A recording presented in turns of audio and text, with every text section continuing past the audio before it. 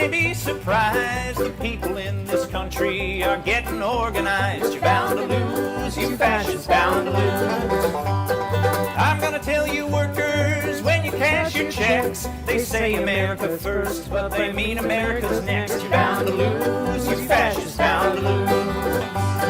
All you fascists bound to lose. All you fascists bound to lose. All you fascists bound to lose. You're bound to lose, you fascists bound to lose.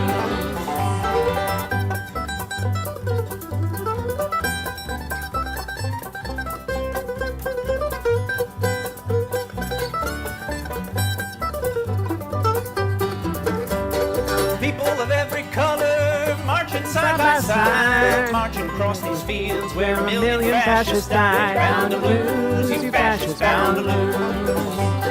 I'm going into battle, gonna take my Union gun, and I ain't gonna lay it down till every battle's won. You're bound to lose, you fascists bound to lose. All you fascists bound to lose. All you fascists bound to lose. All you fascists bound to lose.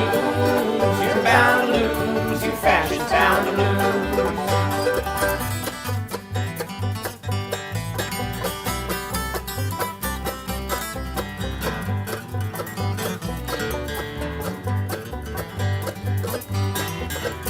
This hatred cannot break us, but I'm learning quick. Our children won't be sold on your poison rhetoric. You're bound to lose, you fascists bound to lose. Here comes a big machine surrounding all your hate, forcing it to surrender. Now it's getting late. You're bound to lose, you fascists bound to lose. All you fascists bound to lose. All you fascists bound to lose. All you fascists bound to lose. You're bound to lose, you fascists bound to lose.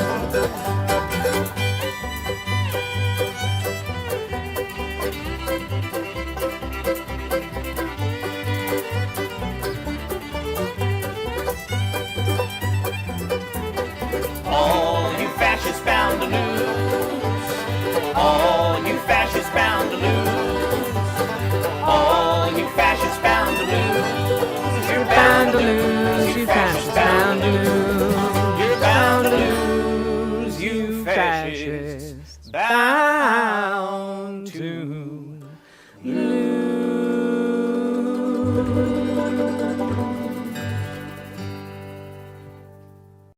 Hello, everybody. How we doing? Yeah. So a lot of you might be wondering, why am I going live so early today? Also, it's a Sunday. Why am I live? And it's because today is the day of the Charlie Kirk Funeral Memorial Legacy event. It's actually underway as we speak, and yeah, it's you're seeing a who's who. That was Matt Walsh and Dan Bongino. You're gonna be seeing a lot of this hobnobbing happening at this event. Obviously, they're gonna be playing a lot of music as well. The president is scheduled to speak at this event, as is basically every major figure of the Trump administration. As are a lot of the billionaires who have backed this administration. And yeah, this Rhyme Jack, excellent reminder. This is a reminder to all of you. Do not Fed post. Do not post anything that might be construed as threatening. Do not be that chatter today. There is a zero tolerance policy.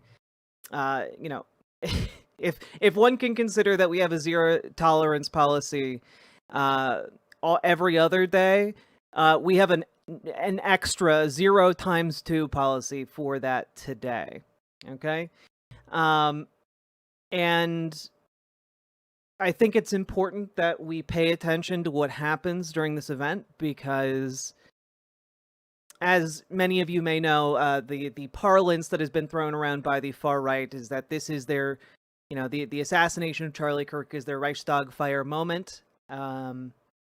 And as far as days when something truly horrendous could be announced or rhetoric deployed that is truly beyond the pale and threatens the lives and livelihood of a lot of people of this country, today would be that day. So I think we need to pay attention to all of that. And yes, thank you, Big Bad Ardwolf. It is, in fact, also my partner anniversary over on Twitch. So I've been a partner on Twitch now for 3 years now. I think three years.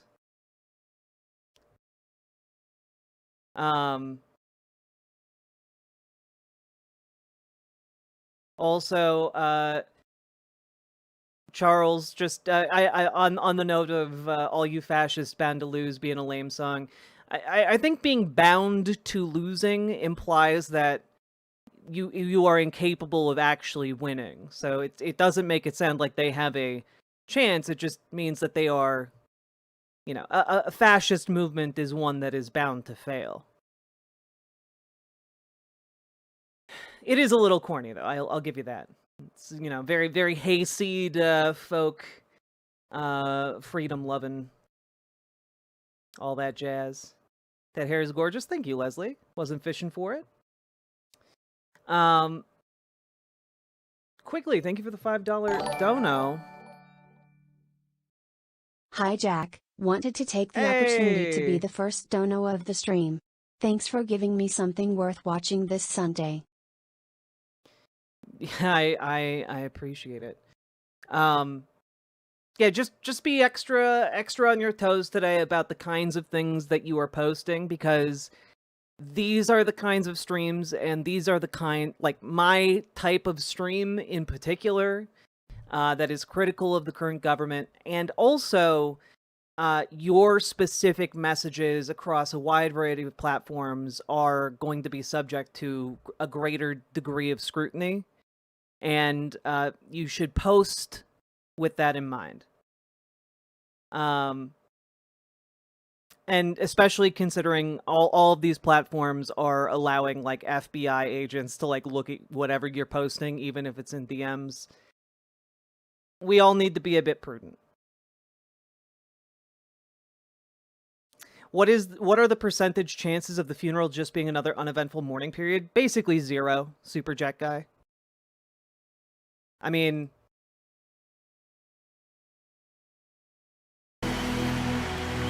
they're treating it like a Christian revival event.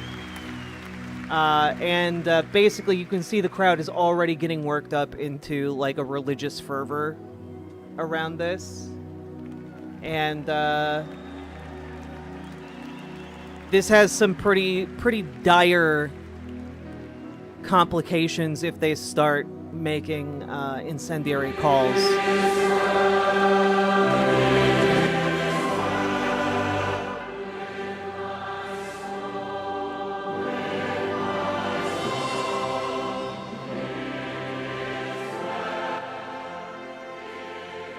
Also, keep in mind, folks, this is going to be a religious event, right? Because it's a funeral, so basically all the gloves are off relating to keeping politics and religion separate. We're going to see a lot of Christian nationalism today. Thank you for coming out to honor Charlie Kirk. God bless all of you and all of you tuning in online around the world. I know you're all wondering who is he and why is he here, and I'm asking myself the same question. Also, this is Charlie Turning Kirk Point called his USA's pastor. faith leader, just as an I called him my FYI, Turning friend. Point Faith.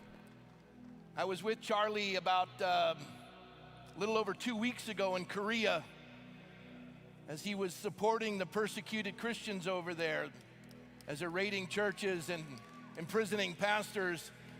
And he spoke to the youth there that now are chanting on the streets, "I am Charlie Kirk, standing for freedom," across that country. Yeah, he's trying to say Christianity is very oppressed in Korea. In a conversation with Charlie in the green room in Korea, he said something to me that he'd said a number of times. He said, he kept calling me his pastor, and I stopped him. I said, Charlie, since the president's gotten elected, your stock has risen through the stratosphere, and I don't see much of you. I mean, he wasn't a very good congregant. He was on the road 320 days a year. But he Which said, Korea, "Rob, not North only or are you South?" my pastor, The chanting "I am but you're Charlie Kirk" America's was in the pastor. South Korea. And I said, Charlie, if we were at a tabling event on a campus where you had the table said, prove me wrong, I'd win. And he looked at me with that sheepish grin that he always has. Yes, guys, I understand that the audio is low. I understand. I made it deliberately low so that folks could hear me talk, but, you know, it's all good. Doggone it if he wasn't right. I can make it mean, louder. I wasn't America's pastor 2 minutes ago, and I won't be after this, but for right now, he proved me wrong.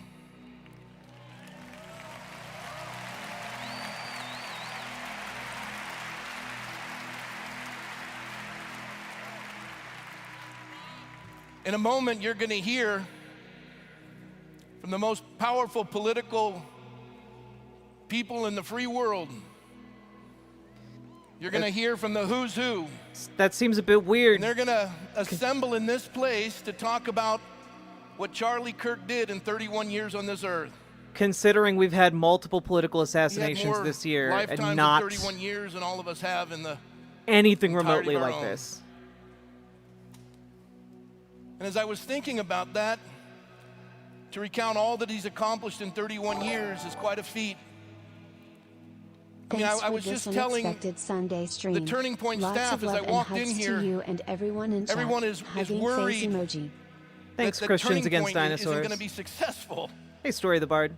And I looked at each and every one of them, and for those of you who are Also, I would turn on closed Negative. captions, but they don't have them on Rumble. without Charlie Kirk's presence, they pulled off the largest event in Turning Point history. Let's thank them.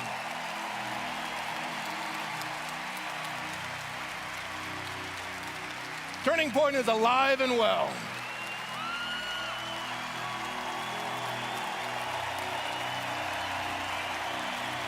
Here's the Secretary of War in present. How the hell am I not supposed to be terrified of all All these right. people? Oh no, it's You're- I worrisome. appreciate that, but you're taking my time here. Sit down. I want to do two things, and then I want to do what I've been called to do. First of all, I was thinking of Abraham Lincoln when I was reflecting on Erica and their two children, and for Charlie's parents and his sister. Abraham Lincoln said to Mrs. Bixby when she had lost sons in the Civil War, he wrote these words, "I feel how weak and fruitless must be any word of mine to beguile you from the grief of a loss so overwhelming. We can't bring him back, but we thank you for raising him. We thank you for loving him. Erica, for being the strength in his life. And we pray for this family, and we ask God's comfort and peace upon you. In Jesus' name, amen."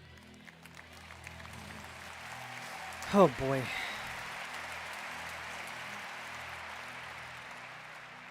Now my responsibility, entrusted to me by my friend and his wife.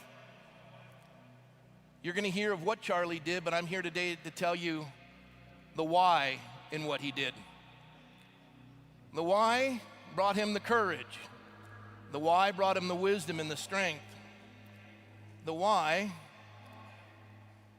is the one that Charlie wanted to welcome as the guest of honor. We're seeing a secular sainthooding Guest right of now, honor, and his it's resume is disturbing long. to say the least. I don't get to He's the see King you of live a lot, glory. so thanks for everything you He's the do. Prince of Peace. You're very welcome, Yannick the Newelberg. He's the Savior of the world. He's the living God. He's the God of all mercy and grace. It's secular. The total embodiment of love.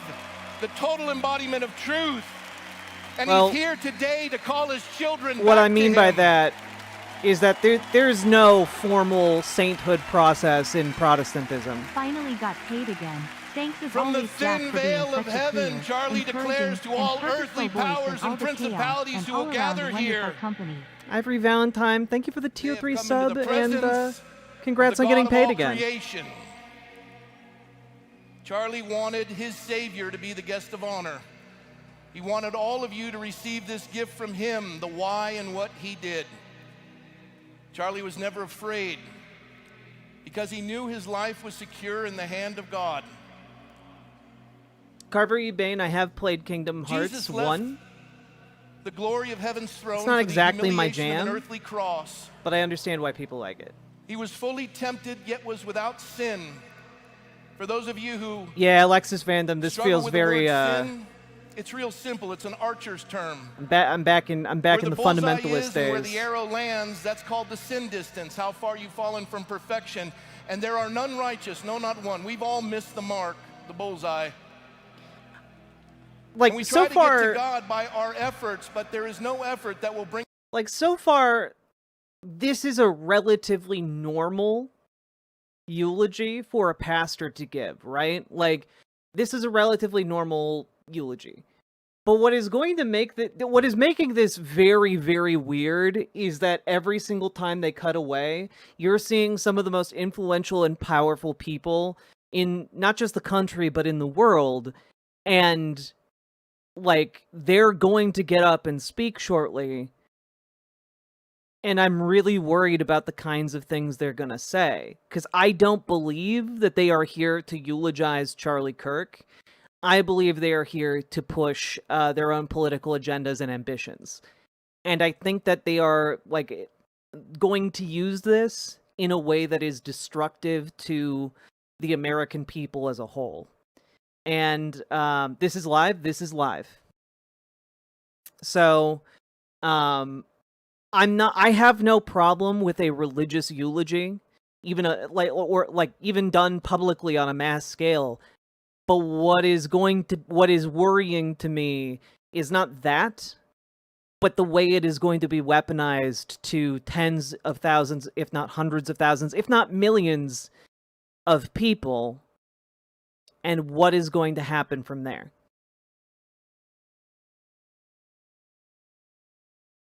In the time I have remaining, I'm going to ask all who profess Christ as their Savior to remain seated. The Bible says, if you profess me before man, I'll profess you before my Father in heaven. Noriaki Gumble, I find this whole ordeal to be an interesting, if not horrifying, case study on the innate and dehumanizing hokiness of fascism. Nobody here likes Kirk. All of their lauding of the man is hollow. I mean, I have to imagine some of these people here do like him or parasocially like him. I am surprised they haven't pulled up an AI Jesus yet. But the most influential and powerful people here are doing it cynically and hollowly, 100%. Rename this Hollow Knight. To receive the Lord. Don't be ashamed. Stand. Amen. Amen. Amen. Do you think they're going to sell Kirk coin or some shit? Almost certainly. Give it like another week. The Bible says... Can you pin it? Yes. The Bible says that when one sinner gives their heart to the Lord, the angels in heaven rejoice. And I got to tell you, there's one up there right now, Charlie Kirk. He's stoked and he's excited about your commitment to his Savior.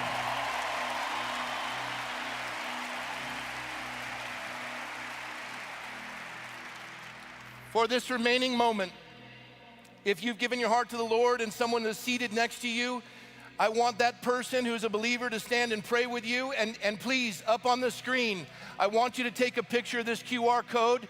We are going to give you everything you need to walk this walk with Christ. Faith comes from hearing and hearing from the Word of God, and it's time to get into a Bible-believing church. And pastors, if you didn't want to give Charlie Kirk the time of day, these folks are going to be showing up at your church, and they're there because of his life. God bless you, and may the Lord keep you. Amen. Well, that's...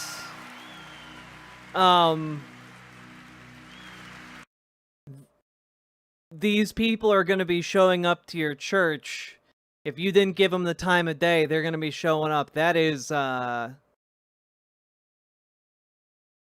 great. Yeah, did somebody grab that QR code? Like what? I'm gonna scan it right now. I'm curious. What is it doing? TurningPointUSAFaith.com. That feels like just having a faith branch of your political nonprofit seems like it should be very illegal. Cults present orbs.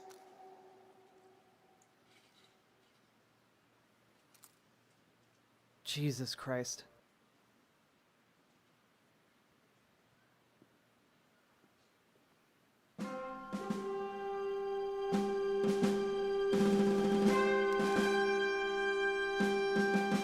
Oh, say, can you see by the dawn's early light what's so proud? It looks like the Turning Point USA Faith website crashed because so many people were using that QR code. Who's brought stripes and bright stars through the perilous fight, o'er the ramparts we watched were so gallantly streaming, and the rocket's red glare Kirk is endlessly more useful to the rising death than he was in life. Oh hey, what's this? They're making a ballroom in the White House. It's true, Sake Tanuki. He is going to be a bigger cudgel than he's ever been.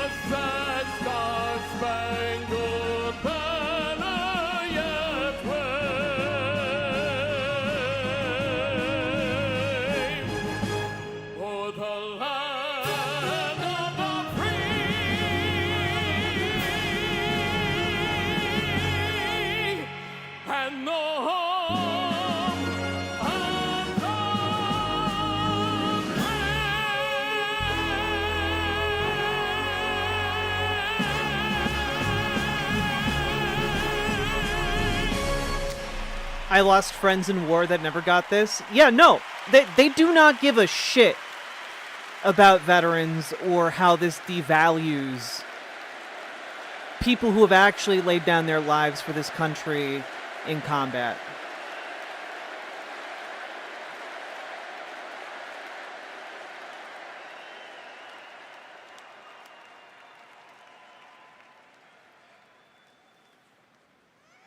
Wait a minute, women on stage. I thought we were. I thought this administration was against the wokies. Please welcome to the stage Rebecca Dunn.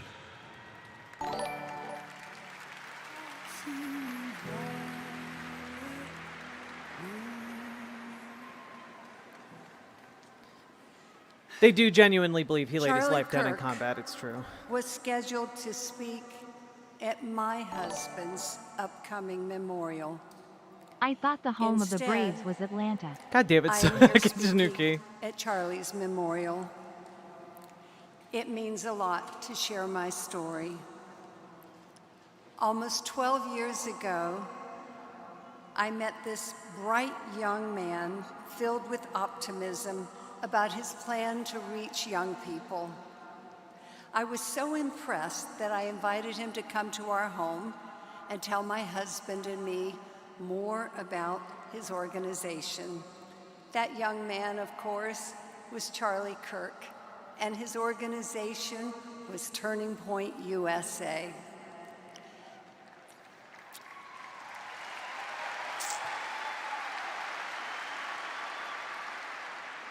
Charlie told us how he wanted to start 2 chapters in North Florida. When asked how much money it would take, he told us he thought it would take about $50,000. Not knowing anything about this young man except that he sounded impressive, We told him that if he could raise the first Why half, does Charlie Kirk get such a we huge would funeral for give being such a him bad person, the man? remaining Because bad people are currently in 25,000. power. And they want to 2 cynically days use him for their own later, ends. Charlie called to say that he had raised the money. He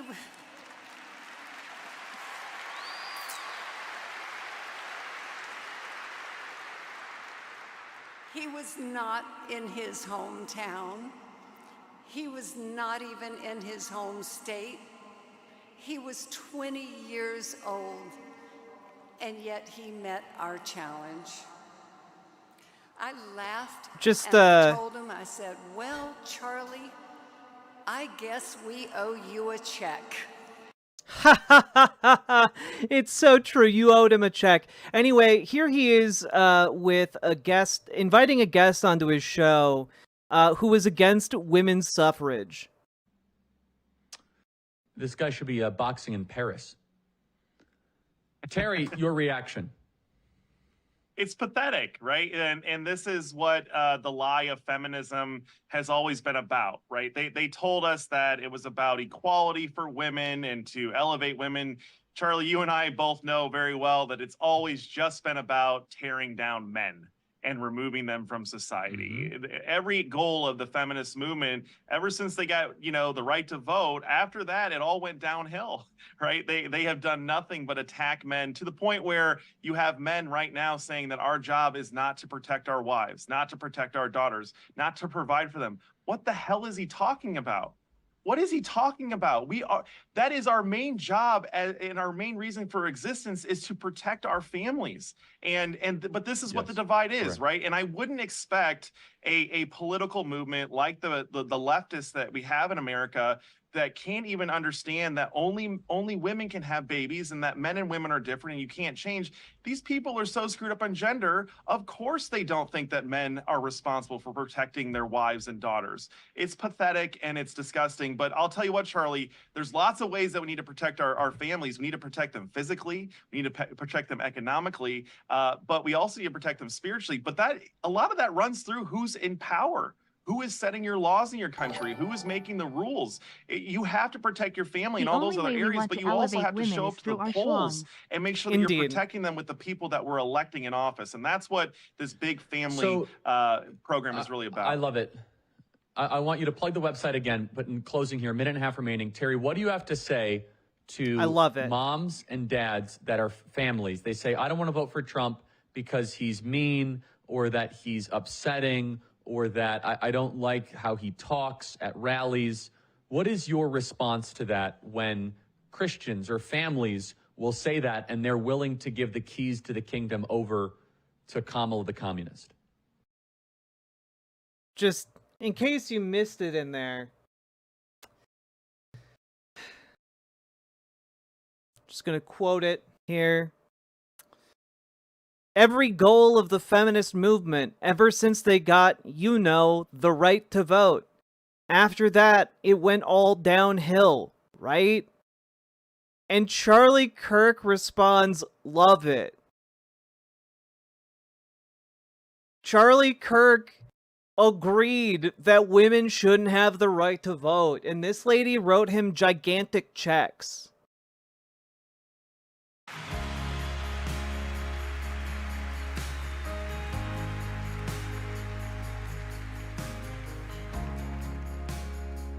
Please welcome to the stage Larry Arnn.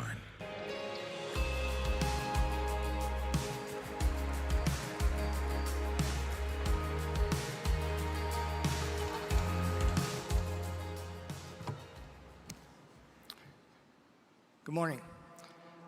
We had the pastor. I'm the school teacher. I have one short story to tell you about Charlie Kirk, my friend. Is it He disconnected? became a friend of mine because I interrogated him one time. Jesus. Oh, he's the Hillsdale College president. Are my specialty. Here, wait. And I said, well, you have to suffer. If you want to grow, you have to There we suffer. go. Hard to learn. Into the night. Crack of dawn in the morning. Start with the Bible. Read the classics. study the founding of America. In those places, you will find that there's a ladder that reaches up toward God, and at the bottom of it is the ordinary good things that are around us everywhere. If we can call them by their names, they have being, and the beings of the good things are figments of God. You will find that article in Aristotle. You will find it in the Bible. You will find it in Madison and Jefferson. How do I learn that? He said. And I said, you have to suffer. You have to study. You have to think. I thought I'd never hear from him again. Within a month, he got hold of my cell phone number and he texted me a copy of a... Fun fact about Hillsdale College, you know, the college that this guy runs. Oh,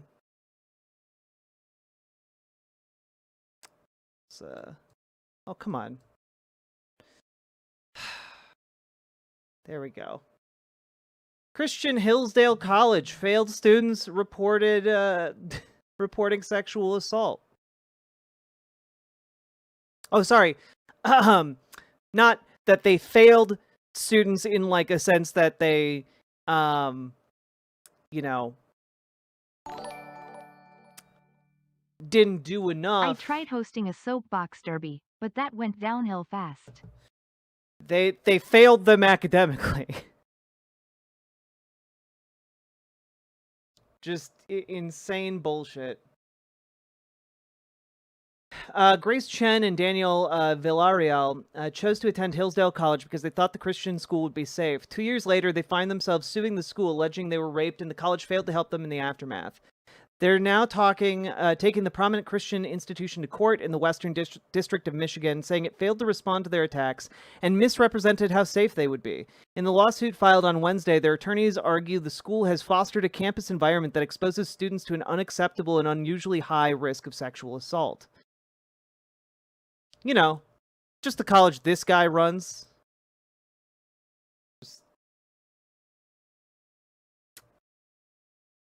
Yeah. Also, it looks like the live stream has stopped functioning.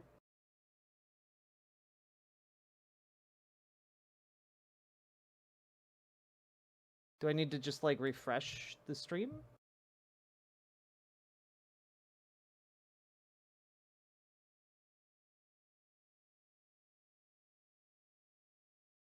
Maybe it's just the YouTube or the. He deserves there we go. his reward. Thank you.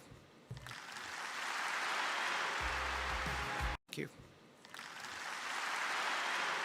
Oh, Rumble does not have the infrastructure for this.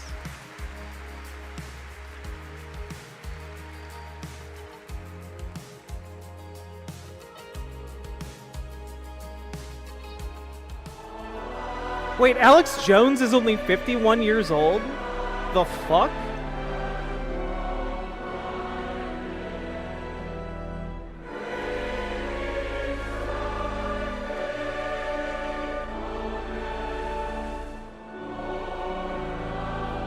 I thought he was in his mid-60s, Christina. Please welcome Mikey McCoy, Stacy Sheridan, Tyler Boyer, and Justin Strife.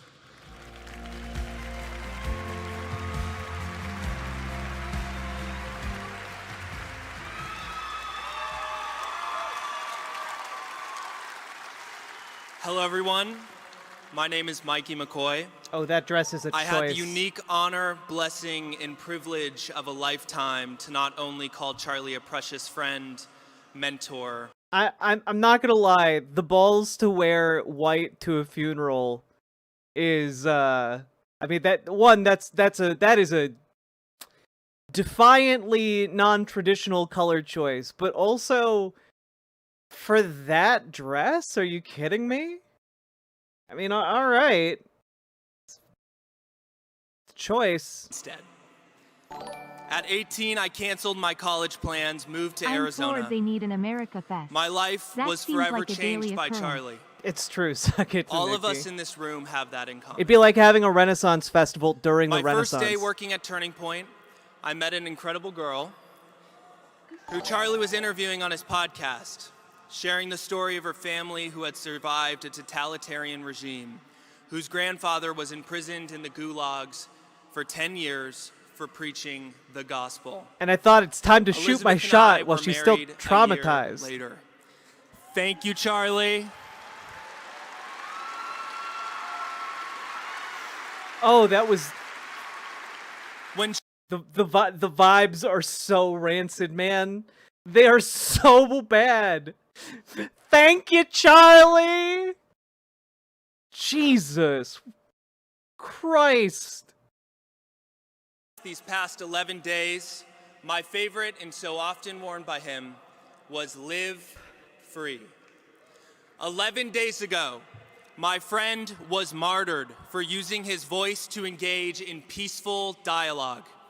You know, I keep being told by conservatives over the last several years that if somebody is martyred, that means they're terrorists are like talking about it. You know, every single time someone in the Middle East who is like a Palestinian dies and people are like, oh, they were martyred, conservatives are like, oh yeah, well, you know, that's because they were terrorists. Only terrorists use that language. But now we're just saying it all the time about Charlie Kirk, right and left. He was martyred. He was martyred.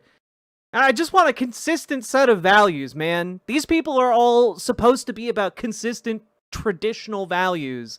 They can't even keep those straight. Let alone this guy.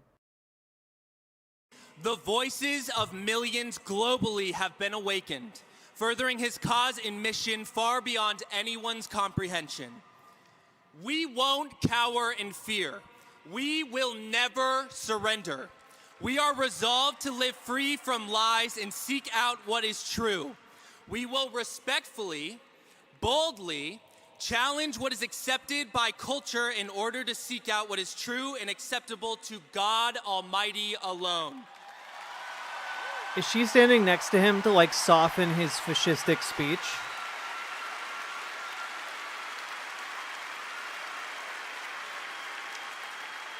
To everyone here today, live free. True freedom is not found in doing whatever we want. True freedom is found in licking goddamn boots. What is right. In Charlie's words, get married.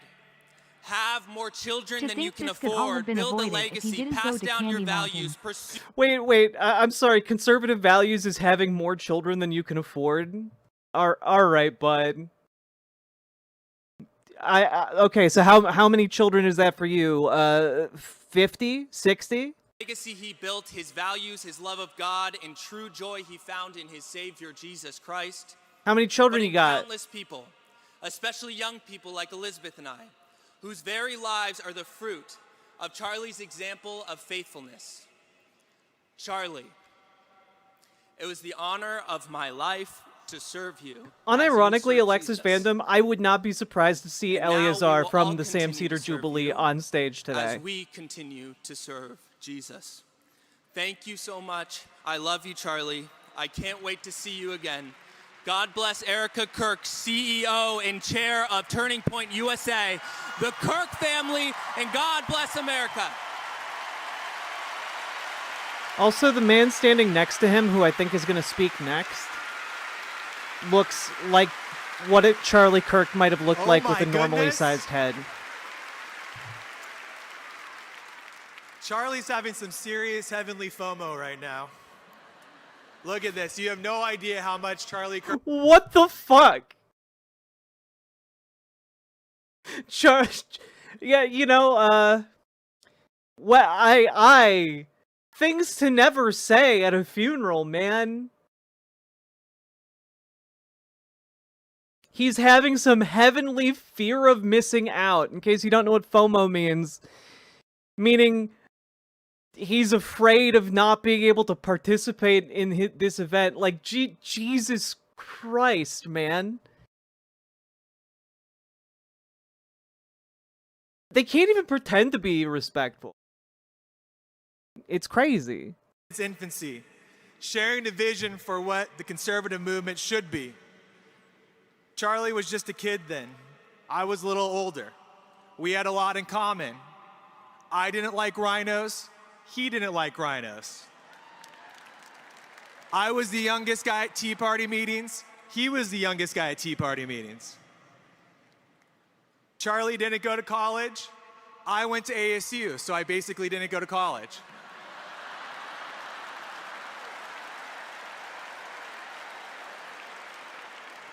You're welcome, Dr. Crow. We went to work every day on a 24-hour clock. When Charlie turned 21, he didn't have a home. Turning Point USA was in his first year of raising real money. He was just a kid to me, but donors would ask him where he lived, and he took personal offense to the suggestion he still lived in his parents' basement, although his parents probably wanted him to be there all the time. He was a grown 21-year-old man after all. He was rarely home in Chicago. He lived on a plane and zipped back and forth as Turning Point USA became his life. All his personal mail came to a little detached garage at 217.5 Illinois Street, where, as Charlie would constantly remind you, like every good startup, Turning Point USA was founded. So anyways, we worked 24/7. He would tell every supporter of ours, between me and him, we were a team that was never off the clock. Full coverage. I would usually stay up till 2 or 3 in the morning working on the next big Turning Point USA project and text Charlie reports of what our team that day had accomplished. It was like this every day. Work, report, and wait to see my text messages to Charlie flip from delivered to read as soon as he woke up on the East Coast, so we can be firing away feedback, thoughts, and a flurry of brilliant Charlie Kirk ideas as soon as he opened his eyes. I'm not kidding you, this was every single day. And all it takes is 2 dudes to dream up big stuff and talk each other into really insane ideas, which Charlie and I did often to one another. We would go back and forth with those ideas, perfecting them, turning into bigger, more insane and impactful things, and of course, expensive concepts. The ideas literally never stopped. It was around-the-clock problem-solution chat that worked to dream big for the conservative movement. Come up with new ideas, plan new things, fix all problems. My job was to turn them into proposals and presentations, and voila, we would work to execute. Charlie would take red eyes from coast to coast, going all over the country like a crazy man on any and every possible donor, meeting with every possible donor who would take a meeting, so our ideas and fixes for the conservative movement could help young people once and for all. I oftentimes would go with just them a place and full marvel of at the crazy deranged ideas, 22-year-old lifestyle of bathing in airport bathrooms, eating full like plates of vegetables dressing up and in meat at 10 diapers p.m. at night after a long day's work. He was the best at doing all of it. Our success gave me the job of a lifetime, and I'm grateful for it for the rest of. Just a bunch of deranged ideas, like going to colleges and staging diaper-based protests. Like, you know, all those brilliance, all those moments of brilliance spat out by this organization. It's wild. A toast speech for Charlie the groom. It was significantly less pressure than this room. An incredibly beautiful wedding, but small and important room of people. I can admittedly say I didn't think that I would have to give another Charlie Kirk speech this soon. At his wedding, I told the story of talking Charlie into moving to Arizona. He was an adamant Chicago boy. I needed to break that. Selfishly, I wanted him to love Arizona because I had recently convinced him to move Turning Point USA to Arizona. It was a hard sell at first, and that was until I hosted the first Trump rally in Trump rally history right here in Arizona in 2015. It's amazing how much the party of believing in nothing can spout while the other party can't even feign an interest in single payer. I got a call from Miss Erica Kirk. It really is. Miss Arizona 2012. We need to take power politics way more seriously in this country as people on the left. After that, we talked. It was obvious she was the perfect person for the job that Charlie and I had devised in one of our 24-hour planning supporting sessions. The conservative I wanted to hire her. Sorry if this I is only too had one vulgar. problem. Nah, you good, first true virgin. Long story short, I do want to remind all of you though, your messages are going to be under more scrutiny today, both by the mod team, but also by like bad actors. By people who are going to want to bring you to the attention of a weaponized FBI. Of a weaponized, like, government. They're already trolling through, like, Discord DMs that are non-public. Why? Why? Because they want to use this to target political opposition. We are political opposition. You know, if they can use your words against you to vilify you, they will do so in a heartbeat. You know, they're threatening to arrest Gavin Newsom over like a statement about legislation he made the other day. You know, and I'm not saying be scared of them, but what I am saying is I would really prefer it if you guys didn't post things like, "Oh, I hope people brought hammers to the event." You know, like, I just don't do that. I'm asking you to be prudent with your language. I'm asking you to be like, you know, usually you guys can be a little bit silly. I'm asking you, if the silliness involves like implications of violence, rein it in a little bit. All right? Your vision. You did it, buddy. We love you. These You people are sitting in the vision for deranged Charlie and they Kirk. want God to bless. come for you.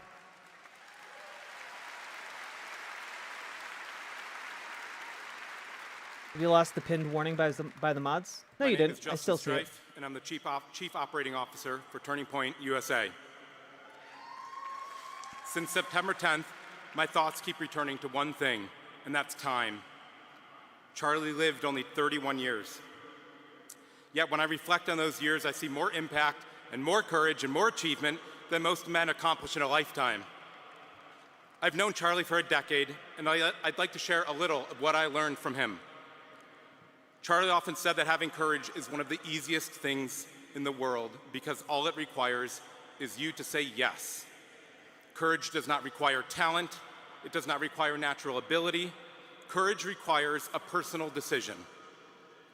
It's interesting that people often describe Charlie as completely fearless, but the truth is simpler and much more profound. Charlie simply refused. I'm not asking you to cower to fascists, but what I am asking you to do is to organize, and to organize peacefully. You know, make them work to come after you. Don't make their job easier for them. And it cost him his life. This truth forced me to reflect on what we can't control: time. It's fleeting, it's fragile, and it's sacred. Charlie knew this better than anyone else.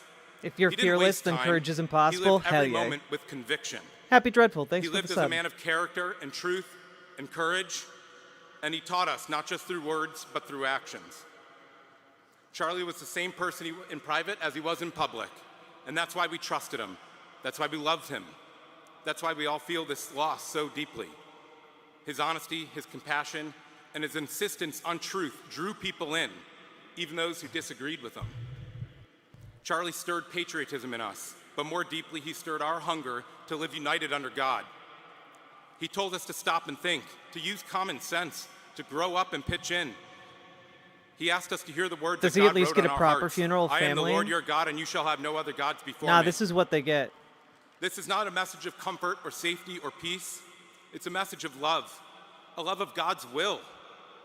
Charlie's life was anchored by that love. Every day he left his home, the comfort of it, his wife, his children, to face criticism and threats and angry mobs, and ultimately death. He loved God more than he loved safety or applause or even his own life. That's because the last 31 years weren't his career. They were his calling. Charlie's legacy is this.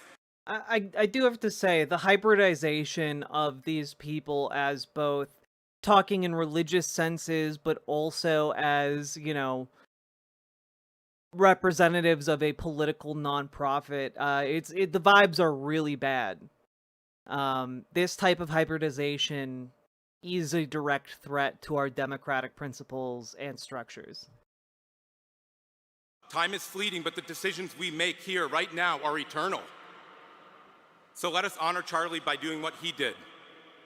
Stand for truth, confront evil, live courageously, and we do it the way that Charlie did, with compassion, but never compromising on truth, demanding the best from ourselves, from each other, and from our country. Charlie reminded us that courage It's all good. requires Crisis only a converted. yes. Totally And understandable. he said yes every single day. And now it's our turn. It's our turn to say yes, to speak boldly, to speak honestly, to fight for our families, to love our country, to honor God, and to wisely use the time that we've been given. And it's to do for the next generation what Charlie did for us. Because this, all of this, right here and right now, is our turning point. We love you, Charlie, and we won't let you down. This is our turning point. I'm concerned, but I am going to be increasingly concerned as we get into people with more and more influence. And River Garcia, 1000%. This is part of the danger of what they're doing here. Christianity isn't conservatism. You can have any political stance and be Christian. Exactly. But much like how people want to say all Jewish people are Israel, they also want to say all Christian people are Charlie conservative. wanted to be the face of the party, but we realized that was no small task. Oh, Sake. If only I had the badumts sound effect at the ready. The world that ultimately sold me. It was the best decision I've ever made, and I've never looked back. Yes, technically, Charlie was my boss, but it really never felt that way. Far more than my boss, I felt like he was my little brother. So the guys that went before me spoke about him as a boss and a leader. I'm going to speak about him from my heart as a family member. In 2022, my husband Mike became sick with cancer. 2 years later, that cancer took his life.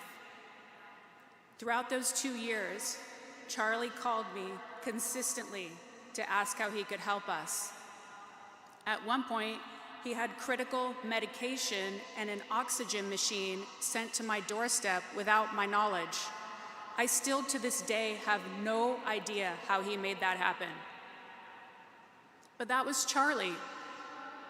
He did the right thing. There was no limit to how far he'd go to help a friend.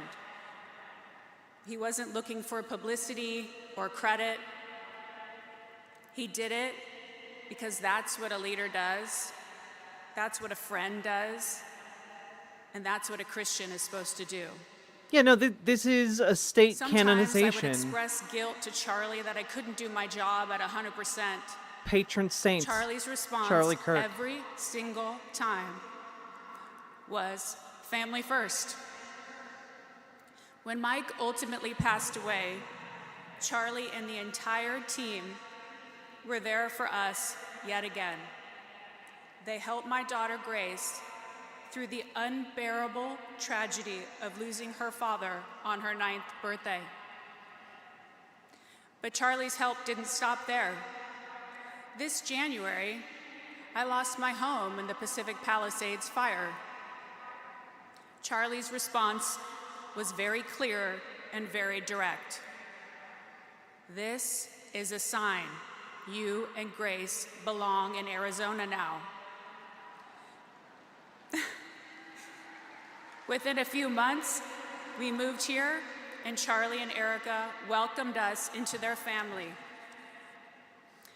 While enduring our various tragedies, my daughter Grace would ask me at least once a day, "Why would God do this to us, Mom?" My honest and only answer was, someday we will look at each other and instantly know why all of this had to happen. And it will be for something far greater than we can ever imagine. In my first conversation with Grace after Charlie's death, Grace said to me through tears over the phone, "Mom, this is the answer to my question. This is our why. Now we can be there for Erica and Gigi and Mac the way they were there for us."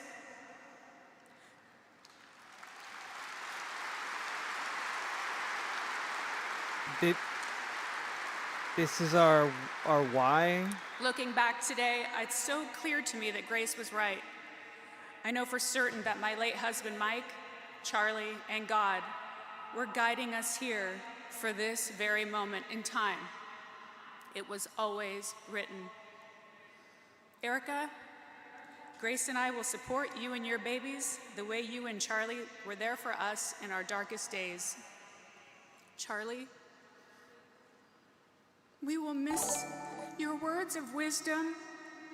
Despite demonstration of no social skills, awkward. Charlie had endless friends. And the way your Yeah, voice it's weird. would always soften when you spoke to Erica and your children. It's almost like when you are I given a ton of promise money to throw around we're gonna make TPUSA by so corporate TPUSA so donors, big that it reaches you in buys you a heaven. lot of friends.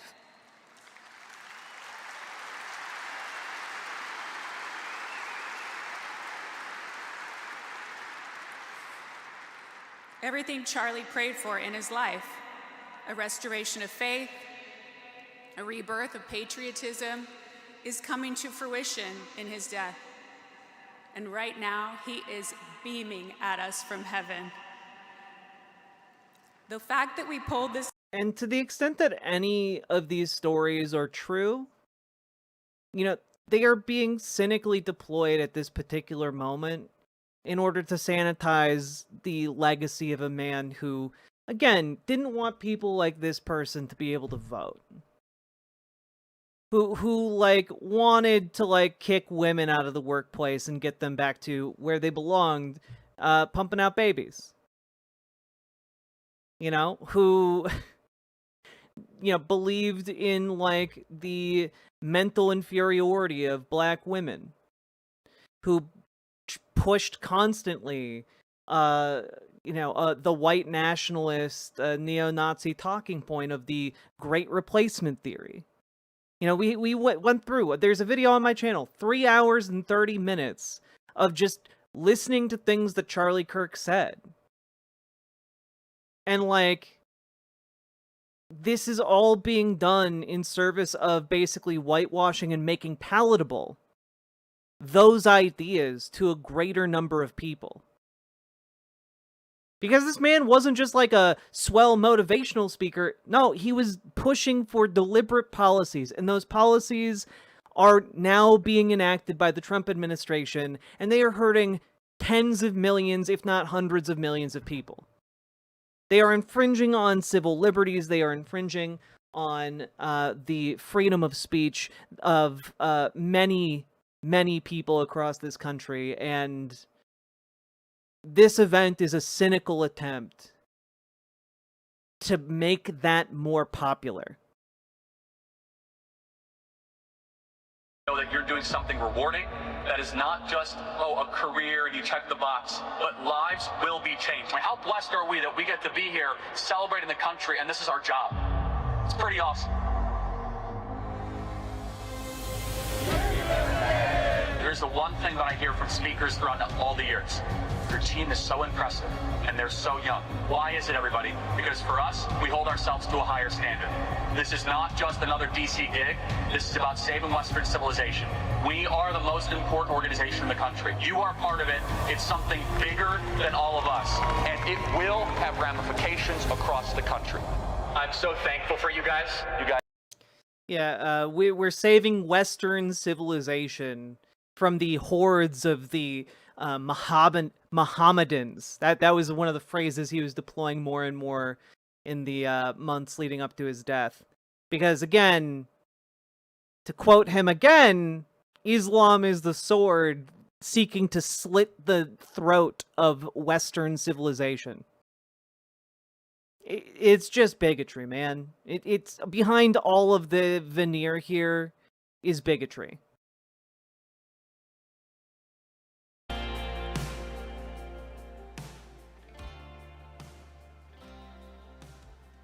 Just give us a moment. Fascism grows out of the soil of cynicism. I have no doubt. And that's all undergirded by capital. My name is Andrew Colvet. I am a spokesman for Turning Point USA. I'm a business partner of Charlie's. I was the executive producer. I am the executive producer of The Charlie Kirk Show. But most of all, I'm a longtime friend of Charlie's. Charlie and I built the show over 8 years, brick by brick. And I'm so proud of what we accomplished together. And these wonderful people standing behind me are the geniuses, the camera ops, the board ops, the producers, the editors, and the social media team who made the show happen every single day.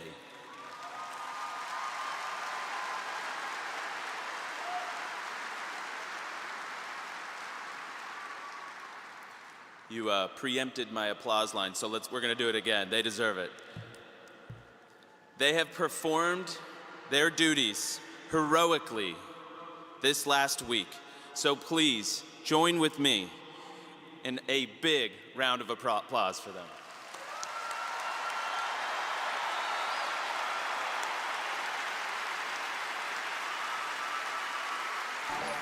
Gotta get more clapping. Charlie had business partners? This just got interesting. It's been excruciating to do this show the last week. But we knew it's exactly what Charlie would have wanted.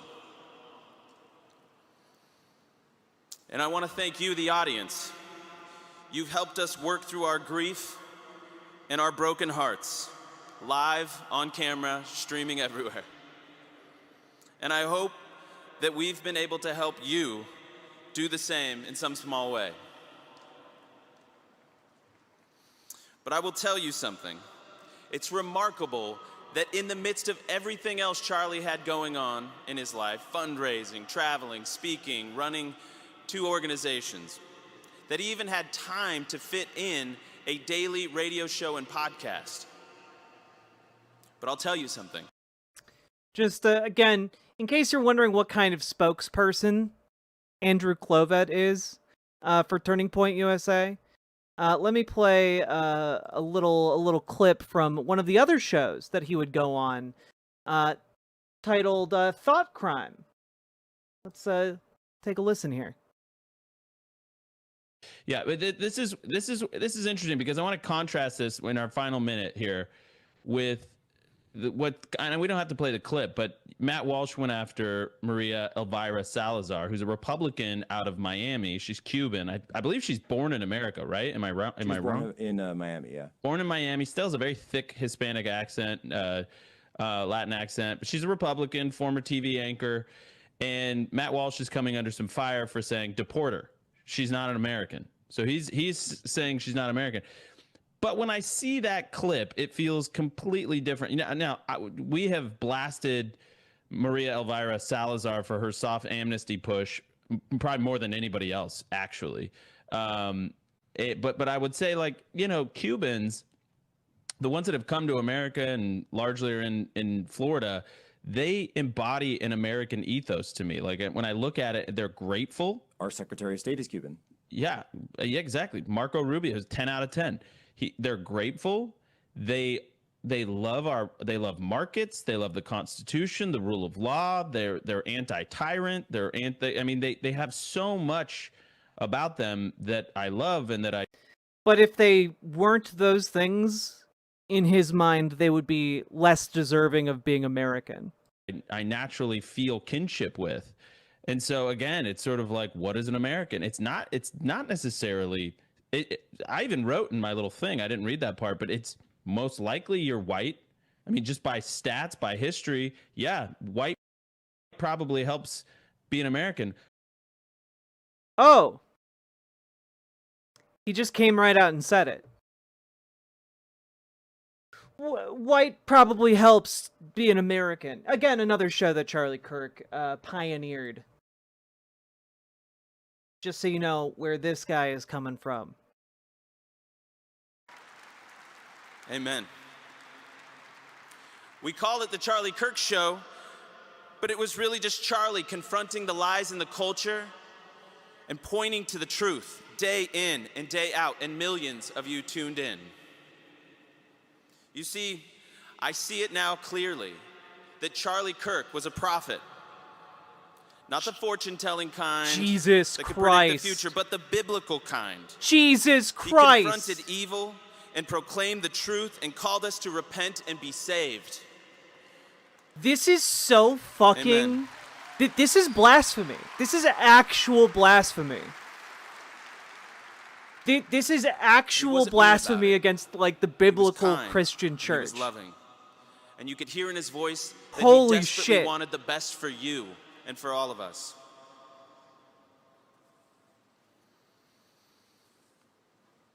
So friends, look around you. We've been worshiping, we've been singing. That had the exact we've been same joyful. feeling from the PragerU cartoon Our hearts on Columbus. are grieving, but we do The not Taino were grieve nice, as the world not grieves. like the Carib people. I genocided both. No, it's Because exactly it like says that, in Scripture, Sake. O death, where is your victory? O death, where is your sting? Christ has overcome death. Are you saying that... Are you making that parallel with Charlie? Charlie Kirk, like Christ, has Charlie, overcome death. Oh my God. We are so grateful for the harvest that your life and legacy is producing all around us. And you can see it. The workers. There's a whole lot more workers than there were before. And so let me you have leave nothing with to this. lose but your For all the fans of the chains. Charlie Kirk Show out there, you'll know the line. We will see you Monday. Until then, buckle up. Here we go. Thank you. God bless you. I genuinely can't believe that we came back to this. To this man saying that Charlie Kirk is a new biblical prophet. Like...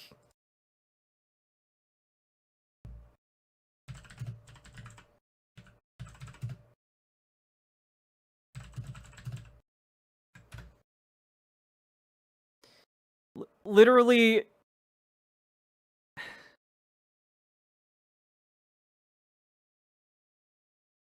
I don't even really know how to, like, engage with this even more directly, but, like...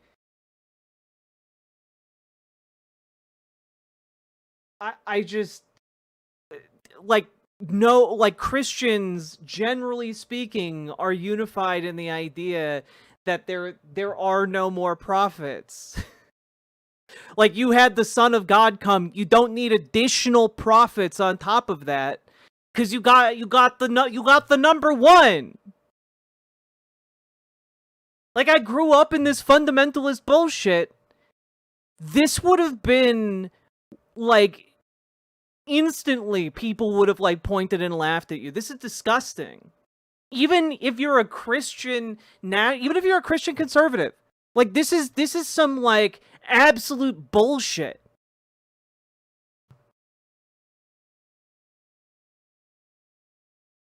This is like, oh, we're creating our very own special form of Christianity. There is one thing that is the same between Christ and Kirk. The people praising him are misrepresenting his image and words. I mean, true. True. But also, like, they're...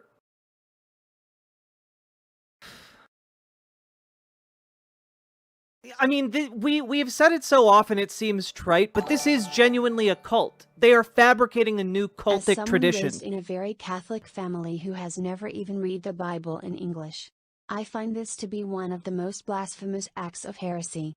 Yeah. I mean, like, it betrays even the fundamentals of their own movement, but I think what this event might be trying to do overall in the aggregate is create that schism and create a tailor-made religion for fascism in the United States. It's like the codification. We're seeing it happen in real time. Look at this. 100,000 Americans, millions watching online, standing up and saying that is the revival spirit of Charlie Kirk's life. Oh, look, it's Benny And Johnson. that is the power of martyrdom. The man who's accepting money from Russia Charlie to do Kirk was a martyr in propaganda. the true Christian tradition. The man who got fired from BuzzFeed for doing plagiarism. If you take out a tyrant, his power goes away. You cut down a martyr, his power grows.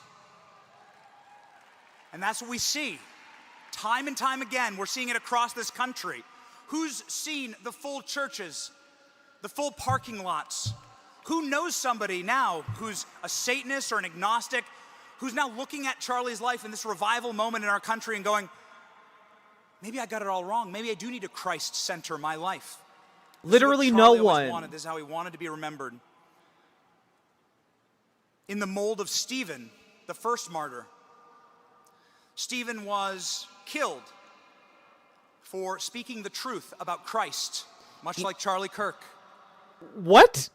The martyr Stephen was the same age as Charlie Kirk when he was Charlie martyred. Kirk wasn't killed for speaking about Christ. What the hell? Christianity was just a few very scared Christians I'm in surprised Jerusalem. they even bothered to show up when they could have just sent in AI-generated clips. Yeah. I mean, honestly, I'm waiting for them to play something like that here, Sake. But like, they're trying to say like he was killed for preaching, like this is a war against Christianity. Again, this is another like appeal to this is why we need our own religious movement, our own religious church, because they are persecuting us specifically for speaking the truth about Christ and country. You know? I gotta be honest, I was expecting a lot more vitriol towards the left, but this is almost more dangerous in a new and disturbing way. Yeah, a Church of Trump. There was no one who was irredeemable. And that is what Charlie would have wanted us to know about his faith in Jesus Christ. The power of Christ's blood and the power of martyrdom speaks through Charlie. The Apostle Paul would go on Because to he's write a the book of prophet. Romans. It's the direct And I'd just it's like the to direct close with link this. here. In Romans 13, the Apostle Paul talks about a godly government instituted by our Lord and Savior. And what does he describe? The Apostle Paul describes how God establishes the rulers of the nations. In the audience right now, there are rulers of our land. Represented right here is the State Department, the Department of War, the Department of Justice, the Chief Executive. God has instituted them. God has given them power over our nation and our land. The direct God fucking link. saved our president, President Trump, from an assassin's bullet for this moment. Okay, yeah, we're making it very explicit. This could genuinely be the birth and the formalization of a new religious movement in the United States that serves fascism. And what in and of itself. does the Apostle Paul in Romans say about a godly leadership? This is Nazism? Yeah, I mean, basically we're watching the rulers formation. Wield the sword. We're watching the formation of the equivalent of the esoteric Nazi beliefs that undergirded fascism in Nazi Germany. Except here it's Like the esoteric fountain spouting Americanism. from his neck, so shall we stream of our internal strength to the earth itself. Like this is esoteric American exceptionalism. It's a new phenomena with the same principles.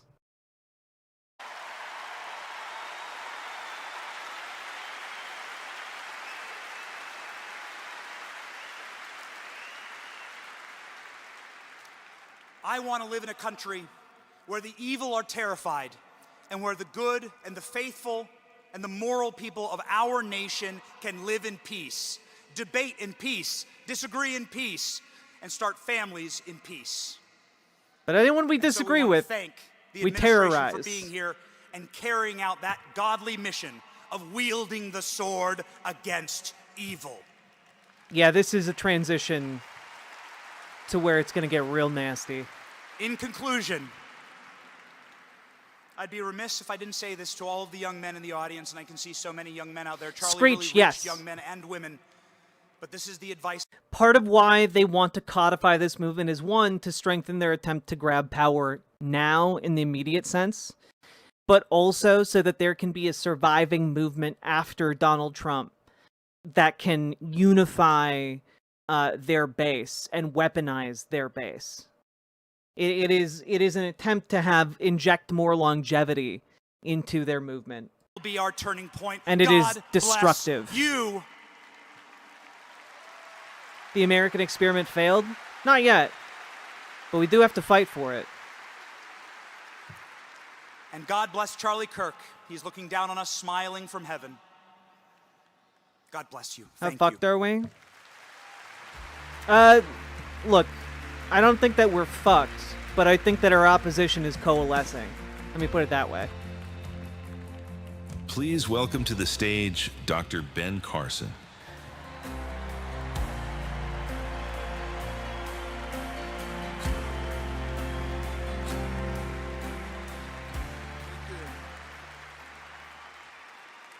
Thank you. It's wonderful to see so many people out here for such a sad but also a wonderful purpose.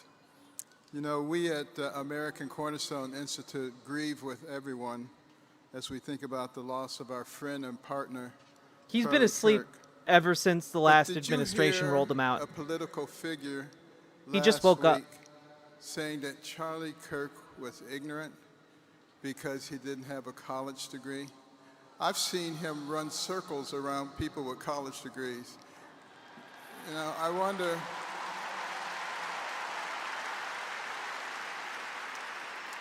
wonder if that political figure realizes that most of learning in life comes outside of the classroom. Ben Carlson literally And I killed am the phrase, delighted to at see least it's not the brain young people surgery.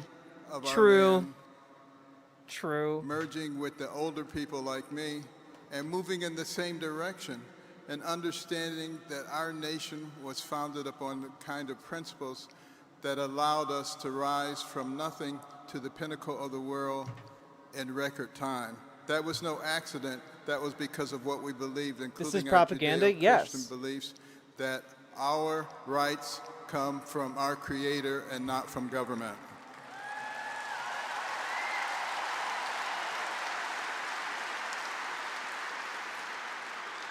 Now, for many decades, there have been people who are trying to fundamentally change who we are. And there was a man by the name of Cleon Skousen who wrote a book called The Naked Communist in the 50s. Oh boy. And he Oh, exposed boy. the things that were being done by the Marxists to gain control of our country. Oh, we're Such doing things as Sleepy gaining Red control Scare. of the public education system and the teacher unions so that you could infiltrate and indoctrinate our young people. Y'all remember It was McCarthyism? Let's do that A again. radical leftist who said, give me your children to teach for 4 years and the seed that I sow will never be uprooted. That's what's going on. They also had a goal of gaining control of the media and Hollywood so they could change the culture in America, making sexual perversion normal, natural, and healthy. And speaking of that, This is just a repackaging of like pushing God Jewish out of our conspiracism. society, Like and anti-Jewish changing the conspiracism. gospel to the social gospel. Have you noticed that a lot of preachers don't want to talk about what's in the Bible if it's counter to the social gospel? Well, I challenge the ministers out there to talk about what the Bible says and not what the leftists say.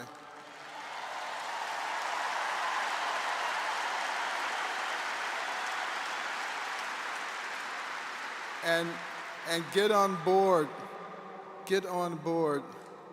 of the revival that is coming. We are not going to be able to stop it. You see evidence of it right here in the stadium. We're all going to be a part of it. I love the fact that Erica is going to take over, and we're going to grow the Turning Point to a very significant level. And I want us all to remember, you cannot be the land of the free if you're not the home of the brave. You got to stand up for what you believe in.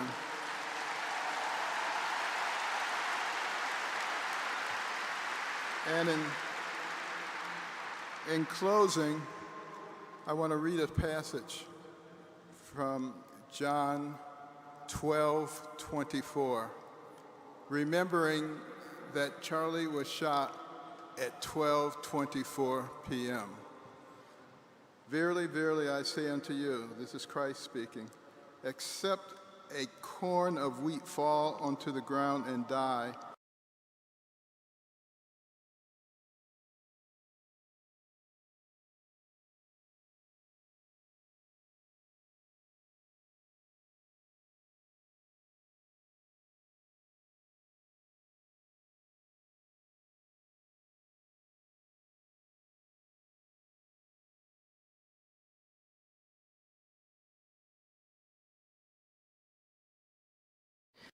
I'm trying to say that the naked communist has been roundly and rightly criticized for a long time for essentially perpetuating the conspiracy theory of cultural Marxism, which has its roots in Nazi Germany under the title of cultural Bolshevism. It's what they use to persecute Jewish people. It's what they are using to persecute marginalized folks now. And this lady's about to say some violently crazy shit.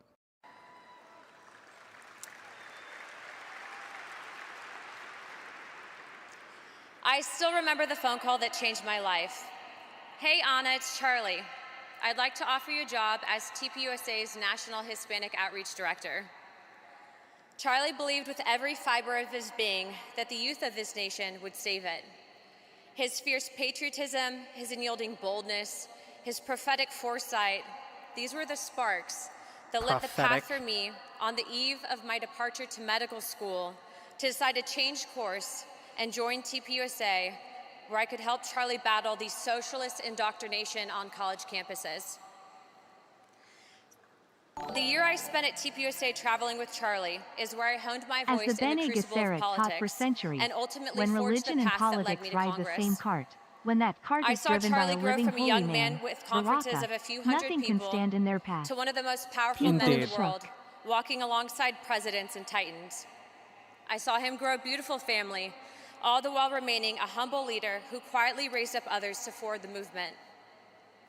Today, we honor a patriot whose love of this nation burns as brightly as the founding fathers during the birth of our republic.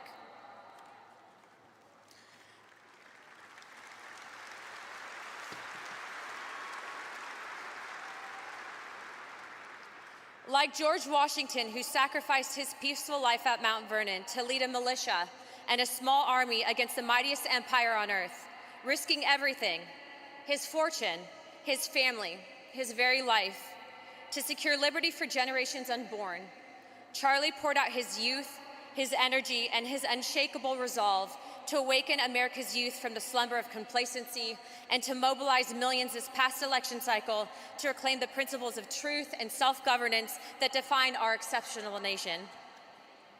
His name will stand etched in the history besides the likes of JFK, who boldly challenged a generation to ask what they could do for their country amid the shadows of the Cold War, and Dr. King, who marched into the jaws of hatred, sacrificing his safety and ultimately his life to bend the arc of history towards justice.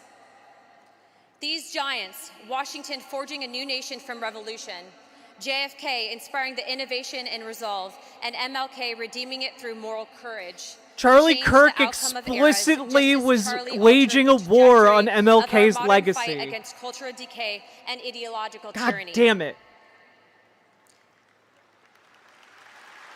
Literally, I did a video a year ago about how Charlie Kirk had announced a war on MLK and the Civil Rights Act. He didn't just speak of patriotism, he lived it. Fuck you. Giving everything to ignite a movement that turned the tide for conservatism, empowering young voices to challenge the status quo and to secure a brighter future for America. They can't even be honest about Charlie Kirk's stand actual here today, legacy. Looking at thousands of young people in this crowd, I realize that Charlie's vision is ablaze in every single one of you, the generation that he entrusted to restore the soul of this nation. So I ask you, will you live boldly as Charlie did? Will you rise to the challenge as Charlie did? Will you speak truth without fear as Charlie did?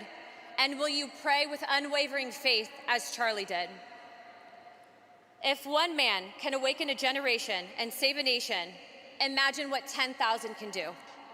And we are all Charlie Kirk now, and his legacy has just begun.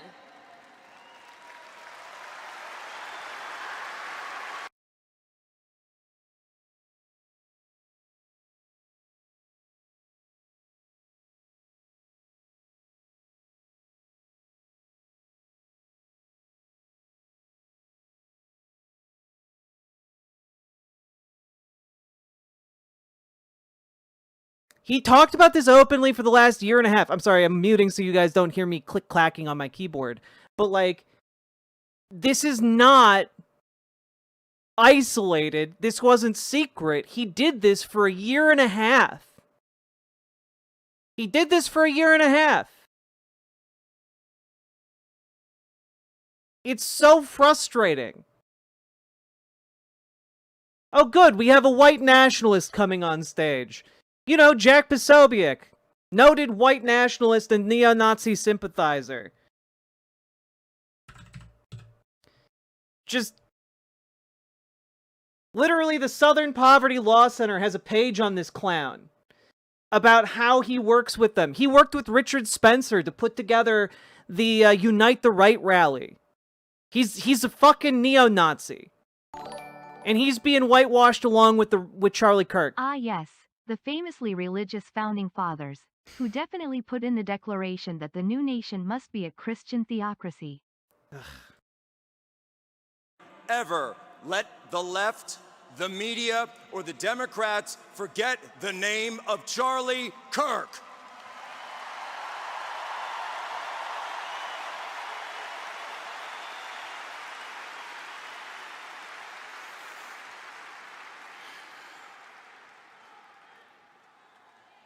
The Bible, we'll get there, hold on, we'll get there. The Bible tells us that on his last day, Moses climbed to the top of the mountain and he looked across the River Jordan and he saw the promised land. He led the people there, but he did not cross himself, for he was taken and he died on that mountain. And he was brought to God's kingdom. On his last day, Charlie Kirk was on the top of a mountain. And Charlie Kirk led us there. And Charlie Kirk has brought us to the promised land. Again, the deliberate invocation of Moses. Like, we're really doing a prophet. Charlie's He's a prophet death now. Was not just a murder. The true word for what Charlie did is sacrifice. It's heretical. You see, the difference between murder and sacrifice is that sacrifice is a gift. Who is this man? Sacrifice Charlie Kirk's is co-host. that last full measure of devotion. And the for white God, nationalist. for country, and for his people. And a neo-Nazi. And for his family. Charlie Kirk died for all of you. And Charlie Kirk's Moses, gift a Jew of who his never knew the sacrifice divinity of means Jesus, went to heaven. that Charlie Kirk will live forever. Not just for all of us, not just for his family and Erica and for his children, but for all future generations of Americans.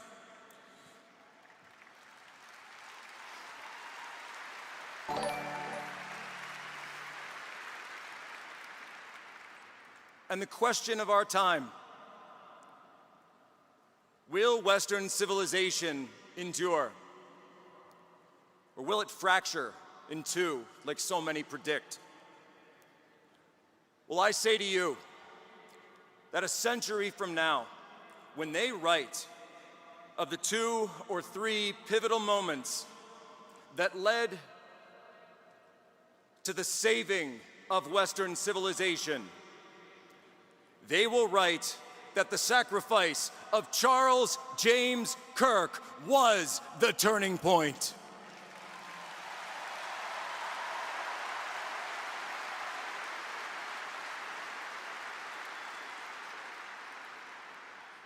And the ugliness that was been revealed by Charlie's murder will be and is already being overcome by the beauty of the outpouring of love and prayer around the world, seas of 1,000 candles that have been lit from coast to coast. For Charlie's sacrifice for all of us, we will overcome their evil.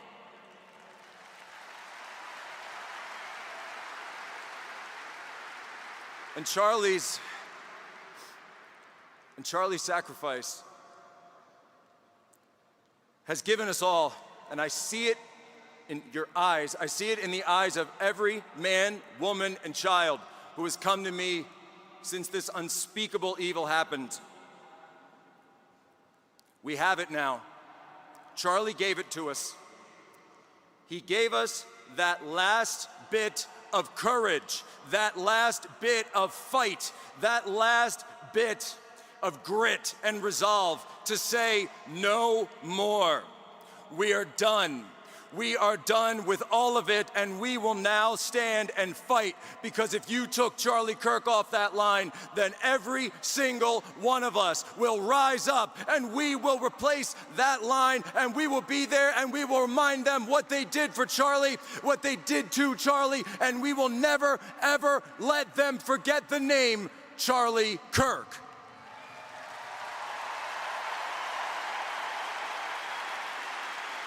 Our civilization will endure. The United States of America will endure. For Charlie, we will continue the mission. For Charlie, we will end the evil disease that split us and took Charlie from us. And for Charlie, Turning Point USA will last forever.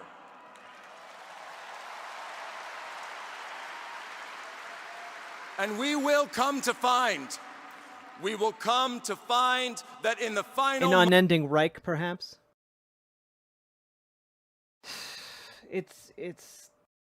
Man, shit's bleak. Not gonna lie, shit's bleak. The stream crashed. Shit is bleak. Here, let's refresh. Are you ready to continue the mission? Back! And are you ready to put on the full armor of God and face the evil in high places and the spiritual warfare before us?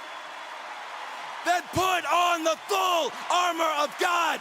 Do it now. Now is the time. This is the place. This is the turning point for...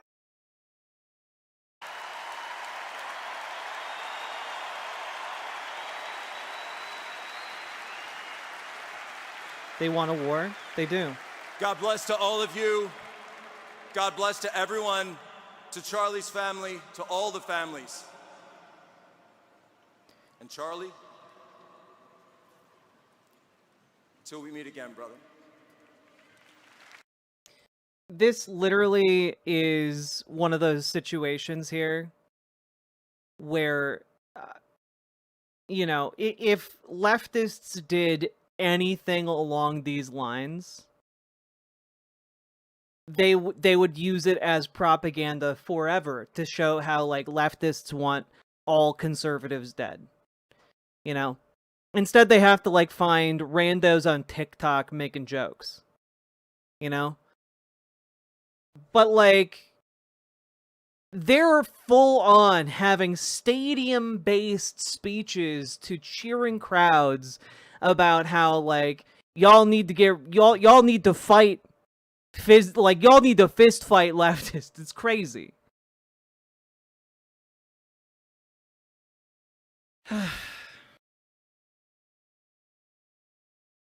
About 5. This is the turning point. Why? Me if I would mentor him. Why is this not? Stream is being weird. Here. Only thing that surpassed Charlie's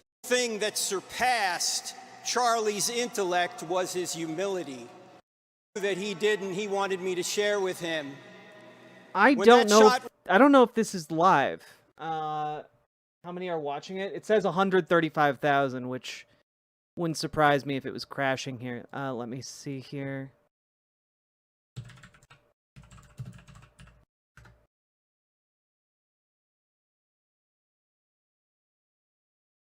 Here. Please welcome to the stage Frank Turek.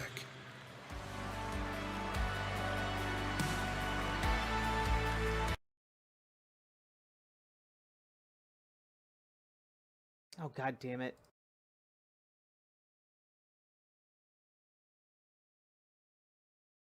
It's breaking on all of the platforms. Sorry, folks. While I get this back here, remember to hit the like button. Like, comment, subscribe, do all the things. It is scary as fuck, obviously. But we're going to get through it all together. Thing that surpassed Charlie's intellect was his humility. Come on now. And while they're administering all sorts of first aid, apparently my job was to yell. I was doing a lot of yelling. And I want you to know that we did everything we could to save Charlie. But Charlie was already gone. According to the president, yelling His is a face crime was looking now. at mine, but he wasn't looking at me. He was looking past me right into eternity. And if it's any comfort at all, I learned later that Charlie felt no pain. He died instantly. But we had to try and bring him back. We couldn't save him. Now I want you to know that Charlie right now is in heaven, not because he was a great husband and father, not because he saved millions of kids out of darkness on college campuses, not because he changed minds and chased votes to save the country, not because he sacrificed himself for his Savior. Charlie Kirk is in heaven because his Savior sacrificed himself for Charlie Kirk.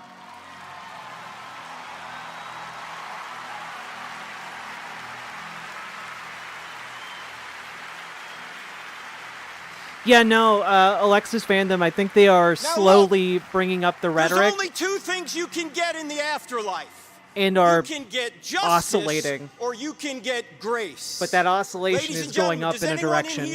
Does anybody out there watching around the world want justice from an infinitely just being? I don't want justice, I want grace. Well, the only way to get grace for an infinitely just being is for him to punish an innocent substitute in our place. Where can he find an innocent substitute among us? Exactly, Renekun. Like, we're all fallen. compared to Jack Posobiec, this guy seems reasonable. Loving God do? He adds humanity to his deity. He comes to earth. He allows... Like, the preaching is meant to continue lulling the audience into this religious fervor. I've seen this play out time and time again in religious, religious events, at youth, ministry events, etc. Like, this is how they do it, right? They are comparing Kirk to fucking Jesus. Yes, they are saying explicitly that Charlie Kirk was a new prophet for the world, and they are going with explicit neo-Nazi, pastor. Violent extremist, pastor. It is meant to merge all of these ideas together in proximity. To make heaven crowded.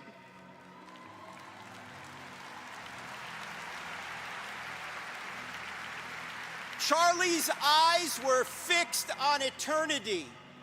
Where have your eyes been fixed? What have you been doing with your lives? What have you been doing? What are you going to do now? In every evil, God brings forth some ripples of good. In this case, he's bringing a tsunami of good. Look around. You're seeing it. Yeah, guys, if you aren't getting organized right now, like, And if you think a martyrdom They are. is going to stop this movement, well, we all know Charlie was inspirational, but Erica Kirk is a force of nature. You're going to see her later today. In fact, I know what's going on in the spiritual realm right now. Every morning Erica gets up, the devil shrieks, "Oh no, she's awake again!" And ladies and gentlemen, let's honor Jesus, let's honor Charlie, let's honor Erica, so that when we wake up every morning, the devil shrieks, "Oh no, they're awake again. They're born again."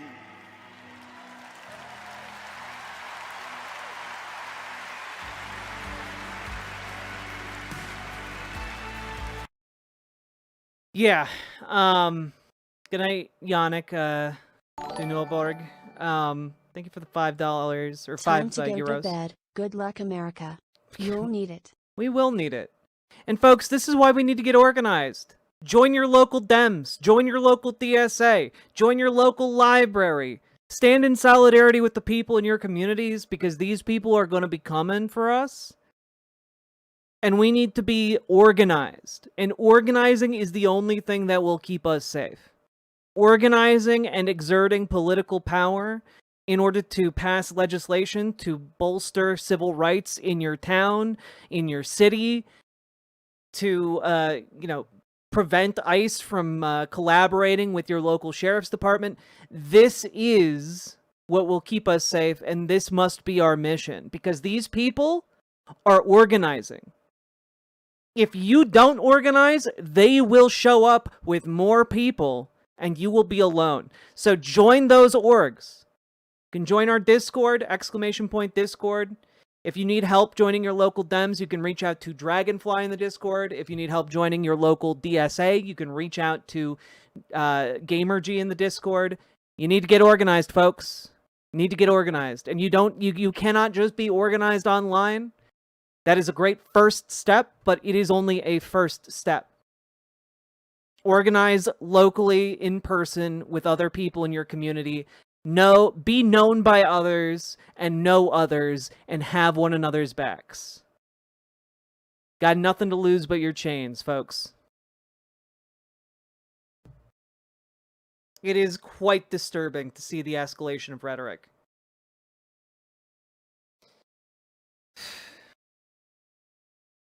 Also, I have no idea how long this is going to go. I will have to leave in about an hour and a half. So I don't know if it will be wrapped up by then. If not, I'll be back later tonight to talk about the rest of this. Yeah. Please, folks, if you are feeling mental damage, take a break. Take a break. Do something that is restorative, that manages your feelings. And then get organized.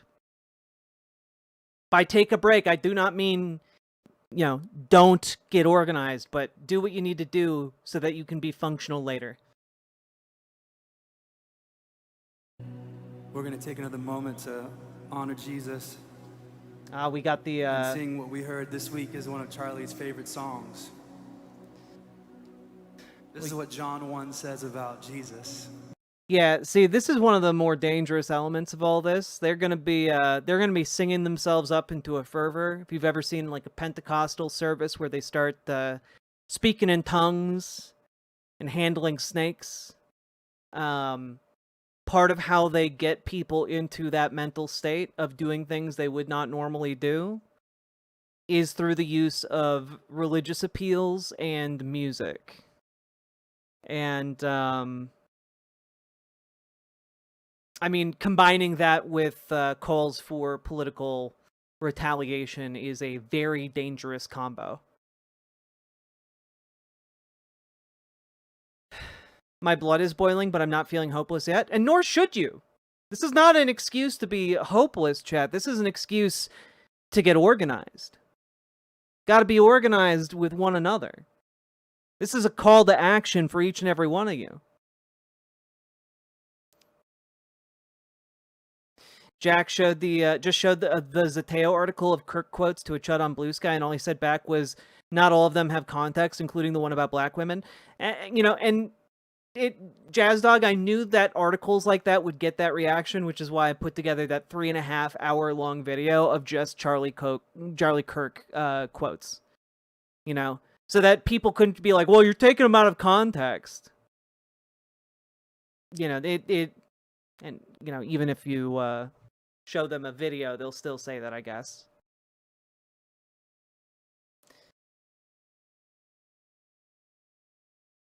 I'm feeling trepidation. That's a good word to describe the day.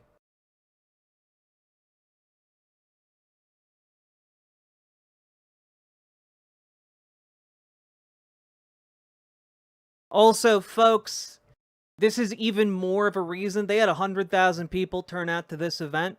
Even more of a reason why on October 18th, y'all need to get organized for No King's Day. Y'all need to turn out for that, because just as this is an attempt to show force, so too must No Kings bring not just 100,000, but millions of people out. That is our mission as well. If you need help organizing, you can head over to nokings.org, and you can, in fact, register. You don't have to use your actual name or phone number. You can have a throwaway email if you want to register, but if you want to create an event to help people locally organize, you can do that as well. But, every day, more and more of this map gets filled up, but there's still too much blank space, folks. Still too much blank space. Fill it in a little bit. Fill it in a little bit. All right? Each and every one of us, we got a job to do. The extenuating circumstances of the times are not going to cut us any slack, sadly. Lord bless you and keep you. Make his face shine upon you and be gracious to you. The Lord turn his face toward you and give you peace.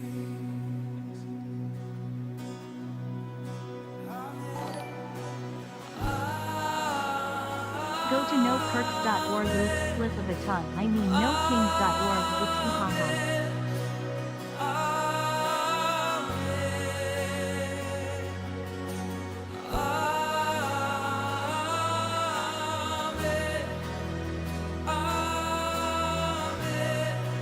The science of how music like this works is so endlessly fascinating to me. You can see, people in the crowd are beginning to get more and more into what is happening. Because this type of music that slowly builds in intensity is part of what creates the religious experience, right?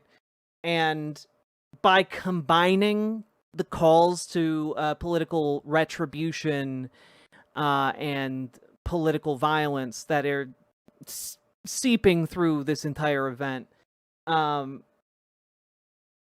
is an incredibly potent way to influence, 100,000 people, or the millions of people who are potentially going to watch this. It's a dangerous combination of things.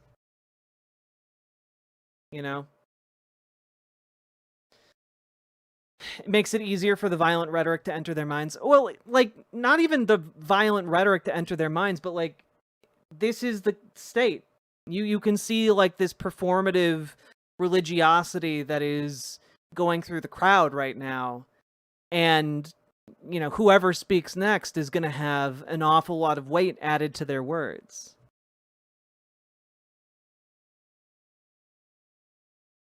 It's like a mega church. I mean, it's the same way that you have that you have gospel prosperity preachers, you know, like they whip people up into a religious frenzy and then take all their money, you know?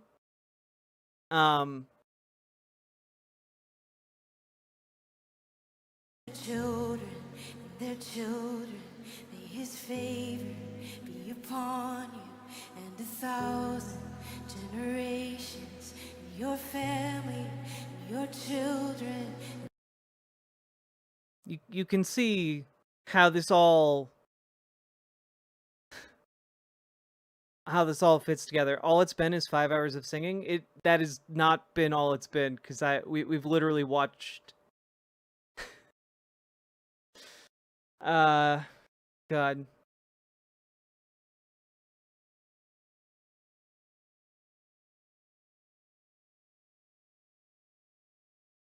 So fucking gross. I mean, again, I have no problem with like a religious funeral, but that's not what this is. You know?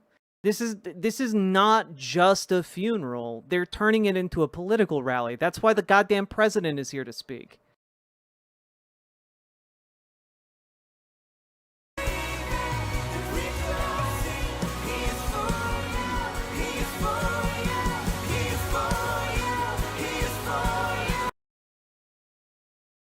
Also, it's pretty gross to make the connection between Charlie Kirk, like to try and say Charlie Kirk is a prophet, a modern day prophet, and also equate him with Jesus Christ, and then followed up with music like this that is ostensibly to praise Jesus, but in the context of the rhetoric that has been deployed,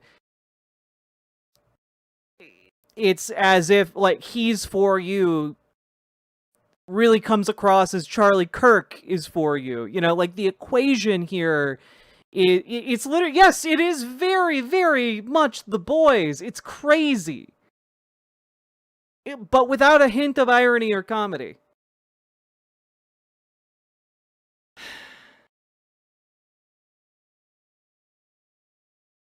Where's the golden calf?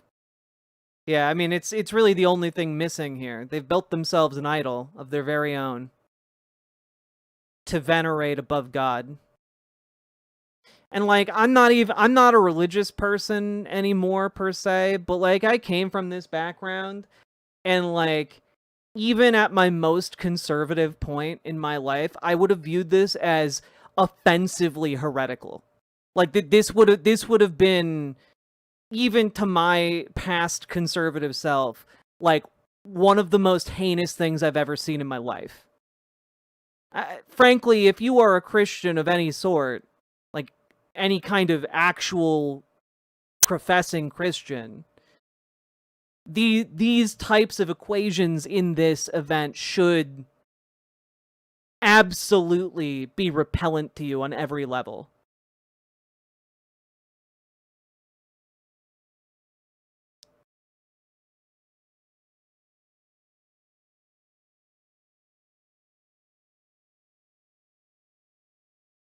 Yeah, the Gospel of Charlie, the newest addition to the New Testament. It's right after Revelations. The Book of Charlie. They just found it, chat.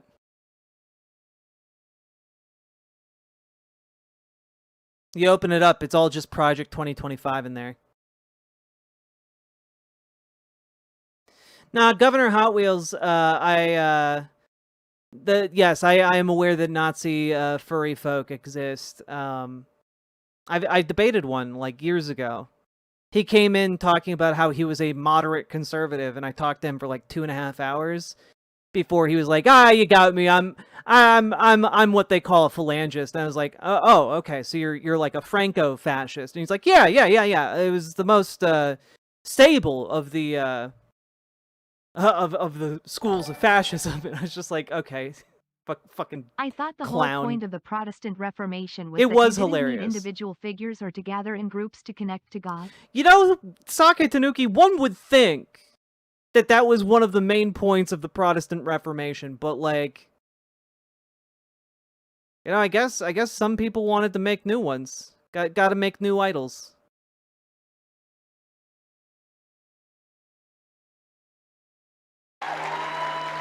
Well, I've never met anyone quite like her. I remember I called Tyler and I said he's going to have to find talent somewhere else.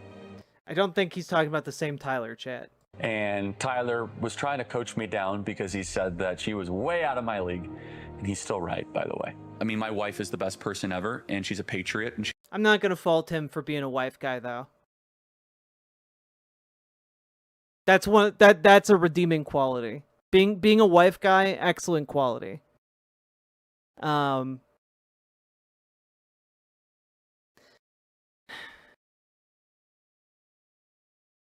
He learned from Limbaugh's mistakes. Oh, 100% digital copy. But like Rush Limbaugh, like, didn't get a fraction of what Charlie Kirk is getting now. It's truly just on another level. Eagles just won, chat. Go Birds. Go Birds.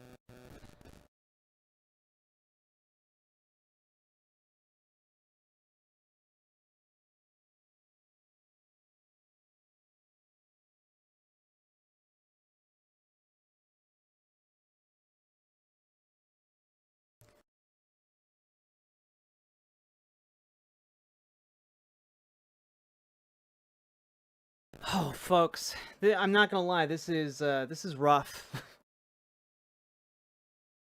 If you're enjoying the show, hit that follow button. I will fault her for A, pulling a falling lot for of Kirk, and weight. B, the whole bleach blonde classic Tradcon wife look. Yeah, look, I don't think that Erica Kirk is necessarily like a good person. I mean, she's running the organization now, so I think definitionally she's probably a terrible person. I don't know enough about her. But I will say that, like, I don't fault someone for, loving their spouse. that part is not a fault.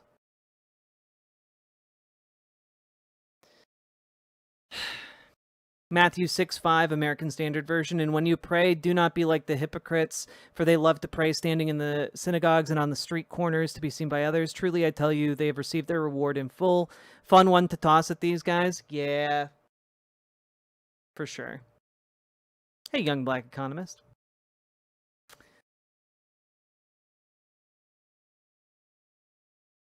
She's a grifter just like him. Well, I do have to push back on that slightly in the sense that I don't think either of these people are grifters. I think Erica Kirk and Charlie Kirk genuinely believed in what they were peddling, and that belief was useful to people with a lot of money to spend on building a propaganda network.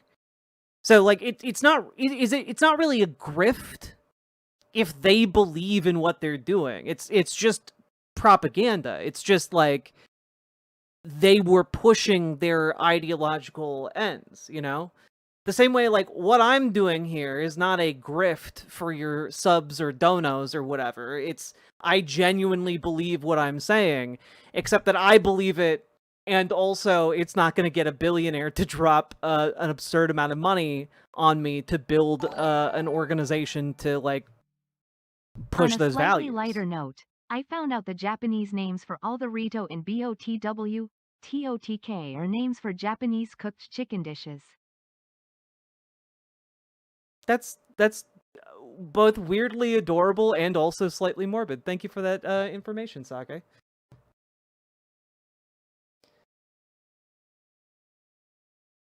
Didn't you used to be on TJ Kirk podcasts? What? I don't think so.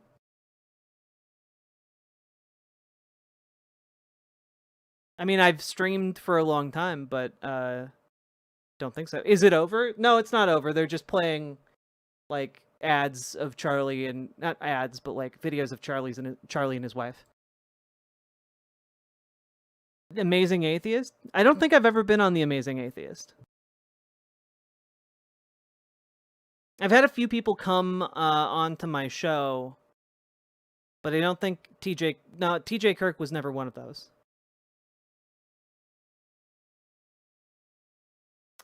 Are you vegan or vegetarian? No. I just ate some delicious chicken Josh and chicken Makani.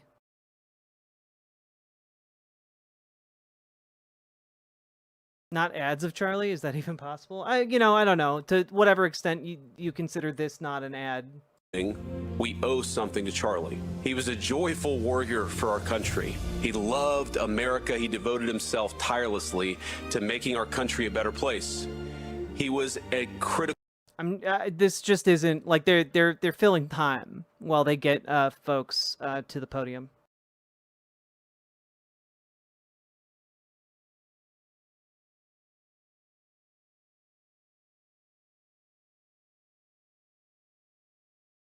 It's so frustrating watching Hassan Piker cover the most fucking irrelevant drama right now. I mean, a lot of drama gets dropped at his door. And also, being a streamer is fucking hard. Looking at this all unfold and not having the luxury to look away for a while is rough as fuck. I would rather be playing video games right now. I would rather be reading a book right now. I want to get started on Jonathan Strange and Mr. Norrell, or Gideon the Ninth or something, but I haven't had the time to sit down and read a book, and it's frustrating. And I'm doing my best.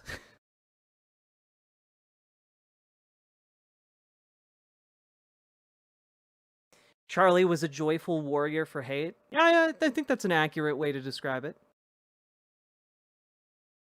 I don't think it's a relevant drama anymore now that it's feeding into congressional hearings to destroy Twitch. I genuinely have no idea what anyone's talking about, so I'm just not going to address that.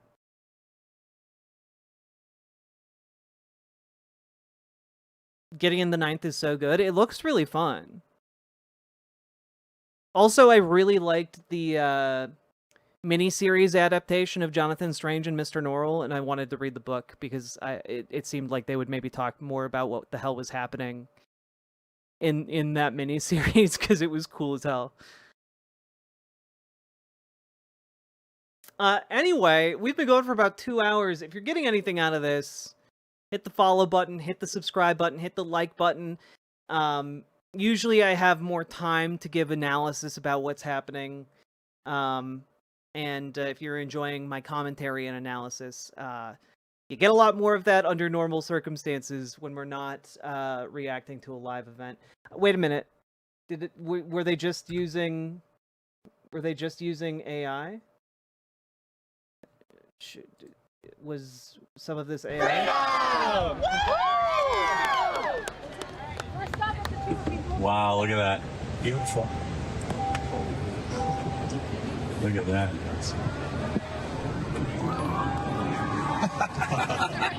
I will never get over the right's fetishing of bald eagle cries, not knowing that it's a red-tailed hawk. It's true.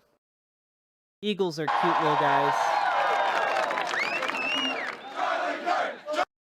Oh god, is this footage of his last event? Thing that surpassed Charlie's intellect. Oh god, why is it being like this? I should just not click any buttons.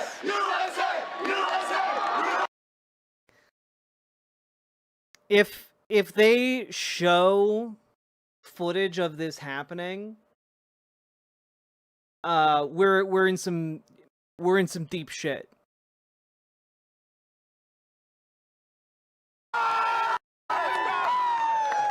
We're in some deep shit insofar as it is going to be, I would argue, effectively a call to violence.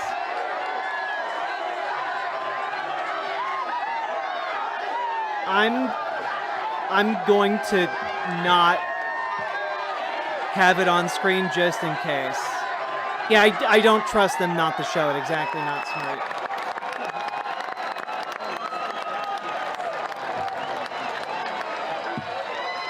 That's a lot of people, Utah, I'll tell you what. Oh boy.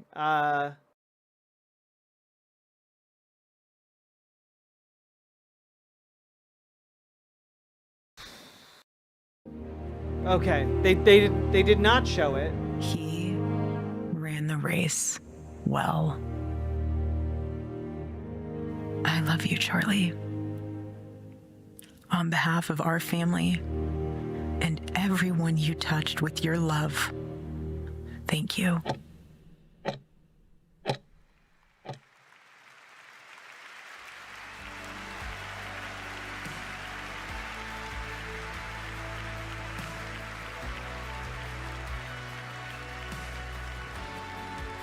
Please welcome to the stage Sergio Gore.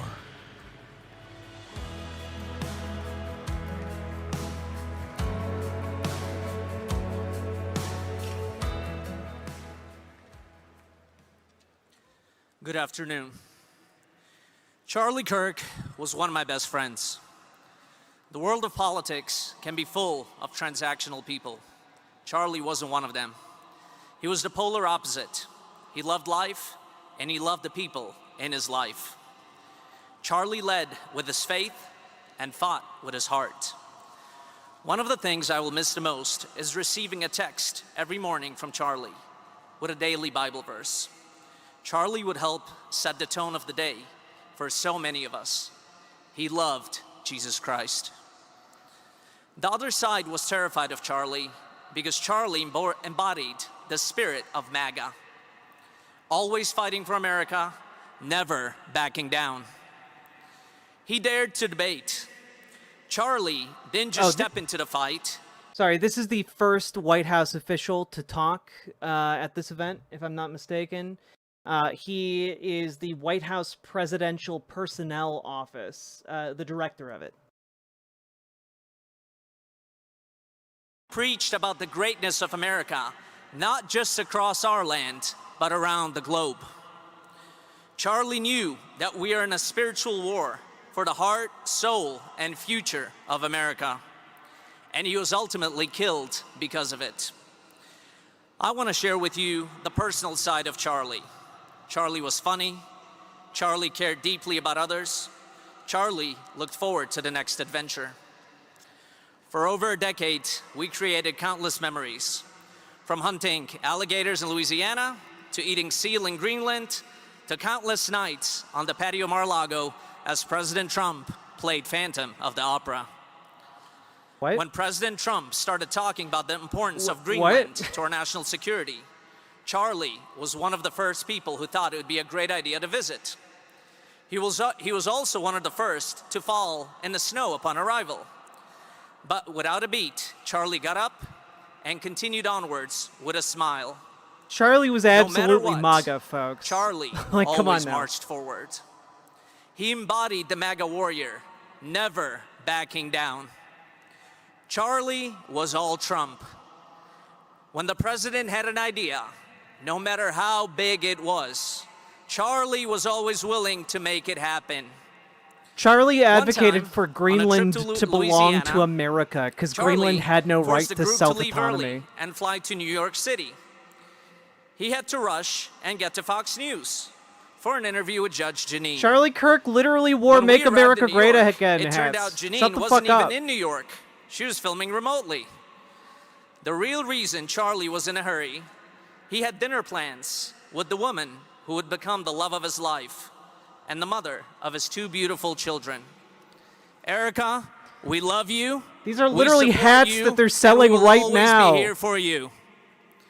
After Make America Charlie Kirk. They're literally selling MAGA-inspired merchandise. After we won the last election, the presidential transition kicked into high gear. Charlie knew the importance of hiring loyal patriots for this administration. And Charlie worked every single day to ensure That's we got being the sold very best by of them Turning Point in the USA, door. by the way. Countless individuals are currently in key roles across our government because of Charlie Kirk. They are ideologically aligned with MAGA, and MAGA is Today, the U.S. fascist I want to movement. ask every person in this arena and the millions more watching around the world, will you make sure that we continue to build upon what Charlie Kirk started? I want to ask each and every one of you today, if you believe in America, stand up. Being sold by Turning Point USA. If you believe Charlie Kirk represented the best of us, stand up. If you believe in the power of Charlie Kirk, his mission, his courage, his conviction, stand up. Charlie Kirk literally threw out MAGA hats to the crowd on the day he was shot. Charlie, we miss you. We love you. We wish you were here with us today. We will never forget you. Rest in peace, my brother.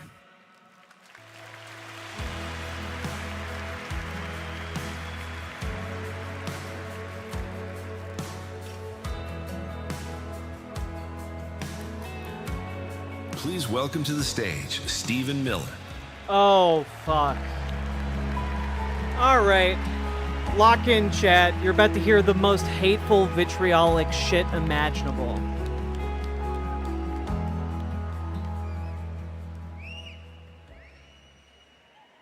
Hello, Turning Point. Hello, Patriots. Hello to our fearless president, Donald J. Trump. The hatred is oozing out of his pores. And hello to millions of Americans all across this land who are gathered in sadness and sorrow to mourn Charlie Kirk, but also to dedicate ourselves to finishing his mission and achieving victory in his name.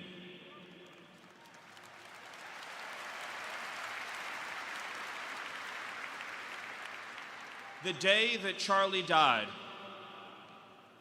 the angels wept, but those tears have been turned into fire in our hearts. And that fire burns with a righteous fury that our enemies cannot comprehend or understand. God, he's such a loser. When I see Erica and her strength and her courage, I'm reminded of a famous expression. The storm whispers to the warrior that you cannot withstand my strength. Oh my God. And the warrior whispers back, I am the storm. Erica is the storm. We are the storm. And our enemies cannot comprehend our strength, our determination, our resolve, our passion. Our lineage and our legacy hails back to Athens, to Rome, to Philadelphia, to Monticello. Our ancestors built the cities. They produced the art and architecture. They built the industry. Erica stands on the shoulders of thousands of years of warriors, of women who raised up families, raised up city, raised up industry. Yeah, is he going to throw the Roman salute next?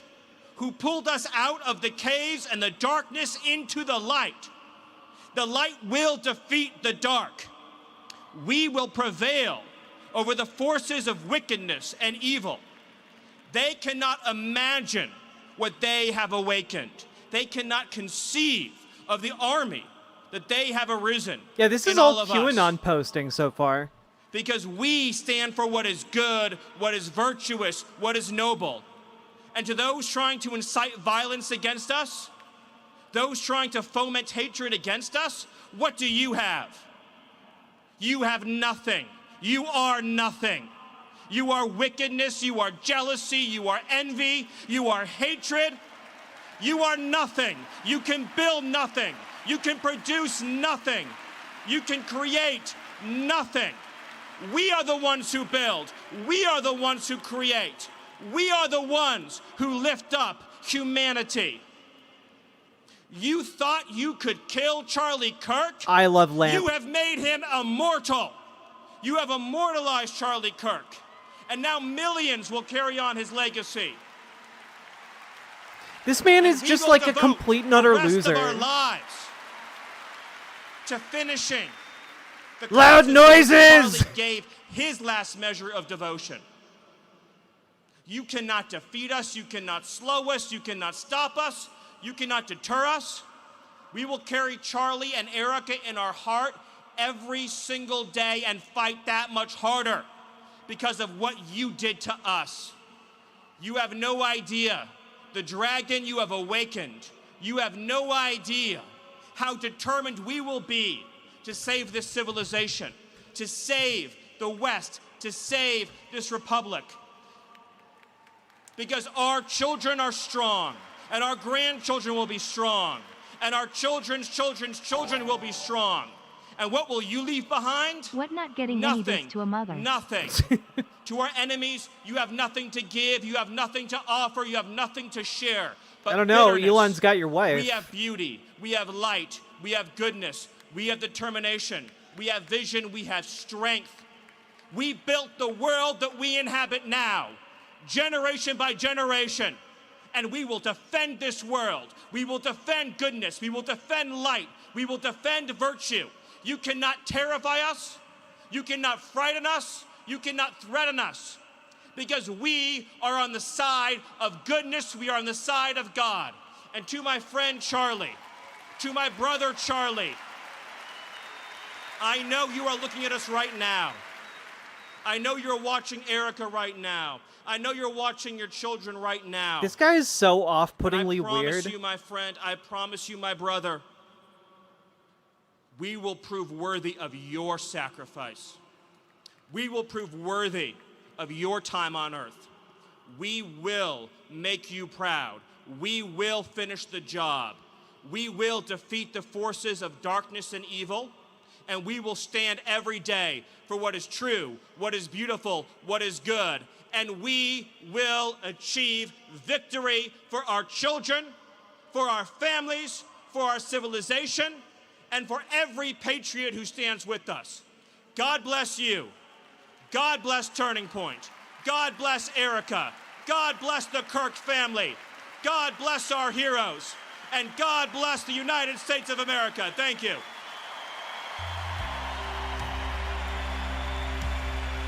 Oh, standing ovation for that, of course, yeah. I gotta say, I was actually expecting that to be far worse insofar as I was expecting him to name, like, names. I was expecting him to, like, point out different people or networks or, like, different actual tangible targets here. But instead, that was really just loud noises! Loud, hateful noises! Like, that was it. Is it disturbing? Yes. But, like, he didn't even imply, like, we need to fight the left. He made vague allusions to evil, and, like, we know who he means, obviously. But, it was vague, it was Nazi vague posting, and I was expecting Nazi specific calls to action. So in a way, I'm a little surprised that so when far. You can't afford Hitler, so you get Schindler. It's Miller time. In a way, I'm surprised that Ben Carson of all people is one of the few to actually name a faction that they want to target politically. You know? Also, folks, frankly, I think this guy gets off on the comparisons to, like, Goebbels. I think this guy gets off on being called evil. Because notice how often in his speech he talked about, we built Western civilization, we built civilization, our children. And it's just like, this dude has nothing. This guy is a loser, you know? He's a loser who has to claim other people's accomplishments as his own on the basis of, like, his skin color. On the basis of the fact that, like, oh yeah, white dudes did this, you know? And, like, that's the most loser shit in the entire world. You know? And I think that when it comes to guys like Miller, calling him a loser and calling him weird and calling him off-putting and making fun of him for getting cucked by Elon Musk, like, those things I think actually boil his blood and actually make him upset. But, like, he's like he likes being called evil because it gives him a degree of power and influence that he doesn't typically get in his life, because he's a man who has functionally accomplished nothing other than making others suffer, and he's keenly aware of this, and so he relishes in the power to inflict pain, and you need to rob him of that by making fun of him for things that actually sting, I think. Yeah, he's a freaky-faced little weasel man. Yeah. He's a broke-ass bitch boy. You know? Dude has so little riz that his wife left him for goddamn Elon Musk. A man with, I thought, the least riz on the planet. You know, a man who had to offer a horse to a flight attendant. You know, like that okay, bud. All right, you definitely understand how to interact with human beings. God. He sounds like a Nazi. I mean, he is an American fascist, yes. Like, earlier I observed that what we are looking at here is the birth of an esoteric American exceptionalism, kind of in the same way we had Nazi esotericism. Just like a confluence of different religious ideas into creating like a vague state bastardization of religious ideas. And that's what we're seeing. That's what we're seeing right now with this hybrid approach. And I guess the next speaker here is going to be Tucker Carlson. So let's take a look. I believe Tucker is setting himself up to run for president. Made me emotional to see that. So we'll see how he does had this. Tears in her eyes, which you don't often see in politics, but it's real. This is the most unbelievable thing I think I've ever seen. And I don't... Whatever happens next in America, I hope it's in this direction. What the fuck God he is? Here, and yeah, Tucker has always had political ambition. Charlie would have loved this, not just because he loved large groups of people, but because ultimately he was a Christian evangelist. And it actually reminds me of my favorite story ever. So it's about 2,000 years ago in Jerusalem, and Jesus shows up and he starts talking about the people in power, and he starts doing the worst thing that you can do, which is telling the truth about people, and they hate it, and they just go bonkers. They hate it, and they become obsessed with making him stop. This guy's got to stop talking. His favorite story is the meme. Is the Jesus meme? The scene in a lamplit room with a bunch of guys sitting around eating hummus, thinking about what do we do about this guy telling the truth about us. Tucker's We face must is what make Charlie's him stop face would have been talking. if it had been fully grown. And there's always one guy with the bright idea, and I could just hear him say, "I've got an idea. Why don't we just kill him? That'll shut him up. That'll fix the problem." Just literally doing the chick track meme. It doesn't work that way. It doesn't work that way. Everything is inverted, and the Beatitudes tell it, I think, the most crisply. Everything is sort of the opposite of what you think it's going to be. Blessed are those who mourn, for they will be comforted. That is true, and you can feel it here. The thing about Charlie's message, I've thought a lot about it, and I'm trying not to be emotional because in addition to everything else, he was a wonderful man and a decent man and one of those rare people you meet who you just groove with in conversation and have these very intense conversations that you don't stop thinking about, which is my experience with him. But the main thing about Charlie and his message, he was bringing the gospel to the country. Wait, is this the funeral? He was doing the thing that the people in charge hate most, which is calling for Tina, them thank you very to much for the raid. Welcome, Raiders. So how is Charlie's message different? And Charlie was a political person who was deeply interested in coalition building and in getting the right people in office because he knew that vast improvements are possible politically. But he also knew that politics is not the final answer. It can't answer the deepest questions, actually. That the only real solution is Jesus. And the reason, it's really simple. Politics, at its core, is a process of critiquing other people and getting them to change. Christianity, the gospel message, the message of Jesus, begins with repentance. Christianity calls upon you to change. Our core prayer given to us by Jesus, the Lord's Prayer, demands that we forgive other people, but preceding that is a request for our forgiveness. In other words, forgive us our sins, meditate on what we've done wrong, how we've fallen short, and then it becomes possible to forgive other people. That is a call to change our hearts from Jesus, and that is the only way forward in this country. That is the only solution to where we all know we're going. And Charlie knew where we were going without that. And that is not a call for being politically passive. Of course not.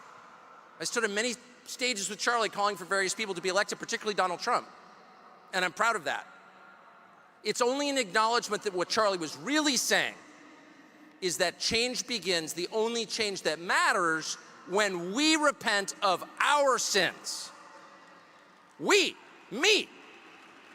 A recognition that the real problem is me and how fallen I am.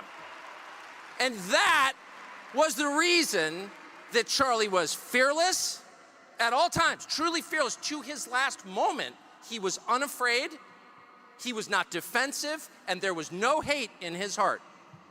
I know that because I've got a little hate compartment in my heart, and I would often express that to Charlie about various people, and he would always say, that's a sad person, that's a broken person, that's a person who needs help, that's a person who needs Jesus.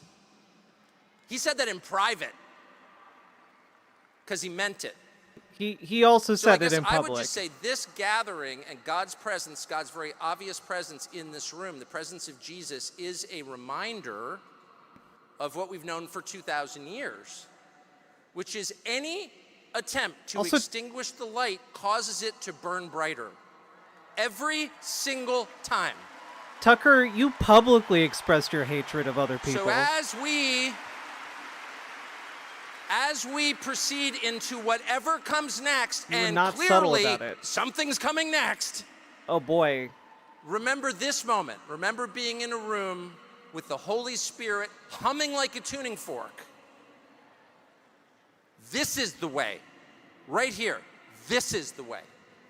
And that is what Charlie Kirk was saying underneath it all. Thank you, and God bless. That was a sinister fucking way to end that. Clearly something is coming next. Remember this moment of patriotic, spiritual fervor.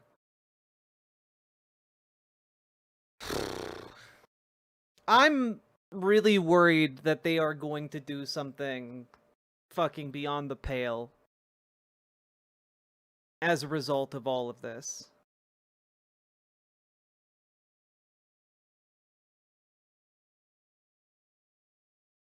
Like, if anyone would have the connections to know that something was coming, it'd be Tucker Carlson. And to be honest, we all kind of know something is going to come out of all of this. It's why we're watching it right now, but also hearing Tucker Carlson confirm that, I don't like that. I don't like that one bit. I mean, they're trying to make it their Reichstag fire. It remains to be seen. You know, Donald Trump is one of the most unpopular presidents of all time. He does not have a popular consensus behind him. And he certainly doesn't have a popular consensus around his clampdown on free speech. So we will see. There are some definite differences here in terms of potential public allowance for state actions in the same vein as the Reichstag fire, but yeah, it's not looking great.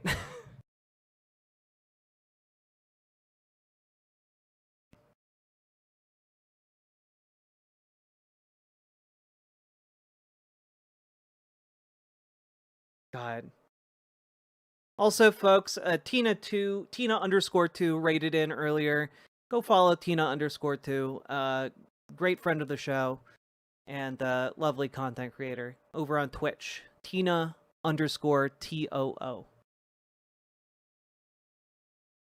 Is Donald there, and has he eulogized yet? Donald is there. He has not eulogized yet.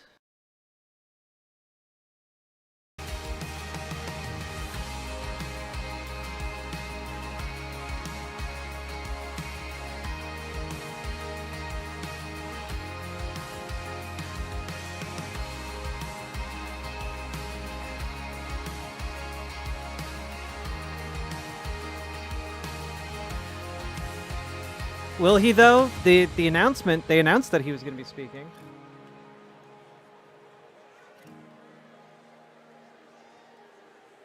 The capacity at the stadium is 63,400.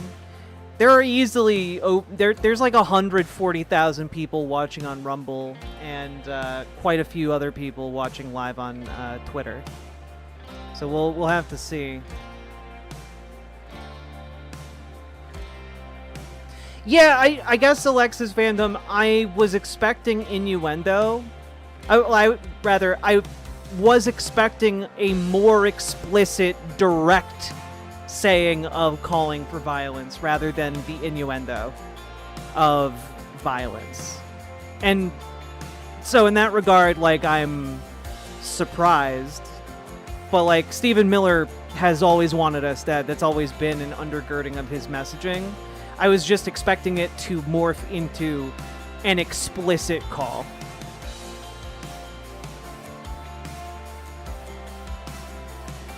Save it. Yeah, and that's what I'm worried about. I'm worried that, like, the announcements of explicit calls for violence are going to be reserved for J.D. Vance and Donald Trump. Also worried that they're not going to get to either of them before I have to go for a little bit. This is disturbing as hell.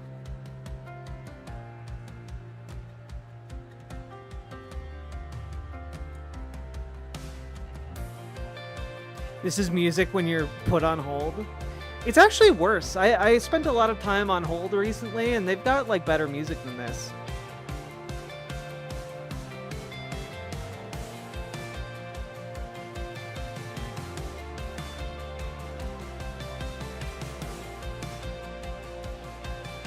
Oh, is our big sweaty boy up next?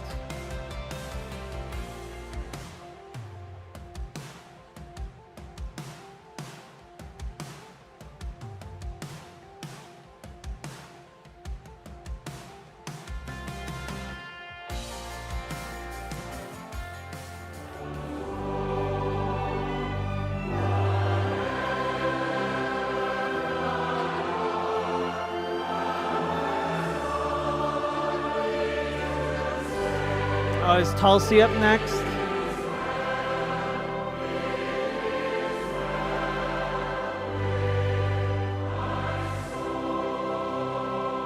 Please welcome to the stage director Tulsi Gabbard. Just director? All right. Which films did she direct?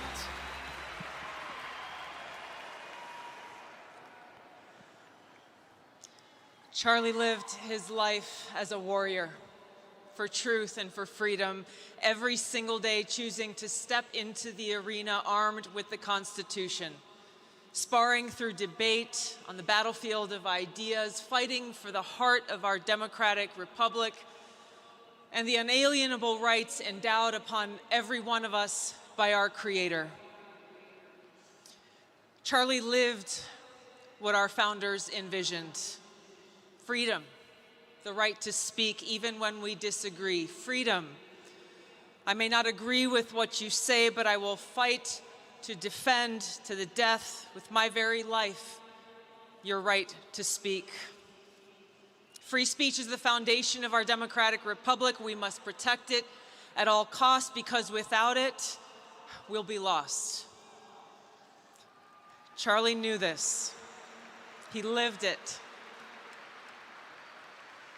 Charlie stood in the arena armed with superior arguments, with truth, reason, propelled and motivated by his love for God, his love for others, his love for our great nation. His words were his weapons. He slayed ignorance. He cut through lies, and he woke people's Why don't you drop some of his people's hearts, drop and some of his imparted bangers wisdom every day.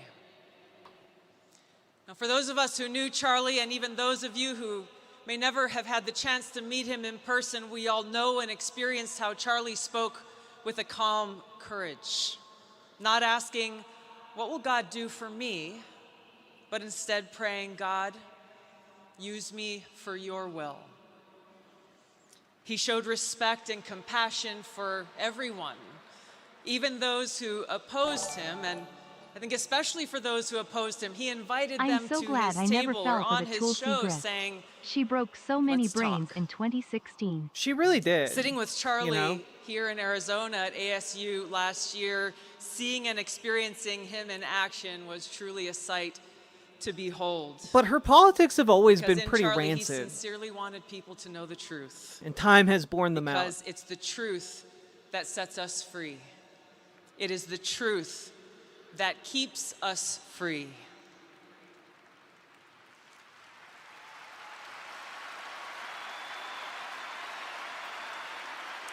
Now, Charlie, he chose our schools as his arena because he knows that they are meant to teach, to train our young people to think critically, to debate ideas, to test their strength through a clash of reason.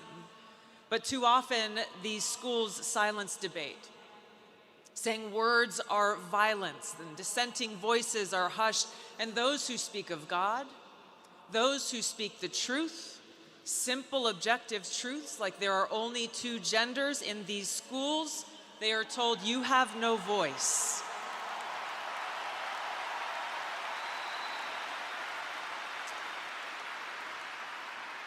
Charlie chose this arena to take these people head on, to challenge these institutions, these students and faculty, encouraging them to come, to speak honestly, bring your ideas, debate loudly, and think critically. And Charlie did this so well, he was winning, so much so that the forces of darkness, hate, and evil were threatened by him and tried to silence him. History shows this dark pattern that when ideas cannot withstand scrutiny, whether it's the ideology of so-called religious fanatics or political fanatics, their defenders, terrified that their weak ideas will be exposed for what they are, turn to intimidation, censorship, and violence.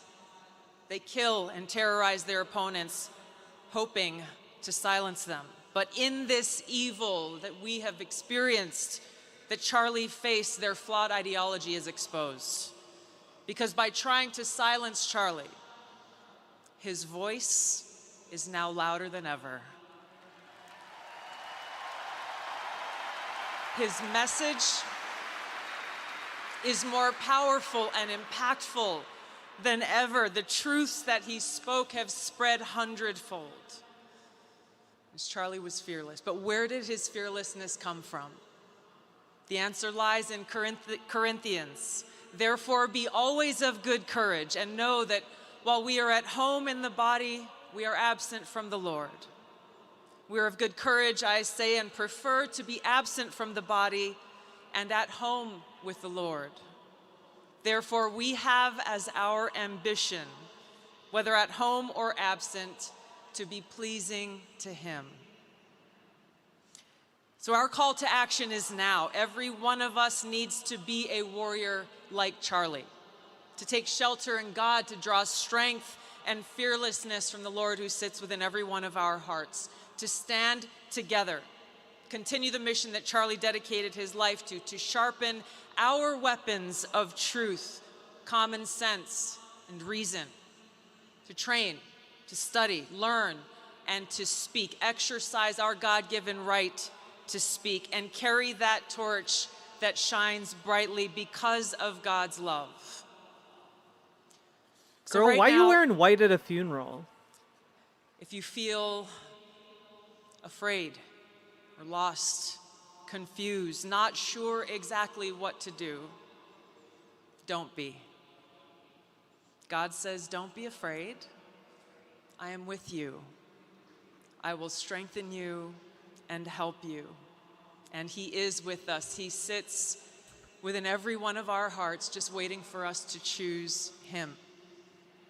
To say, as Charlie did, God, use me for your will. To say, God, my life is yours. I am yours. My heart is yours. Let me serve you. Now is the time for us to step into the arena and to stand as warriors for freedom and truth and fight. May God bless you all. We love you, Charlie. May God bless this great nation. Thank you. My understanding is that Tulsi Gabbard is an adherent to Hindutva, which is like a, I don't know, like a nationalist spin on Hinduism. It's unsurprising that she aligns politically with these people. Oh, good, it's Marco Rubio, the guy who was just the other day seeking to have the ability to strip any U.S. citizen of their passport if they say something he doesn't like. Cool, excellent, well done. Maybe 10 or 12 years ago, a person I knew very well, had been very helpful to me in my campaigns when I was in the Senate, came to me and said she had met this very impressive young man, and he was going to start this group to go on college. I'll report this channel for spreading hate speech since I'm getting muted. Dog, you getting muted isn't hate speech. How about just try not being an asshole? You'll be fine. I was a little skeptical. I said, college campuses, you're going to do that? Why don't you start somewhere easier, like, for example, communist Cuba, you know? Also, but my skepticism... For the record, I don't have to mute any of you because my mod team is on point. It's pretty great. So generally speaking, I don't even notice your existence. Are still today in many places, where young Americans are actively told that everything that they were taught... Yeah, I ain't got time for whiny little bitch boys. That made our society and our civilization so grand, they were all wrong, they were all evil, that marriage is oppressive, that children are a burden, that America is a source of evil, not of good in the world. And here was this voice that inspired a movement in which young Americans were told, that is not true. The highest calling we are called to is to be in a successful marriage and to raise productive children. Huh, then why are you defunding SNAP? Why are you starving kids? That taught them that ours was not a great country. Why are you putting more but families the on the greatest, streets? Most exceptional nation that has ever existed in the history of all of mankind. Why are you taking housing away it's from the worth working defending, class? It's worth preserving, and it's worth passing on to the next generation. Is there any hope? Of course there is. These people are weak-ass little bitches. This was the mission and the work You just of gotta Charlie organize. Kirk. And a couple things that stand out about him. He led this movement, but he did so with incredible knowledge. These people are losers. It's unbelievable how much he knew. He came to me very recently. He said some quote. He said, I said, who's... Well, Marco Rubio tried to run against Donald Trump, and ever since he lost in 2016, he's been, like, licking and deep-throating Trump's boots nonstop. He's pathetic. They're all pathetic losers who kowtow to what they perceive as greater power. And all we have to do is organize on a local level. And all I'm asking you guys to do is to go to your goddamn meetings. So, like, go to your local Democratic meetings. Go to your local DSA meetings. Go to your local library organizing meetings. Like, whatever organization exists in your community, find like-minded people and organize together with them to improve your communities and to protect the people in your communities. Like, y'all just gotta put in the work to do that. And if enough of us do that, there is no way these pathetic losers can push us around or tell us what to do or steal our goddamn tax money and give it to the billionaire class. Which is ultimately the legacy of what Charlie Kirk stood for. It's why they gave him tens of millions of dollars, hundreds of millions of dollars. So, organize. who said that one of the messages he had gotten just a few days before Charlie's passing was from him, inviting him to dialogue.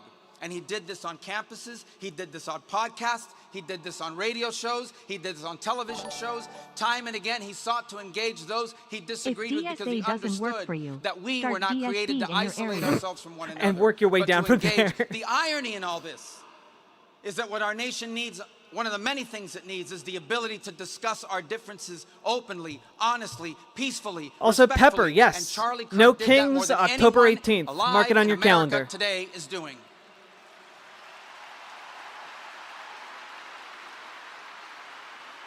And Charlie Kirk was impactful. Impactful because of all the things I've said, but look around this place. There's 100-something thousand people here. The President of the United States is here. His entire cabinet is here. Television outlets and media outlets from all over the world are covering this. I just came from overseas, and every country I stopped, they gave us their condolences for his passing. Impactful. In just 31 years of life, he made a difference.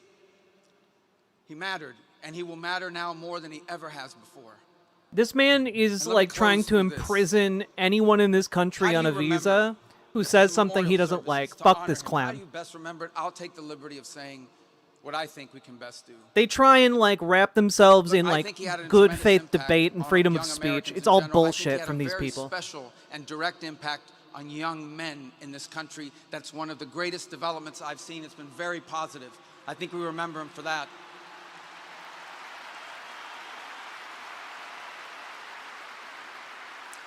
PC Schwartz, I'm I think not we sure why I remember him didn't for read that, constantly but I'll read it saying, after you want this. to live a productive life, get married, start a family, love your country. These are powerful messages. But I hope many who are watching, I imagine there are people watching here tonight that didn't know much about Charlie Kirk until 11 days ago. Maybe they were disengaged from politics. Maybe they were partially engaged. And we want to take advantage of that. From this is that the I guess movement I'll be Charlie doing Kirk No led and Kings from started and Tulsi's gave former fuel to district. was about HI02. politics, but not only about politics. It was deeper. It was broader. Hell yeah, Sake Tanuki. Let's And I would go. say that, taking the liberty, but I'm confident he would agree, one of the things he wants us to take away from this, from all of this, is the following. His deep belief that we were all created, every single one of us, before the beginning of time, by the hands of the God of the universe, an all-powerful God, who loved us and created us for the purpose of living with him in eternity. But then sin entered the world and separated us from our Creator. And so God took on the form of a man and came down and lived among us. And his name And was he Charlie suffered like Kirk. men. And he died like a man. But on the third day, he rose unlike any mortal man. Oh wait, we're not talking about Charlie Kirk this time. And then, Okay. and to prove any doubters wrong, he ate with his disciples so they could see, and they touched his wounds. He didn't rise as a ghost or as a spirit, but as flesh. And then he rose to the heaven, but he promised he would return, and he will. And when he returns, because he took on that death, because he carried that cross, we were freed from the sin that separated us from him. And when he returns, there will be a new heaven and a new earth, and we will all be together, and we are going to have a great reunion there again with Charlie and all the people we love. Thank you, and God bless you.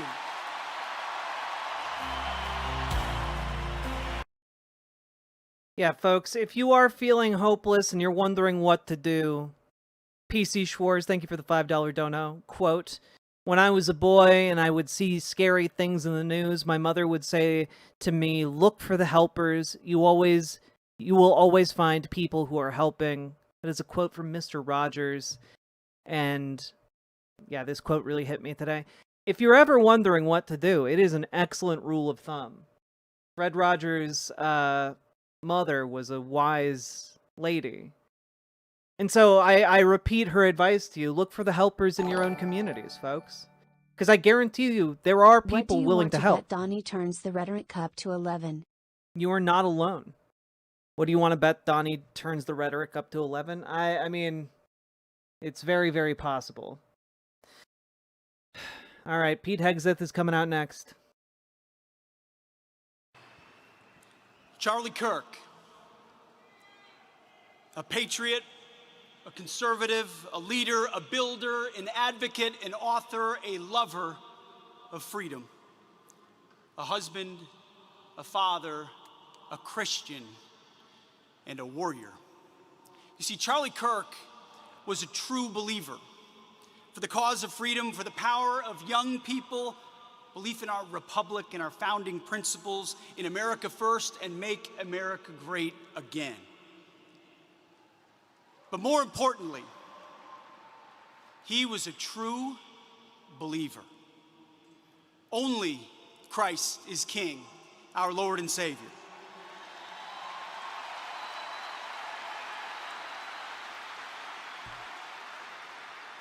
Our sins are washed away by the blood of Jesus. Fear God and fear no man.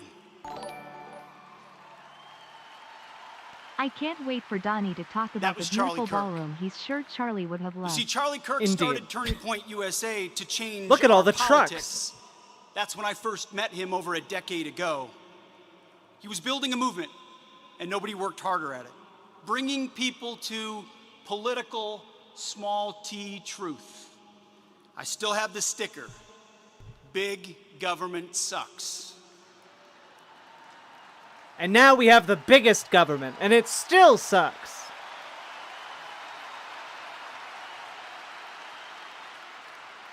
And he pursued that truth with more vigor than anyone I've ever met. But over time, he realized, like so many of us have, that It this truly is is not a political war. surreal. It's not even a... It truly is surreal that this man is talking about how government sucks. But my brother in Christ, you run the war machine. There is a God, and as Charlie would say, it is not us. We're sinners saved only by grace in need of the gospel. You see, we always did need less government, but what Charlie understood and infused into his movement is we also needed a lot more God. Charlie had big plans, but God had even bigger plans.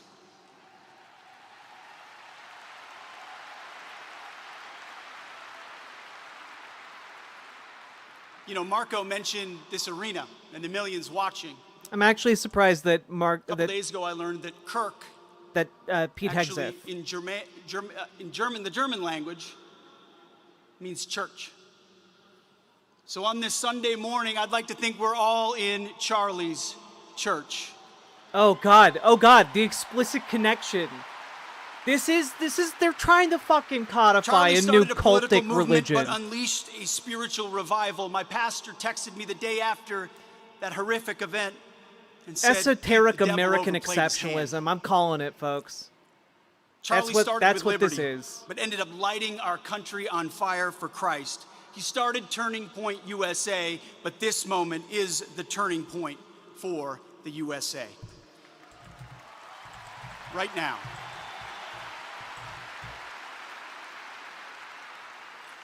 He died the way he lived, speaking the truth.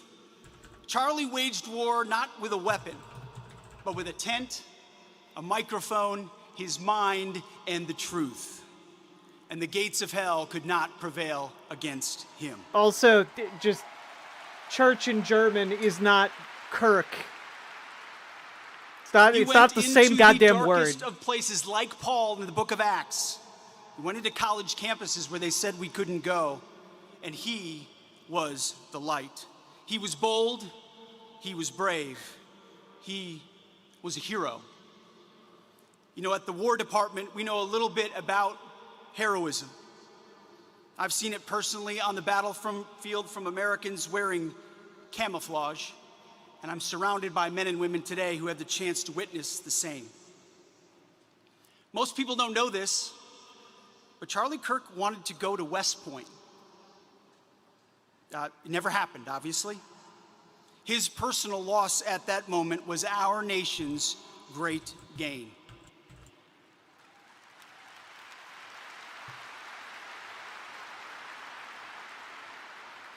Oh yeah, Kirk maybe was a Pete citizen Hegseth made it who had meant the in biblical heart Scottish. of a soldier In Scottish of the faith, English, who put Kirk on is every church. single day the full armor of God with a smile, In the Church of Scotland. as the scriptures tell all Christ followers to do. Charlie Kirk, a warrior for country, a warrior for Christ. He ran the race. He finished the fight. Now it's our turn. My charge to all of you, live worthy of Charlie Kirk's sacrifice and put Christ at the center of your life as he advocated for giving his. Scotland, Germany, it's all Western civilization. What does it matter? It's so fucking stupid. Charlie has heard the words echoing now in heaven. Well done, good and faithful servant. Charlie will take it from here. God bless.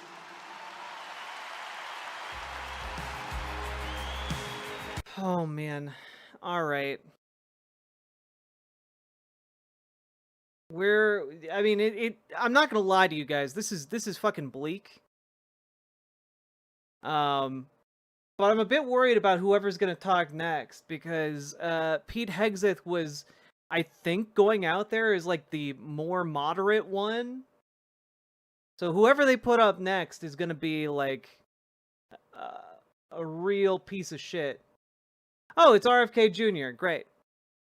He'll ramble something. We need to inject the brainworms into all Americans because the only way to defend yourself against illness is to insert the brainworm into your into your brain folds. Okay.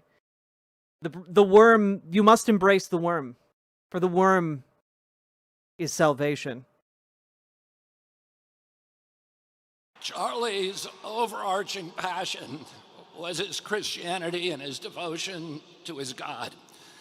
He believed what St. Francis taught us almost 1,000 years ago, that we should strive to live our lives in perfect imitation of Christ.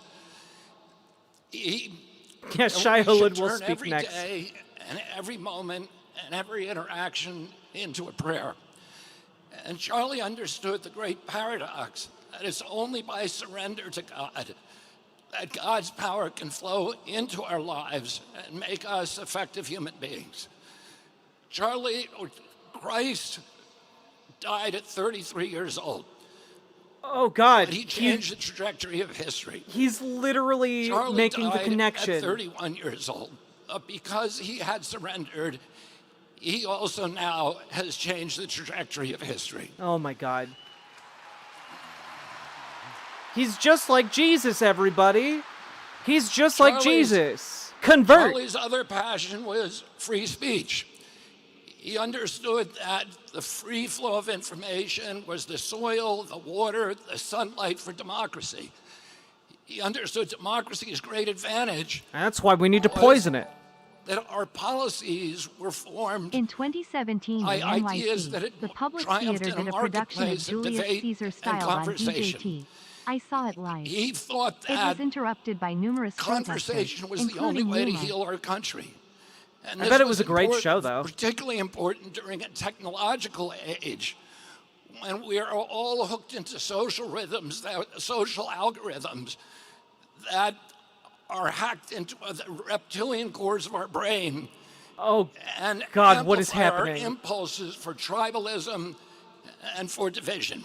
He felt that the only way to overcome that biological impulse was with a spiritual fire and with developing community, and the only way to develop community was through conversation. You must fight And your so internal he lizards. always gave the biggest microphone to the people who were most passionately aligned against him. Inside of you Because is a he lizard believed that and a we need worm, to talk and they to must each other, fight.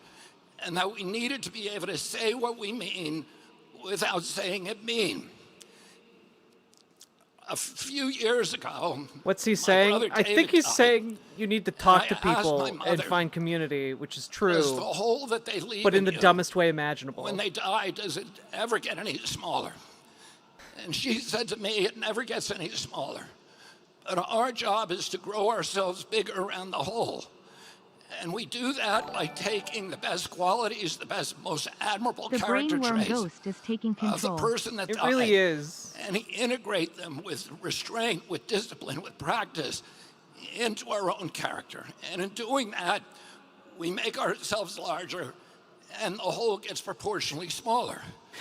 We also give a kind of immortality to the person who left us, because it's their genuinely work the worm continues talking. through us. A couple of days ago, We must get larger. my niece, Consume. or my granddaughter, left for college in Europe. Her mother noticed that she packed a Bible. When her mother asked her why she made that choice, Bro's talking about like losing a loved one and it leaving a hole in your heart, and you need to like fill that hole and surround that hole and grow bigger than that hole. And it's just, I've never wanted to hear someone talk about a hole less. all of us take when we challenge entrenched interest, the physical risk. And he asked me if I was scared of dying. And I said to him, there's a lot worse things than death. And one of those things is if we lost our constitutional rights in this country and that our children were raised as slaves. Bruh! And Bro, your administration's literally tried to persecute people for their free speech. Bruh! I said to Charlie, I said, sometimes the best consolation we can hope for is that we get to die with our boots on. Well, Charlie died with his boots on. And he died to make sure that we didn't have to undergo those fates that are worse than death. Oh, let's remember Charlie. He was, for those of us who were friends with Charlie, dude is struggling. We don't need any more evidence of the love of God, because the evidence, the friendship, is the best evidence that God loves us all. Thank you, and God bless you. Remember when people thought this guy was a leftist? Remember when people on the left were trying to sell you RFK Jr. being like a left-leaning guy? It's just absolutely insane.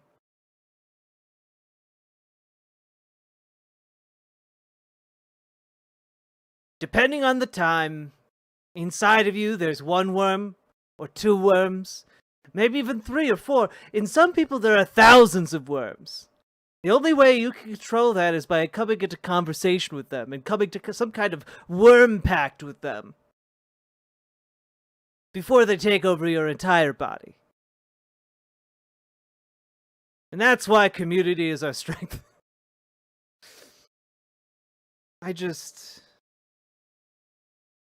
God. RFK Jr. is an asshole, but health has nothing to do with the sound of his voice. Yeah, all of my criticisms of RFK Jr. are aside from his voice. Like, that's something he can't help. But, like, fuck. Alright. Son of the president is talking. You know, Don, you're getting a little aggressive on social media, Don. Relax. Oh, good. We're breaking out the impressions. Great.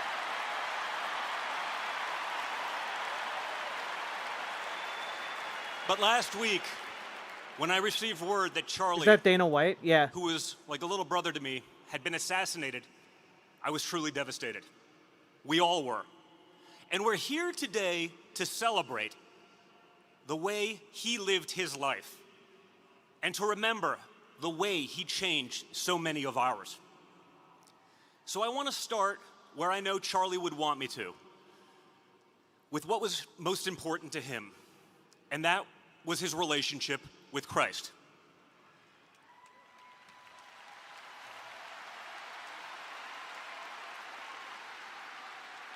To say Charlie knew more about the Bible than me is an understatement, folks. The fuck is Dana It's White like doing saying there? Donald Trump knows more about being president than Hillary Clinton or Kamala Harris. Oh, Mike Lustari. Yeah, Dana White is working with Donald Trump to throw kidding. a UFC match on the White House grounds. It's fucking stupid. But when Charlie was asked in an interview how he'd want to be remembered, he said, "I want to be remembered for my courage, for my faith." And let me tell you guys, those were not empty words. Last week, Charlie joined a long line of courageous men and women who were martyred for what they believe. According to the book of Acts, the first martyr in the early Christian church was Stephen, who was stoned to death.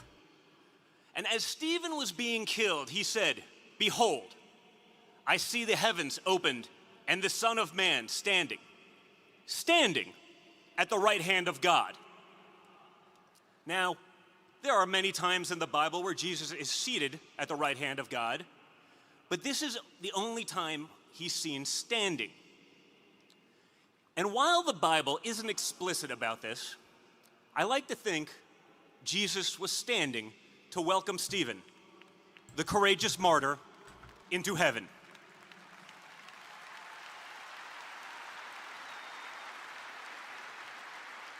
And today that gives me great comfort, because 11 days ago, as a cowardly assassin crawled on his stomach to end Charlie's life on earth, I'm betting Charlie saw the Son of God standing tall to welcome him home.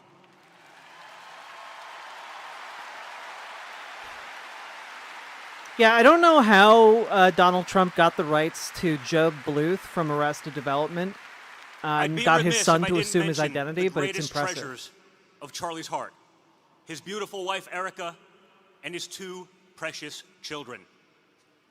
To watch Charlie with his family, the joy on his face, the devotion in his eyes, was to see the gospel lived out.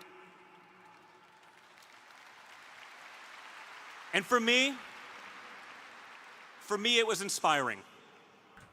And now, in the face of unthinkable loss, Erica has shown extraordinary courage, not only as a mother, but in... Oh, they keep talking about Saint Stephen, who is like considered the first Christian martyr who killed for like professing his faith, and in the Catholic Church, he's the first saint of the church. So they keep talking about Saint Stephen again in order to co-opt this idea that their kinds of beliefs are ancient. Those kids grow up, and we'll get them when they start paying taxes. But he convinced me to give it a shot. And there were a couple events that showed just how brave and courageous Charlie was, even as a very young man. At Michigan State University, 5 minutes before we were supposed to go on stage, the state police told us, and I quote, "We can no longer guarantee your safety." Because the left-wing activists, they were going there crazy. We go. It was rough. That sounded like a great reason to pack it up and head out. There's But there's the explicit naming. That I would agree with Charlie, who said, "No way, we're going out there anyway."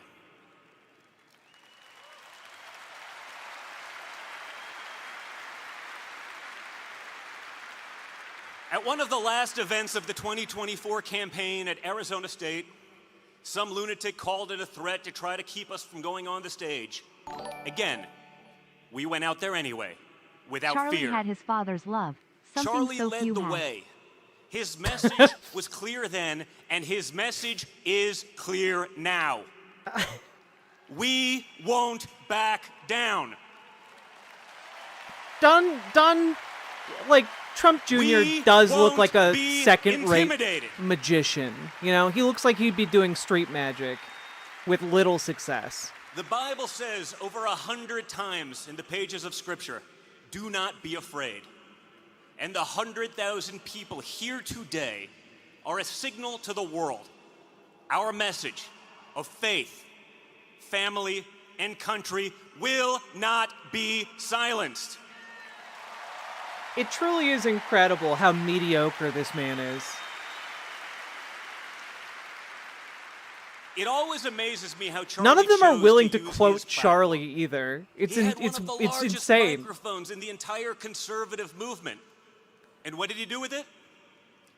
Day after day, week after week, he handed it to the very people who opposed him most. The media tried to smear him as some sort of dangerous radical. But Charlie embodied something at the very core of our movement. They're not tricks, Eric. When Tricks people are something disagree horse with do us, for we money. don't silence These are them. illusions. We don't destroy them, and we certainly don't sink to violence. Are you fucking kidding me? You tried to violently overthrow the country. You fuckers. You had to pardon thousands of people. We don't burn down their businesses. We don't scream You at their guys children burned- at Disneyland. You guys burned down the Minneapolis No. police precinct during the George Floyd protests. Fuck We you. stand tall, and we win with our ideas. God damn it. These fucking liars. It's crazy.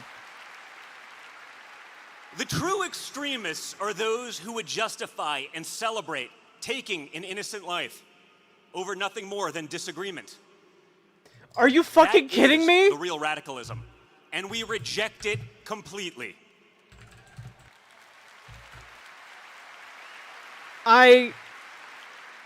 Charlie delighted in his belief that people could be persuaded. He Dog. believed the way to win hearts was with truth, with courage, and with conversation. He would always be the first to say, "You are welcomed here." And that's what I want to leave you with today. If we're truly going to honor Charlie properly, his loss cannot be the end of the story. The right His stat was legacy just a marshmallow must roasting party. be We that invited when everyone. they took his Poland life, came. 1 million more Charlies stepped up to fill the void.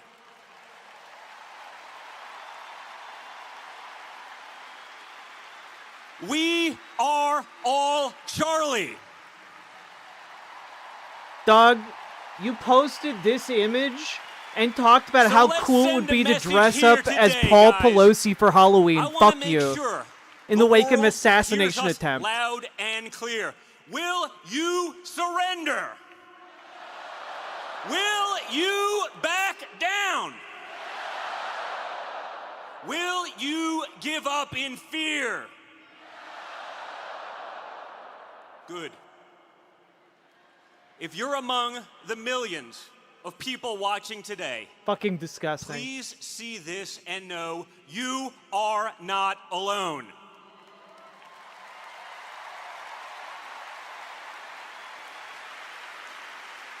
Charlie's message, like Christ's, was an invitation.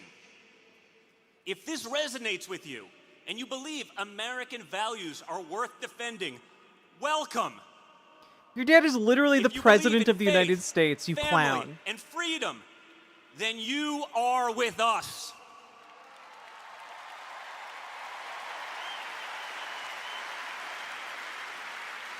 No matter your past, no matter how you've voted, no matter where you come from, this movement is your home.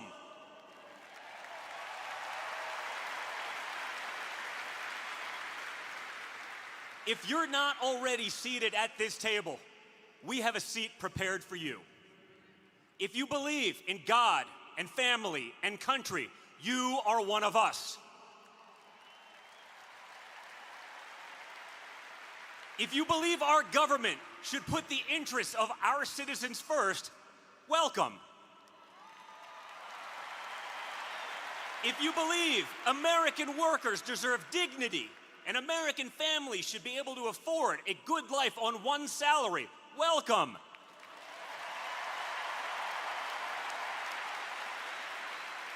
You aren't doing those If you things. reject the propaganda of the fake news media, welcome.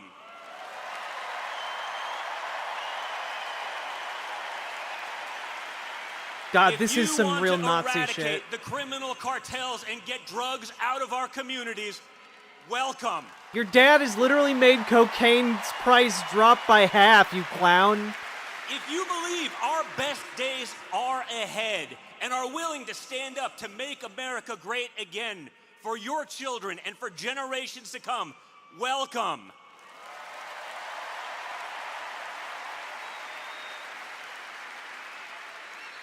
Charlie loved this country, its people, and the work of persuading others to believe in something greater than themselves.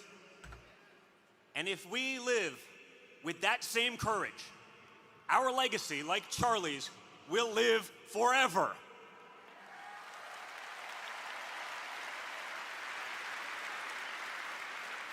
Charlie, my brother, we love you, we miss you, and we will not let you down.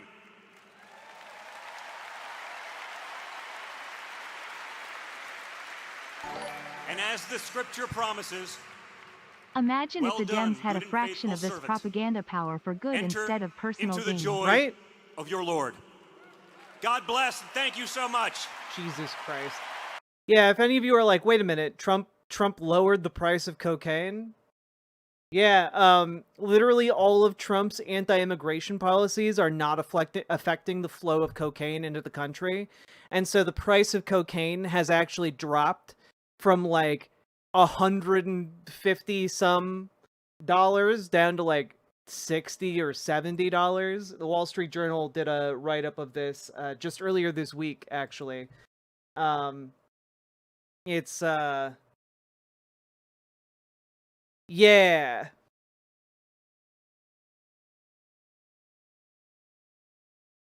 The Sinaloan cartel, Mexico's top fentanyl traffickers, got caught in the crosshairs of the Trump administration, which promised to eradicate the synthetic opioid. The crackdown has left an open field for Jalisco and its lucrative cocaine trade, elevating Osagura to #1. Mencho's the most powerful drug trafficker operating in the world, said Derek Maltz, who served this year as interim chief of the DEA. What is happening now is a pivot to much more cocaine distribution in America. Consumption in the western U.S. has increased 154% since 2019 and is up 19% during the same period in the eastern part of the country. And for new users, cocaine doesn't carry the stigma of fentanyl addiction. Great. Cool stuff. Well done, Donald Trump. Doesn't this make the disparity between cocaine and crack punishment even worse? Just when I thought he couldn't unintentionally hurt black people more. Yes, and well, let's not say it's unintentional. Let's not get ahead of ourselves in that regard. All right, it looks like JD Vance is next up. Yep. Here we go. America, JD Vance. Oh, sake.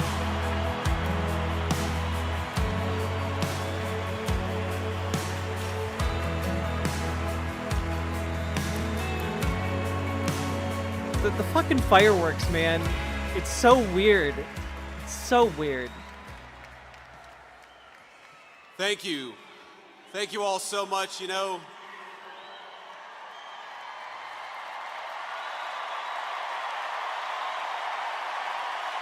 JD Vance, you gonna order some donuts? You just finished with a couch?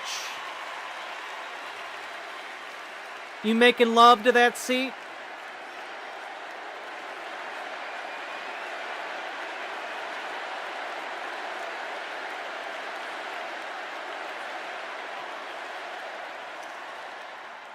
you know, I can't help but think that they tried Go to to fucking silence couch, buddy. my friend Charlie Kirk. They tried to silence our dear friend Charlie Kirk. And today, tonight, we speak with Charlie and for Charlie louder than ever.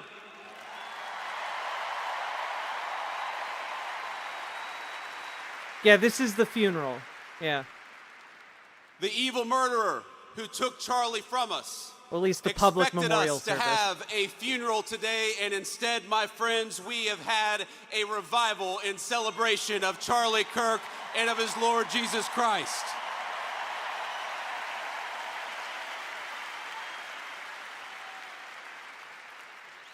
We gather here in this stadium in the hot Arizona sun, shielded in a great shining city our fathers raised out of the desert. And from this desert, Charlie Kirk built a movement.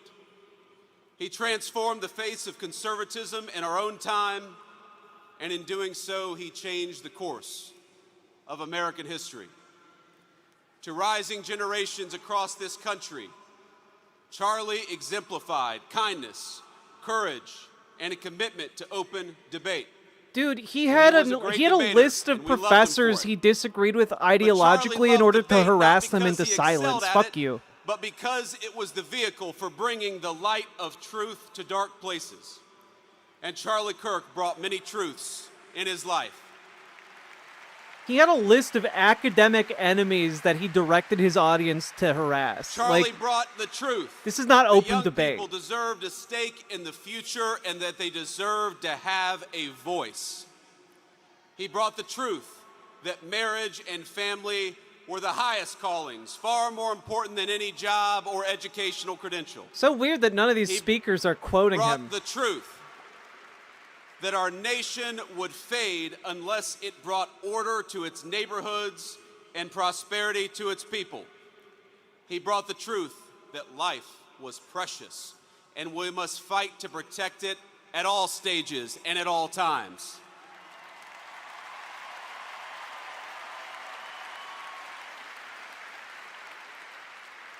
But most of all, Charlie brought the truth that Jesus Christ was the King of Kings and that all truth flowed from this first and most important one.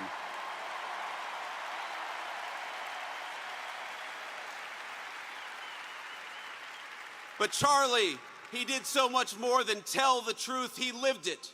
Charlie understood that the best evangelization was not in what you said, but in how you lived your life. And in this city, he lived his life well. He raised a wonderful family. He had a beautiful wife, 2 beloved children, and a loving and godly home. In this, he showed us the importance of family. He lived 3 decades he had on this earth with a sense of Christian virtue that would make any man, any person proud. And in this, he showed the importance of following God. He was a kind-hearted man, a hard-working person, and any parent would be proud to have him as a son. In this, he showed the virtue of industriousness.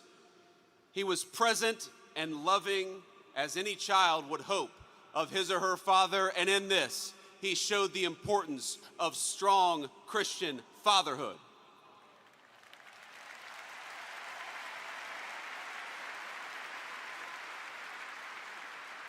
He was fearless and he was bold as any follower would hope would be true of a leader. And in this, he showed all of us how to carry on after his death. You know, Charlie Kirk, he loved history. He devoured the ideas that formed the foundation of our civilization. He stood for a tradition that Socrates established 2,500 years ago to question, to search, and to teach. Ah, yes, the new Jerusalem, the new Socrates, and the city of God in one person. But if he loved those places, they were not his home. Athens and America Jerusalem, was famously his home, the only and influential he was willing cities. to die for it.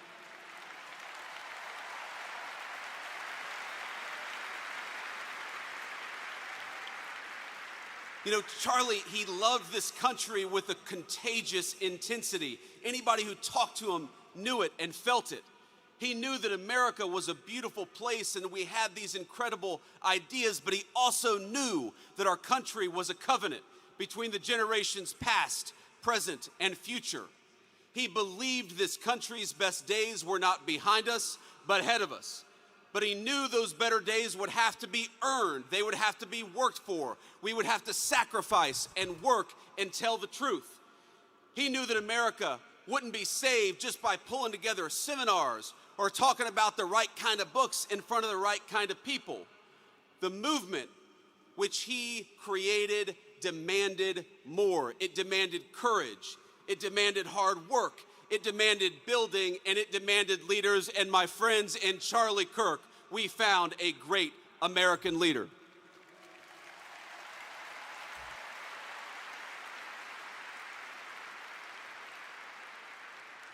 Now, our whole administration is here, but not just because we love Charlie as a friend, even though we did, but because we know we wouldn't be here without him. Charlie built an organization that reshaped the balance of our politics.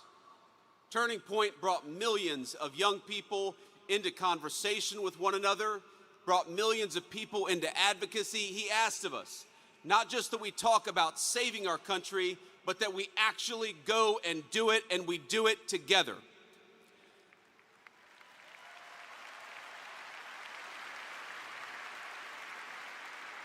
I'm not gonna lie, this is obviously Charlie built fascistic. On a grand scale, his greatness was never only in his ambition. Obviously, this is fascistic, but I gotta say, it's really cementing the J.D. Vance has no riz and can't actually order donuts. About someone by how they treat idea. others when the cameras aren't on. Charlie treated staffers as well as he treated the President of the United States. When I was just a guy polling at nothing in my Senate race back in 2021, Charlie helped me, not because I was a future vice president, but because I was a dear friend. I saw just a couple of months ago when a White House staffer struggled with the weight of his job and the responsibilities of new fatherhood. Charlie stopped what he was doing in the hallways of the West Wing and said a prayer for that staffer. Because Charlie believed that we were all children of God, he treated everyone with grace. And that is perhaps the enduring legacy of Charlie Kirk. You know, I was telling somebody backstage. Why was Charlie in the West I always Wing? felt a little uncomfortable talking about my faith in public as much as I loved the Lord. Dude was just and everywhere. As much as it was an important part of my life. I have talked more about Jesus Christ in the past 2 weeks than I have my entire time in public life.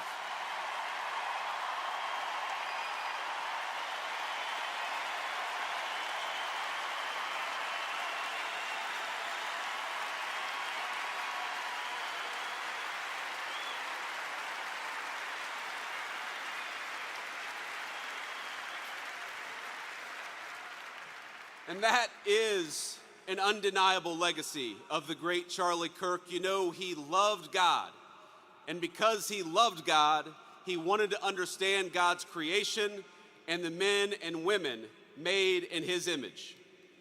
Now, much has been said over the last week about Charlie's ability to approach any topic, any person in good faith, an achievement that was only possible because Charlie knew that we were all children of God.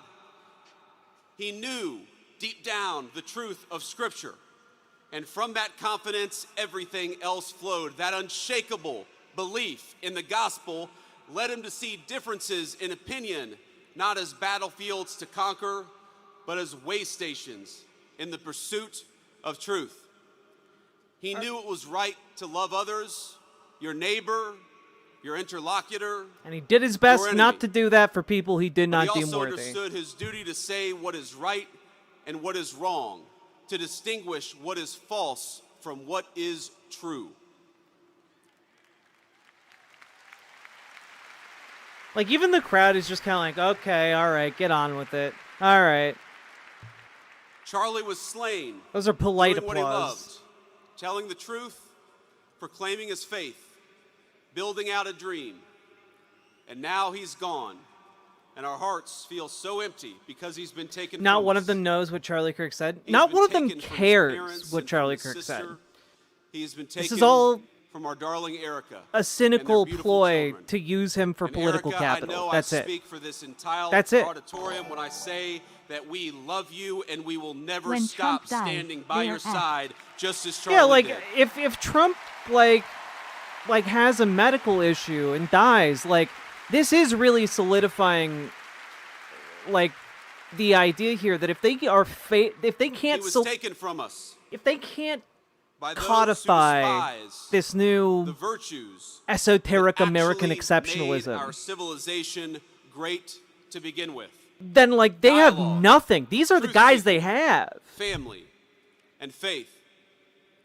In the wake of his death, we have seen some of the very worst parts of humanity. None of these people have anything to offer here. People slander him. We have watched people justify his murder and celebrate his death. I know that this makes you angry just as it has made me angry. But it is easy in these moments to see only the worst of our fellow man. I found myself wishing that I could pick up the phone and talk to my friend and ask him for his advice and his counsel, to ask him how to respond to such hate. Why is one man wielding that much influence over U.S. politics? That's weird and gross. Because he was murdered for speaking the truth. Even if their like emotional response is valid, what he would encourage me to do, or real. And here's what I think. There are so many underlying questions about the amount of influence this man had. That evil still walks among us. Not to ignore it for the sake of a fake kumbaya moment, but to address it head on and honestly as the sickness that it is.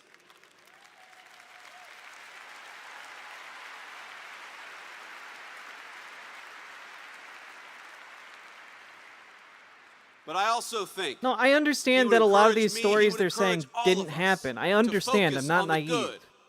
He would encourage us to remember that for every hateful voice celebrating his murder, there are 1,000 people mourning it and fighting for his legacy every single day.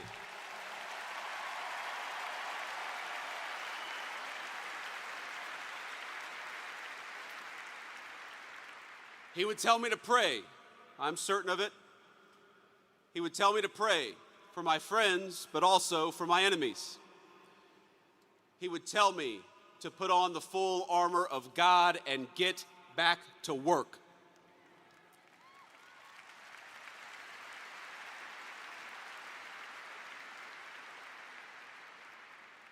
He would tell us to commit ourselves to telling the truth and to fight for that truth each and every single day. He would tell us to talk about God's love and the fact that that love applied everybody across the whole human family. Charlie suffered a terrible fate, my friends. We all know it. We all saw it. But think, it is not the worst fate. It is better to face a gunman than to live your life afraid to speak the truth. Which is why your administration is trying to attack freedom of speech. Yeah, Okay. It is better to be persecuted for your faith than to deny the kingship of Christ. That really has no bearing on the event that transpired. It is better to die a young man in this world than to sell your soul for an easy life with no purpose, no risk, no love, and no truth. Dude, that's what Charlie Kirk did. He was given millions of dollars by people who wanted to amplify his message to serve their business investments. John, I have said these things to you, that in me you may have peace. In the world you will have tribulation. Unironically, Guybrush Threepwood is the good counterpart to J.D. Vance. I understood that reference. Thank you, Saket Tanuki. Charlie took heart, and now we must do the same. I've seen so many of you say, so many on social media, talk about for Charlie. We must do this for Charlie. For Charlie, we will speak the truth every single day.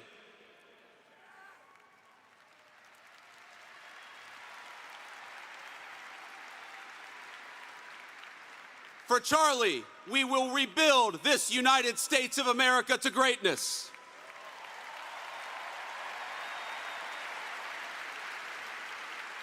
For Charlie, we will never shrink, we will never cower, and we will never falter, even when staring down the barrel of a gun.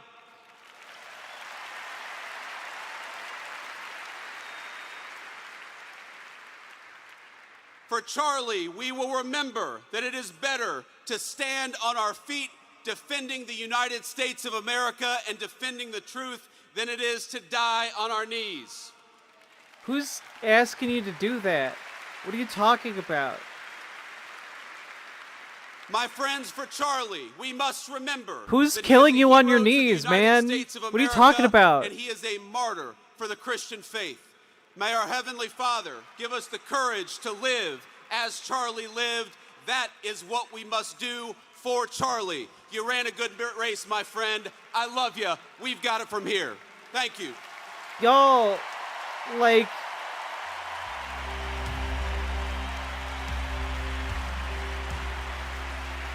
I don't know, schools full of children get massacred on a near daily basis here in America, and like these motherfuckers don't do a single goddamn thing about it, and then they talk about dying on your feet versus living on your knees, and it's just like, I don't know, man, maybe pass some common sense gun control reforms that 90% of Americans support. We could start there.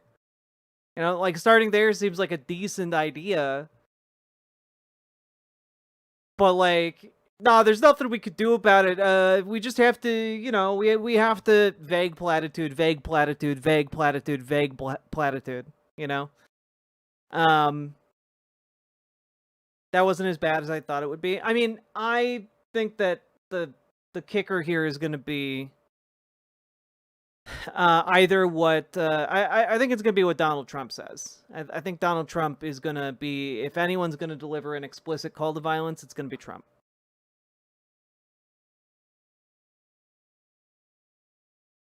God. Folks, we've been going for 3.5 hours. If you've been getting anything out of today's stream, I'm not going to say if you liked the stream so far.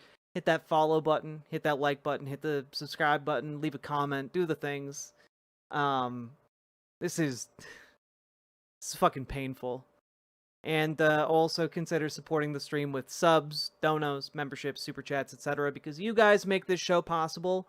I literally can't do it unless without your support. Like, you guys are what make me able to do this. And yeah, it is a very hard watch, Selena Mary. I don't blame you. If you guys need to dip out for a bit to like recompose yourselves, like, please take care of your minds and your hearts. The Daleks were in full force today, yeah. God. I'll protect trans people till I die. This is terrifying to yeah. watch, but I hope a lot of people see it and it ends up being an overreach that puts off more people than it energizes.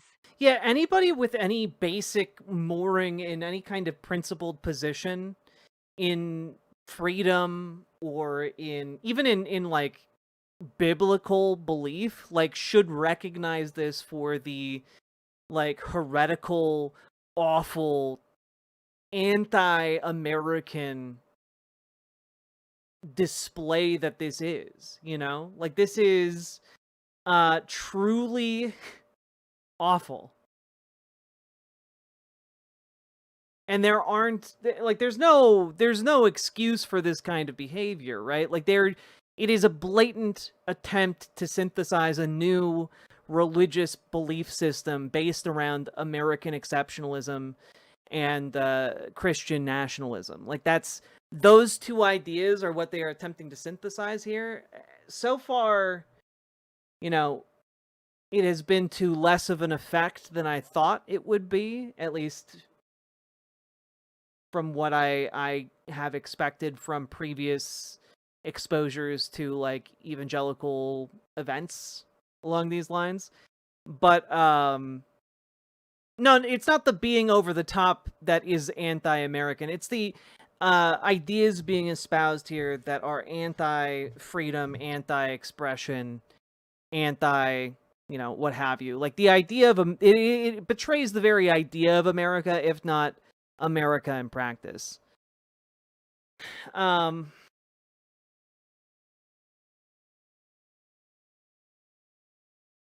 Leia Laughlin, thank you for the $20 super chat. Thank you.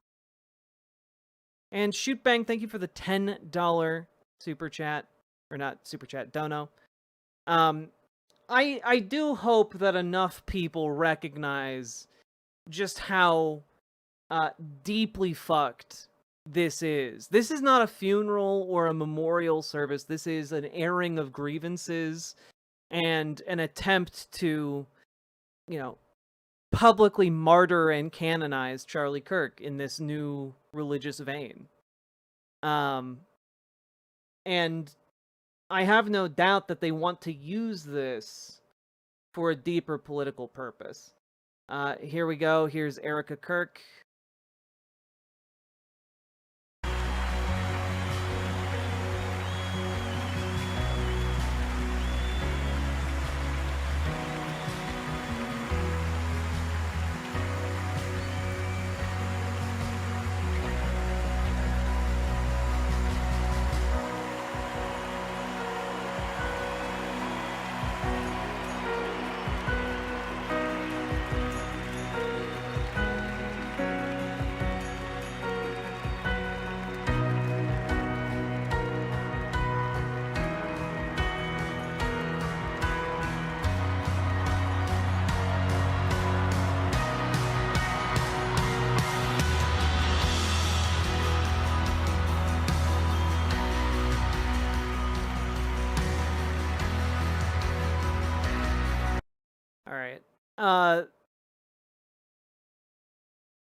I've seen numerous funerals before, folks. And I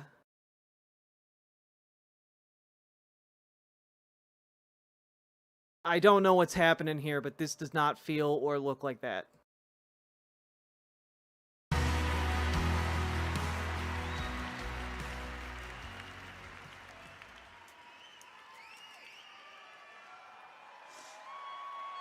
Was she praying? Yeah, she was praying.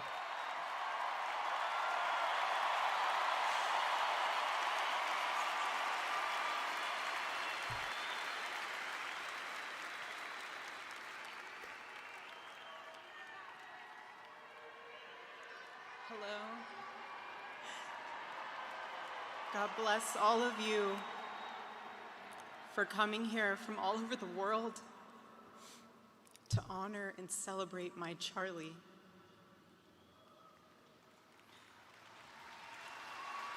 Yeah, she's now the CEO of Turning Point USA.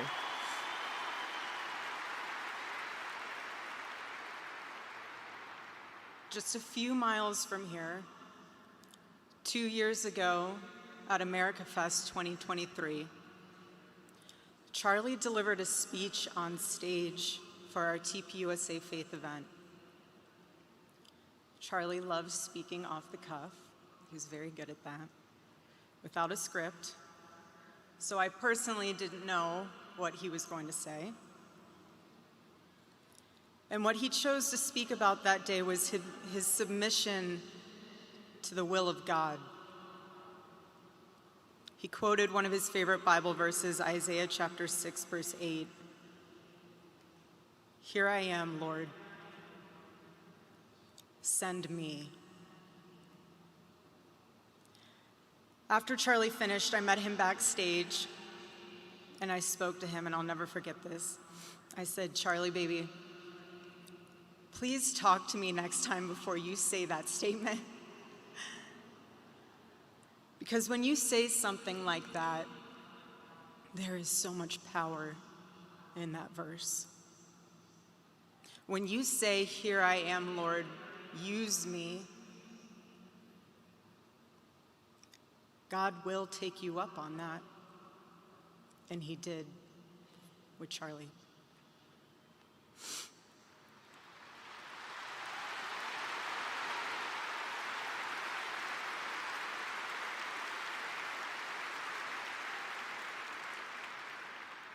"11 days ago, yeah, I'm not gonna mock her grief. Surrender from my husband, and then called him to his side. More than anything, Charlie wanted to do not his will, but God's will. And over these past 11 days, through all the pain, never before have I found as much comfort as I now do and the words of our Lord's Prayer, "Thy will be done."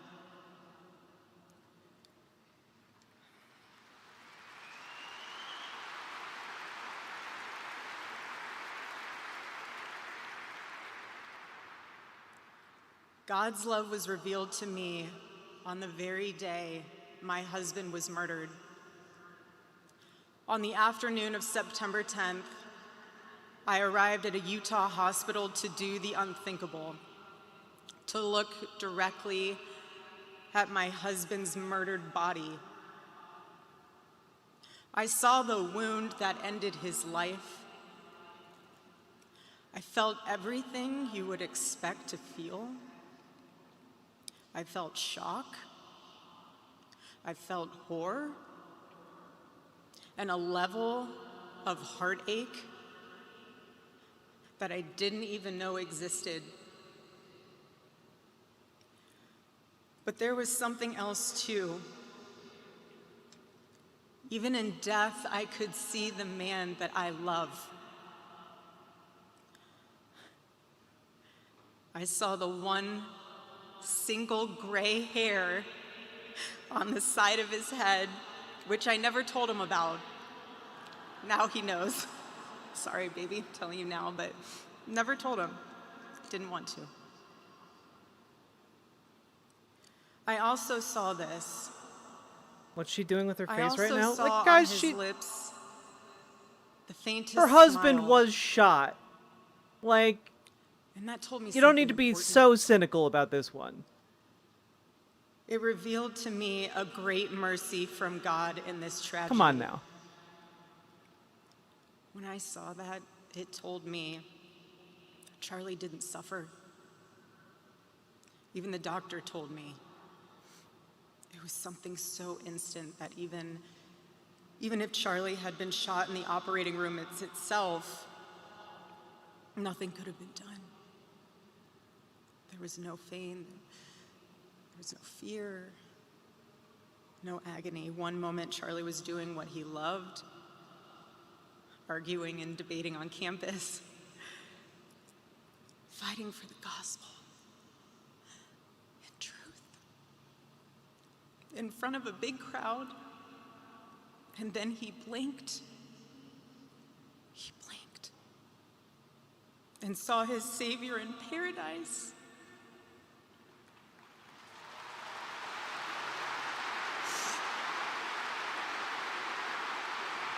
Yeah, I don't know. I'm not gonna be the one who's like, yeah, everyone go make fun of this And all the heavenly widow for mysteries losing were her revealed to husband. him. That's not what I'm about.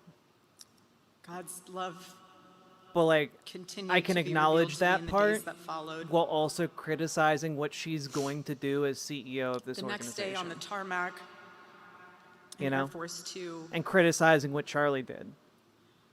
I confronted Usha Vance, precious woman. I held her hand and I told her, honestly, I do not know how I am going to get through this. Yeah, this is live, Nova. She told me something. She said, you know when you're on an airplane with your kids and it's the last 15 minutes of the flight and things are crazy, kids are not cooperating, toys are flying everywhere and everyone's screaming, and you think to yourself, I cannot wait for this flight to land. And it's 15 minutes before you land. And she told me, you will get through these 15 minutes and the next 15 minutes after that. Usha, I don't think you realized it then, but those words were exactly what I needed to hear. But most of all, God's mercy and God's love have been revealed to me these past 10 days. After Charlie's assassination, we didn't see violence. We didn't see rioting.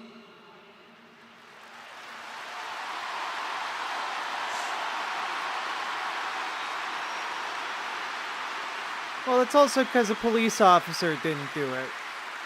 You didn't need a. We didn't see revolution. Instead, we saw what my husband always prayed he would see in this country. It's a We different saw thing. revival.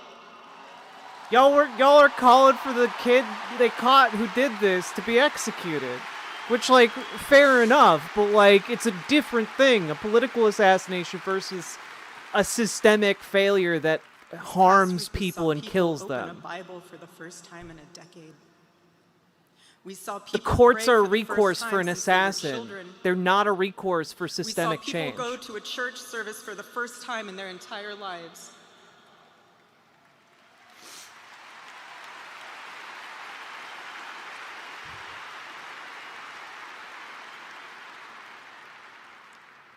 Charlie liked to journal.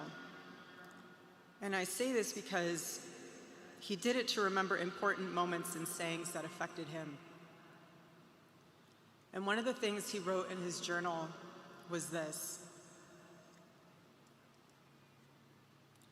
every time you make a decision, it puts a mark on your soul. To those of you out there who just made that decision and took the first step toward a spiritual life, I say thank you and welcome.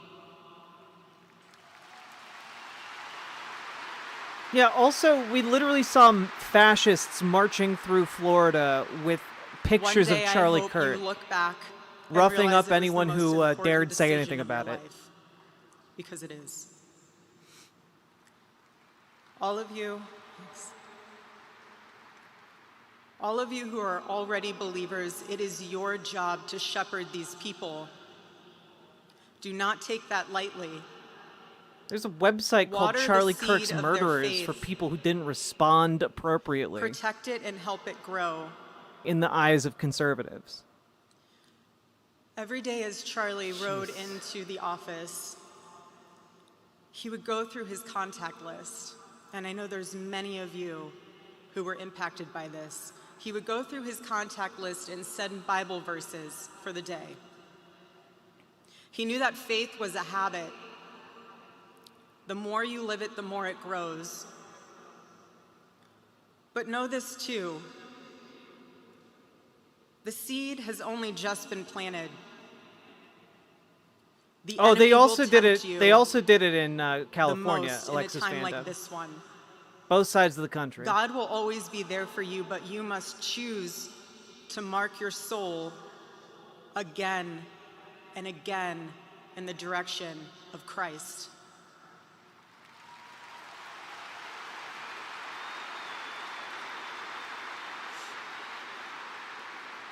Pray again. Read the Bible again. Go to church next Sunday and the Sunday after that, and break free from the temptations and shackles of this world.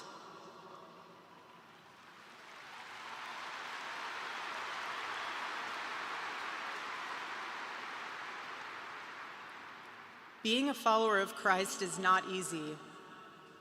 It's not supposed to be. Jesus said, if anyone would come after me, let him deny himself, take up his cross and follow me.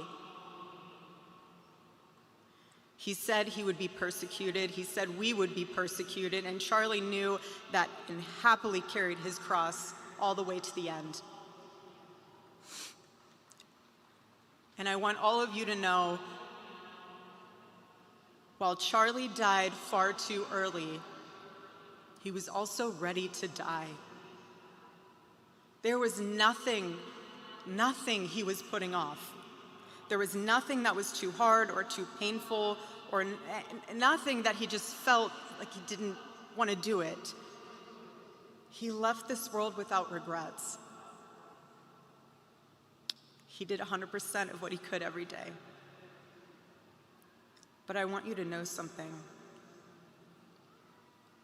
Charlie died with incomplete work, but not with unfinished business.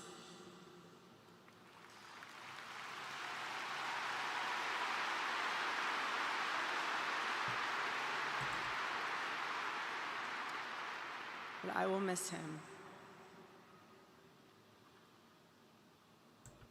I will miss him so much because our marriage and our family were beautiful. They still are.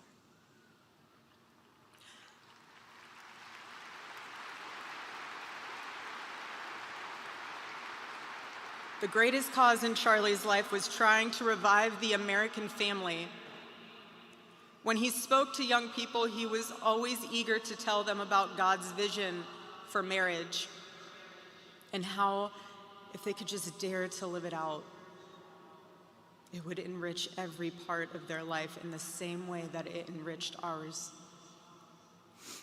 And someone once asked me how Charlie and I, how we kept our marriage so strong when he was busy traveling.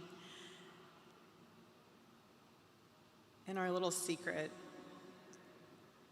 it was love notes. Every Saturday, Charlie wrote one for me, and he never missed a Saturday. And in every single one of them, he'd tell me what his highlight was for the week, how grateful he was for me and our babies. And always at the end, he would always end it with asking the most beautiful question. He'd always end it by asking, "Please let me know how I can better serve you as a husband." Charlie perfectly understood God's role for a Christian husband. A man who leads so that they can serve.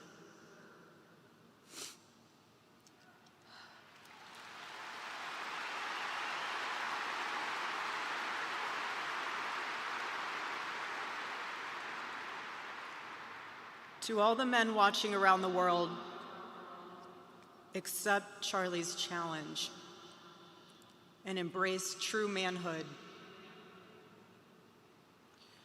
Be strong and courageous for your families. Love your wives and lead them. Love your children and protect them. Be the spiritual head of your home. But please be a leader worth following. Your wife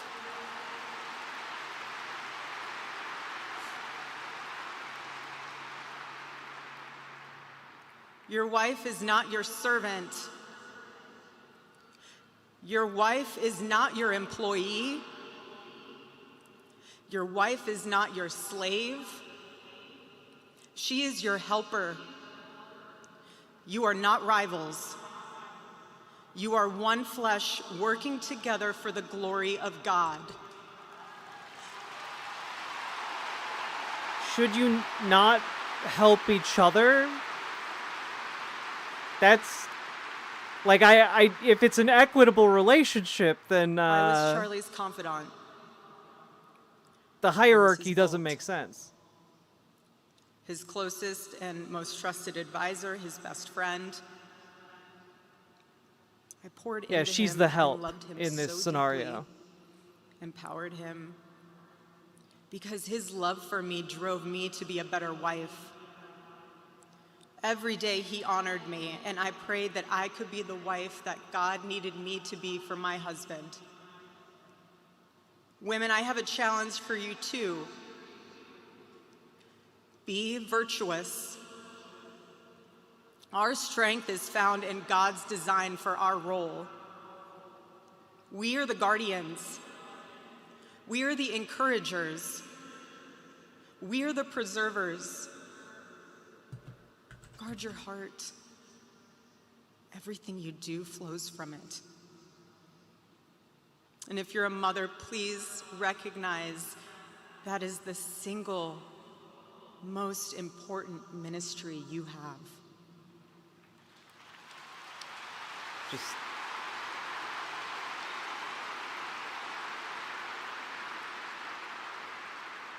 in our home, because Charlie traveled a lot, we tried to travel with him where we could.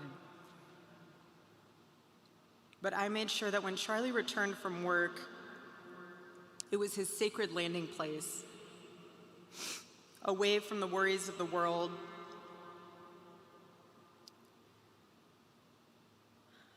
I didn't make him feel guilty for being away too long or too much, or getting home too late. I always told him, home is here for you, and it'll be ready for you. And I made it into this place where he wanted to be as soon as possible when he was on the road. There was no keeping score between us. We were a team, working together for the same mission. I never wanted to be the one standing between Charlie and the task that God prepared for him, had set for him. And I knew Charlie would always do his best to help me with the same. My marriage with Charlie was the best thing that ever happened to me. And I know it was the best thing that ever happened to him as well. He wanted everyone to experience that joy. And that's what's so beautiful about God's design for marriage, is that everyone can. And I could talk endlessly about it, and years to come I will. But Charlie's mission above all was aimed directly at those who aren't married. He named his organization well. He knew things were not right with America, and especially with young people, and they needed a new direction.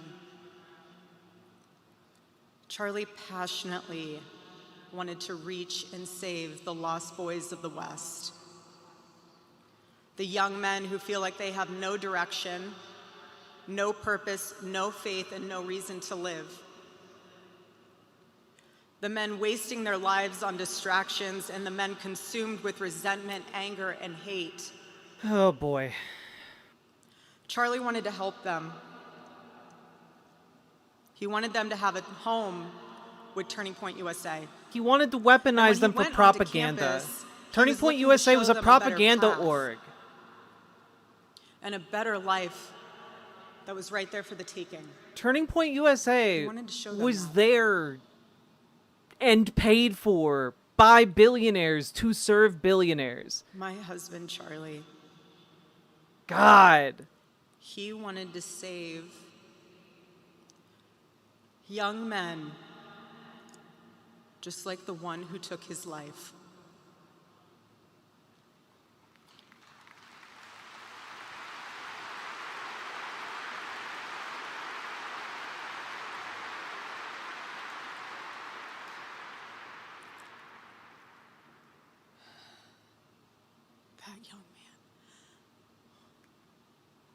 That young man. On the cross, our Savior said,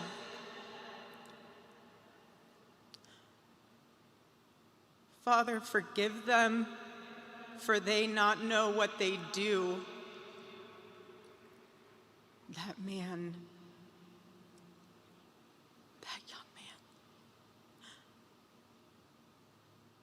I forgive him.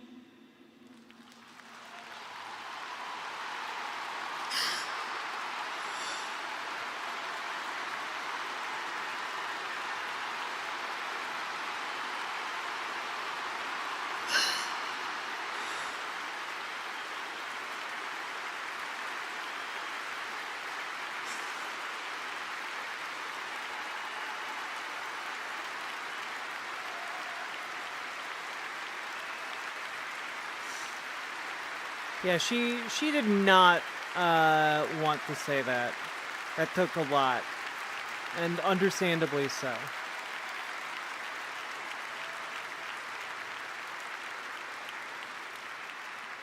I forgive him because it was what Christ did and is what Charlie would do. The answer to hate is not hate. The answer we know from the gospel is love, and always love. Love for our enemies and love for those who persecute us. The world needs Turning Point USA. It needs a group that will point young people away from the path of misery and sin. It needs something that will lead people away from hell in this world and in the next. It needs young people pointed in the direction of truth and beauty. And so I promise you today, every part of our work will become greater. I am tremendously honored to be the new CEO of Turning Point USA.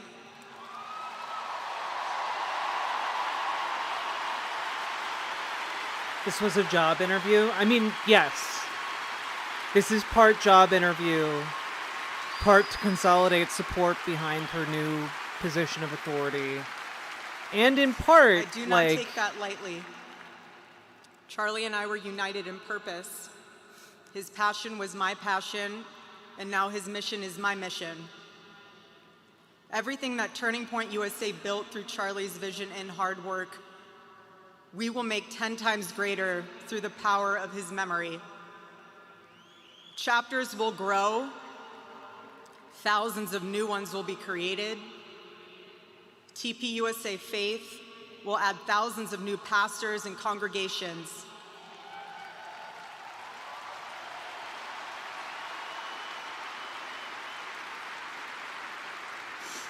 And yes, campus events will continue. And we will continue to hold debates and dialogue.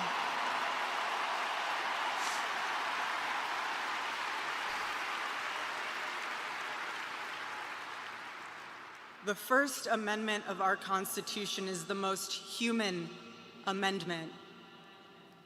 We are naturally talking beings, naturally believing beings. I gotta tell you guys, And the I First am Amendment protects surprised our right to do both. at this direction. No assassin will ever stop us from standing up to defend those rights, ever.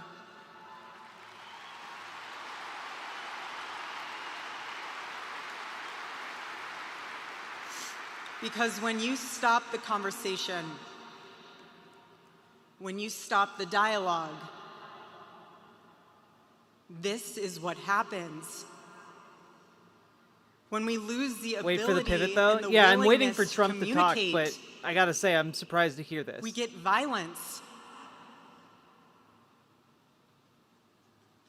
And as I stand here now, and I look at this beautiful photo of my husband in front of me, hanging in the stadium, I think of my husband 13 years ago. I hadn't met him yet. He was 18 years old,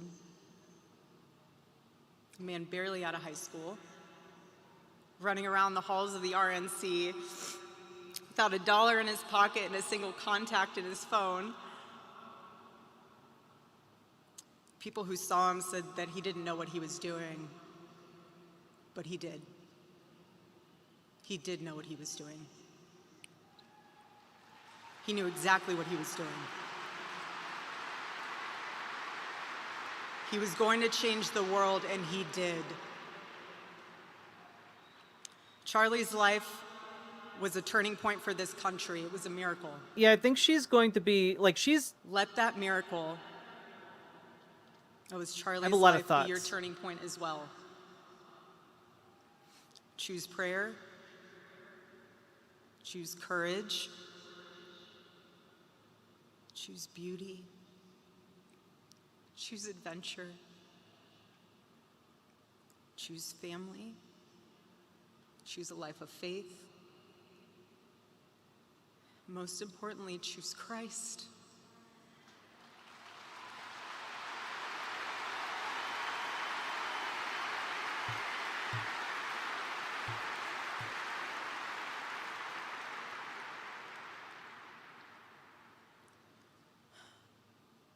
I love you, Charlie, baby. And I will make you proud. God bless you all, and God bless America. Well, that... I mean, it was interesting, to say the least.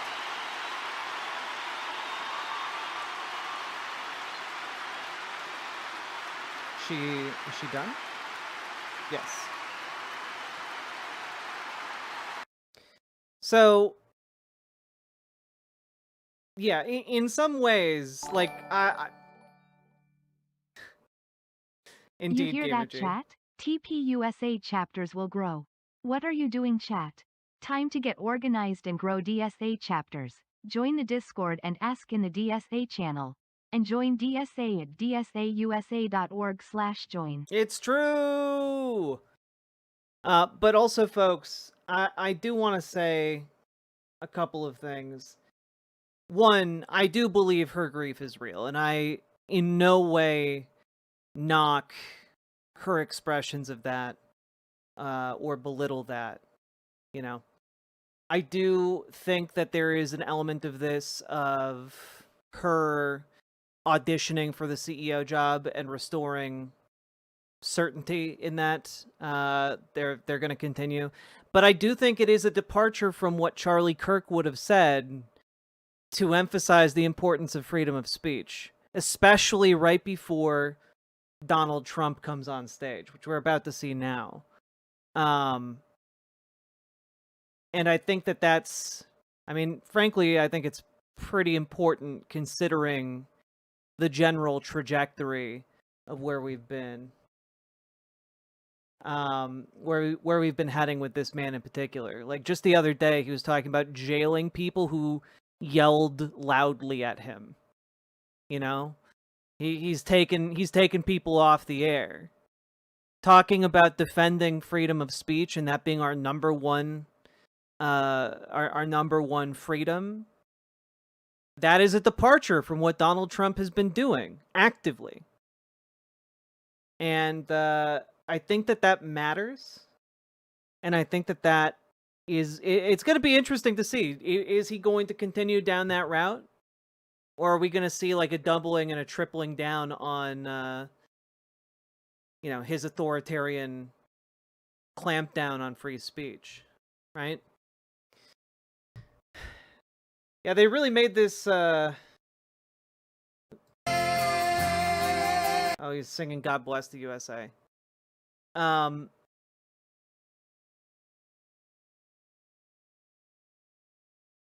can you not see the doublespeak? I understand the doublespeak. I'm just saying, like, a grieving widow forgiving the assassin who shot her husband and then calling for a respect of free speech. I want to see what he's going to say now. I want to see if there is a pivot here, because what he says obviously matters a lot more than what she says. And so I want to see if what they're doing is a genuine overall pivot, or if this is like just a way to sanitize the authoritarian crackdown. It could go either way. All I'm saying is it's interesting because I tuned into this initially thinking that what we were going to see was, oh, they're going to start calling for like actual violence against their political rivals. They're going to call for people to show up in like their brown shirts to actually start engaging in violence. And so the fact that I haven't seen that explicitly from a lot of these speakers has surprised me. And I was thinking it was either going to be J.D. Vance, Erica Kirk, or Donald Trump. Because historically, fascist women have been used to soften or introduce new escalations. And all I'm saying is, okay, they didn't use her to do that. That's interesting to me. And I don't understand how you guys, like, I've said this several times now, like, yeah, I'm not belittling her grief. I think that's real. That doesn't mean that I'm not going to criticize her for the content of what she says or the content of what she does. And, like, I think that that's fair.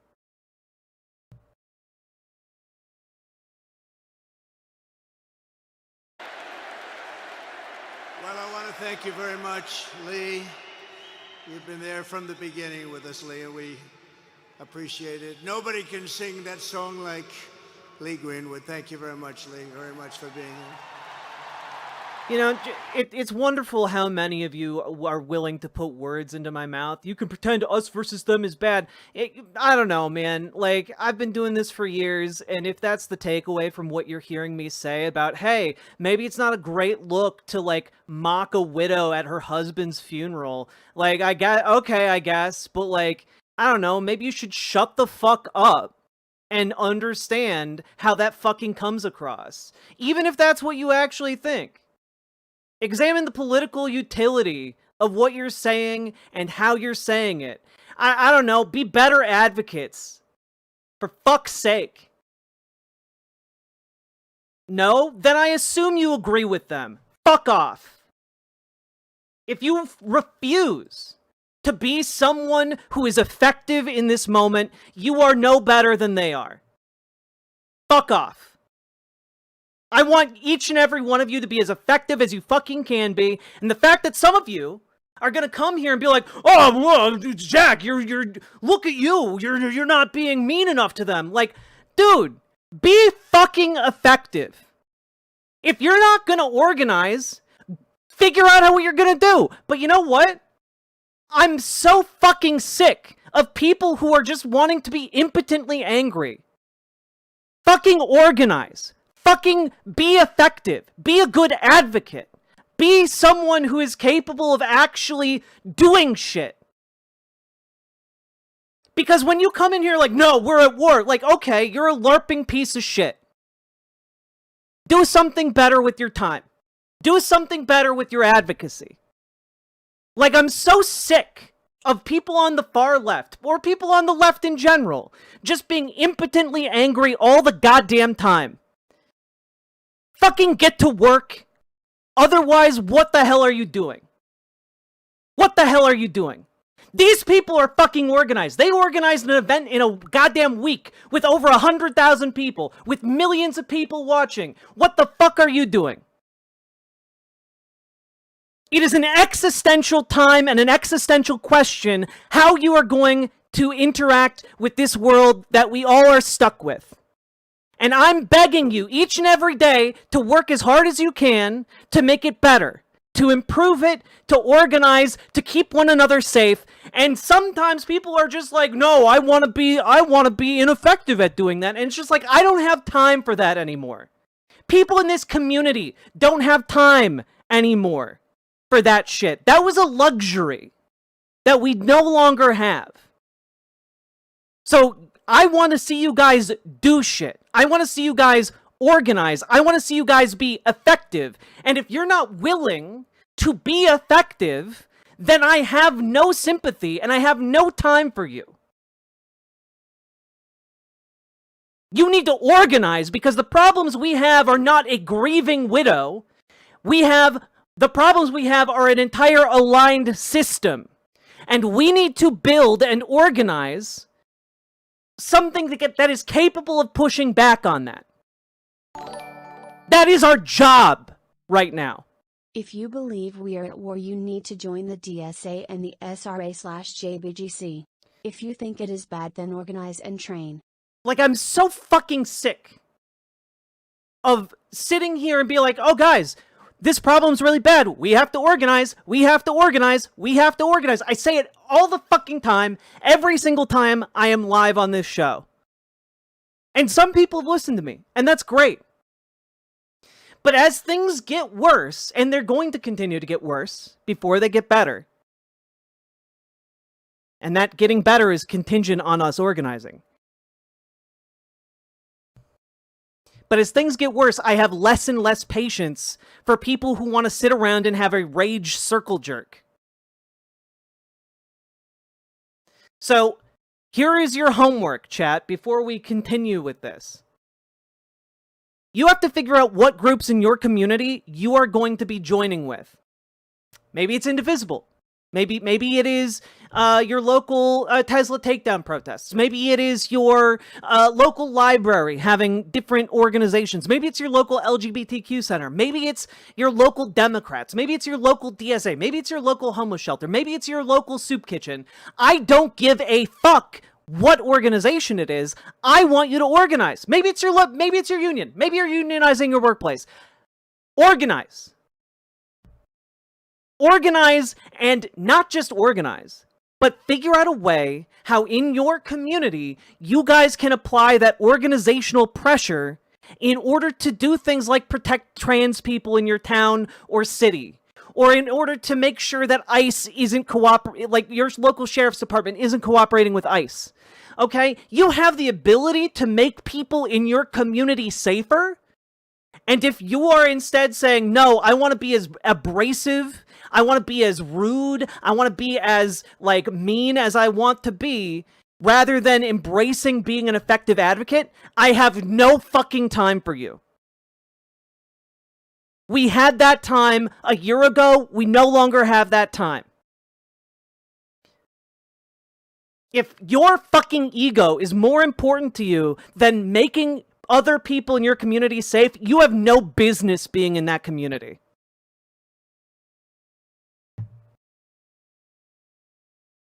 All right.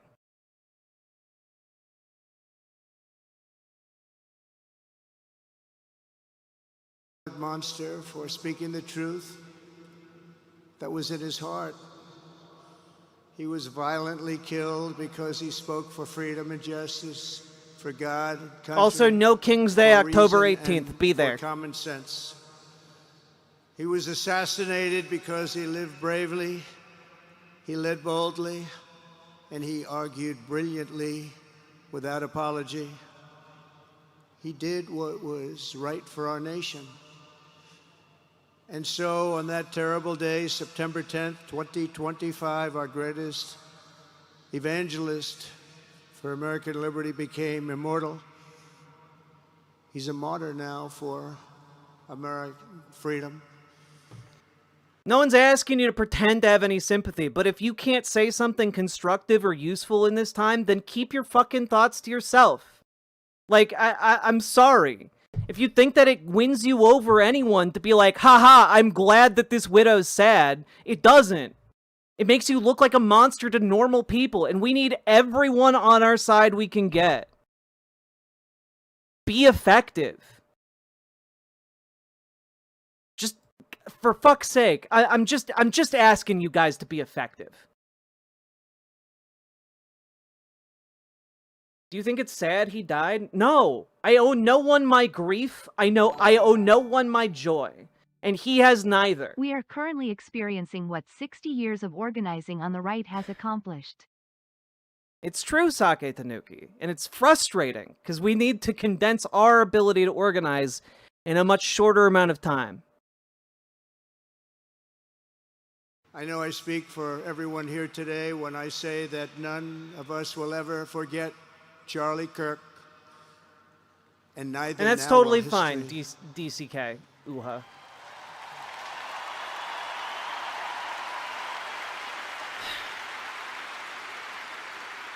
Because while Charlie has been one of the cornerstones of support in the Minneapolis community is the Aliveness Project. True! An HIV community center that started as a potluck and massage exchange in the 80s. We're organizing on now to protect the community from AIDS was being discussed. 30 years later, it's one of the few and largest HIV community centers in the nation. People move to Minneapolis just for HIV support. That can be the power of organizing. It is okay to start humble and small, to only be effective in your small circle at first. And exactly, I just want people to do shit. And it's harder to do shit if people are like, look, it's a bunch of cackling, like, ghouls. Like, I don't know, the optics matter a little bit. United with his creator in heaven, his voice on earth will echo through the generations, and his name will live. Why are you yelling at me? You're not the main character, chat, but you can be if you want to be. Forever in the eternal chronicle of America's greatest patriots. He will live forever. Well, you know, I know, CR, I know it's crazy, but there are actually like 600 people watching. You aren't the only person watching the show. But if you want to be the main character of chat, you certainly can be. And if you're like, why are you angry? Then maybe I encourage you to go back and look at what I previously was saying and understand the world doesn't fucking revolve around you. Ever. To Charlie's incredible and beautiful widow, Erica, we know the weight of this monumental loss is almost unbearable. But even in the midst of heartache and pain too great to even I wasn't saying it did, then stop fucking acting like it does. Fathom, you have somehow found the strength and deep faith to be a comfort to millions and millions of people. And thank you very much, Eric. But it revolves around your clown ass? Yes. My ass is huge. It has its own gravitational field. Erica, thank you very much. Dude, you just tried to do a dunk and misspelled pathetic. Get the fuck out of here and learn how to read and write.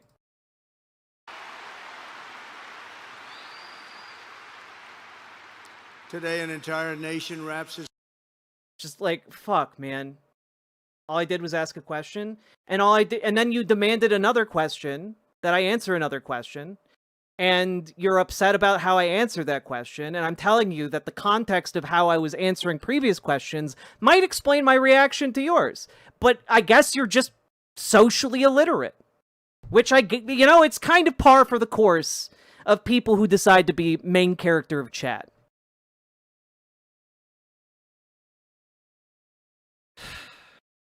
So fucking frustrating with you people sometimes. Are we having trouble here? In the White House about autism, how it happens, so we won't let it happen anymore. Oh, good. And Autism how to mentioned. Get at least somewhat better when you have it, so that parents can help their child, their beautiful child. That's a big one. I've been bugging everybody over there, get the answer to that. You know, 20 years ago, 1 in 10,000 were born with autism. What the fuck is 20 he years talking ago, about? The most recent survey says 1 in 12. How bad is that? That's for young boys, baby boys, but also girls a little bit better. It's about 1 in 20, but we can't. You mentioned unionizing. Really wrong, Everyone in a non-union workplace we should know try what that it. is. It takes hard face-to-face convos, but it is so worth it and everyone benefits. It brings people left too. True, Abyssal Liz.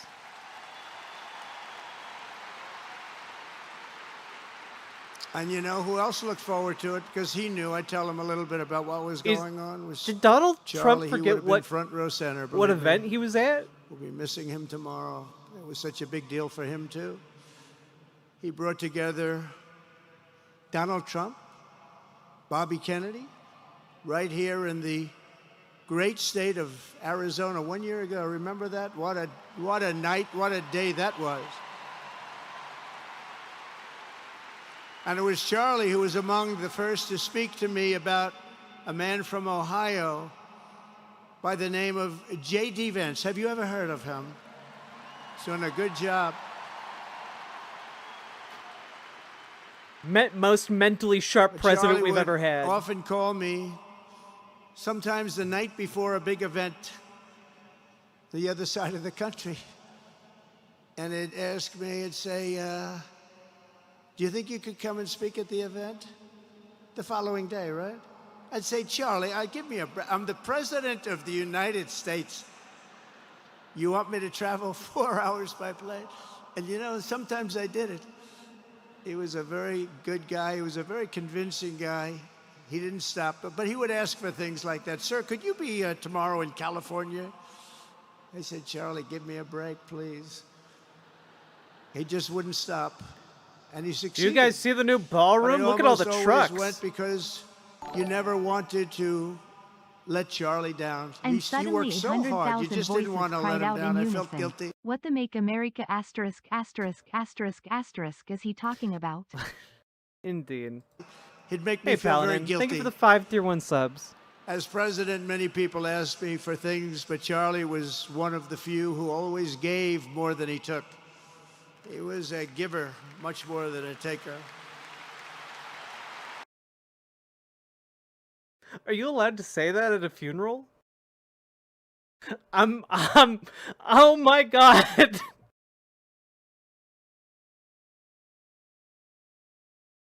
Holy fuck, what the hell, man? The difference between the energy he didn't have for the pre-canned thoughtful pablum and his freestyle riffing is insane. It is really wild. You could see the moment he clicked into just like going off script, and he's just like,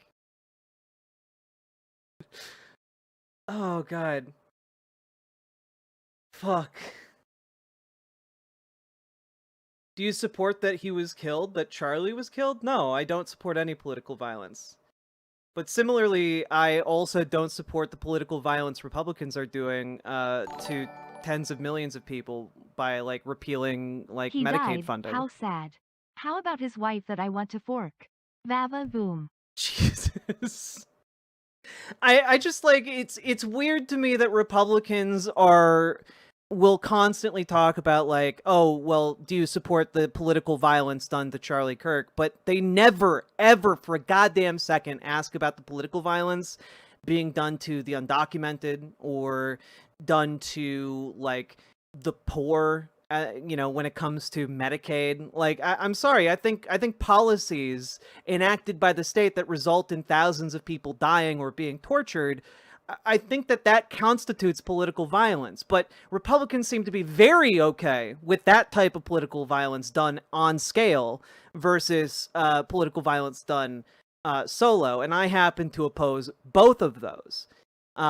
I just wish Republicans would be actually consistent with their opposition to political violence, because maybe then we could build a better world. But, you know, a lot of people coming into my chat asking me these questions lately, and it seems like they've never asked themselves about the political violence that the right is constantly doing and advocating for, because it's more sanitized in our culture, and that fucking sucks.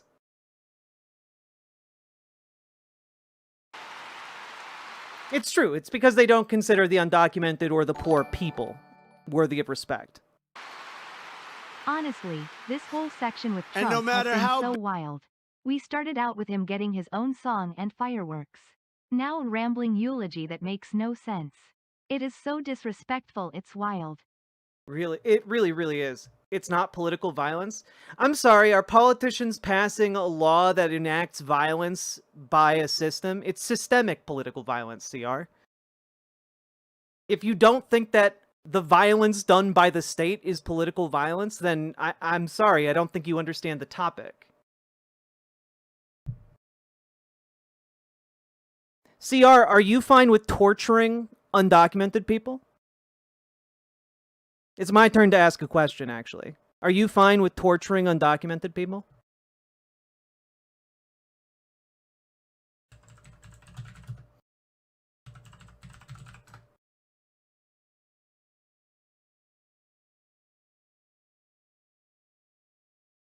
Torturing? No. Well, our system does that every single day. You know, the South Koreans who were detained in our immigration system for all of 8 days went back home, and now South Korea is opening a human rights investigation into the abuses they suffered in the United States. And those abuses are suffered by tens of thousands of people every single day here in America. And it is perpetuated and accepted because they are undocumented. Our system tortures those people. And other nations recognize it as torture when it is done to their citizens. And so I have to say, that is political violence. That is a form of political violence that is enacted upon people by our country. But an illegal immigrant who shouldn't have been here killed Laken Riley, for example. Yeah, should that person be tortured? In this country, we have protections against cruel and unusual punishment. Should you be tortured? Like, are you someone who actually does believe that torture is good as long as you politically disagree with someone? As long as you think they deserve it?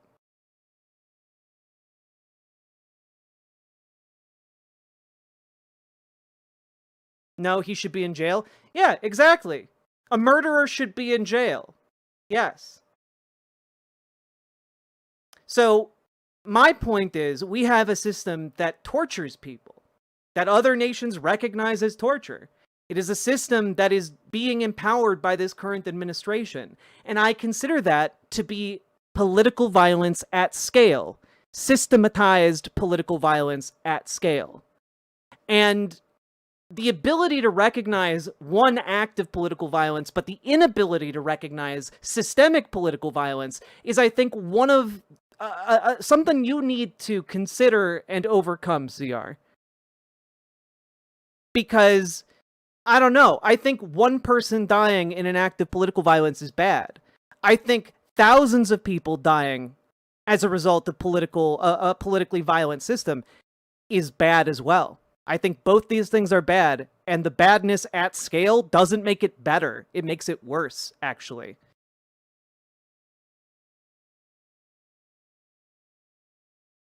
You know, I don't think this is terribly complicated, but certain people are going to be, you know, just going to feign ignorance or an inability to understand what I mean. But I feel like I'm being pretty clear.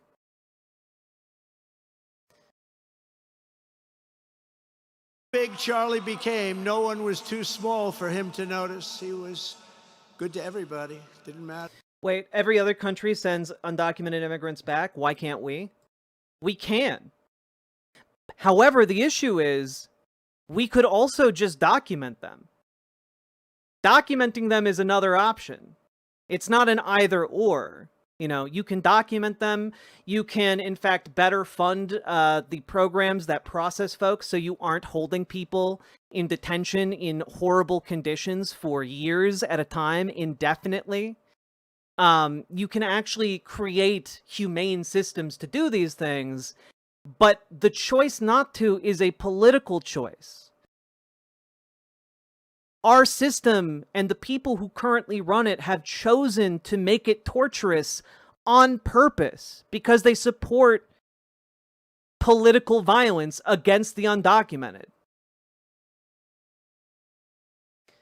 Like, there are a lot of different options available that don't involve torturing people in custody.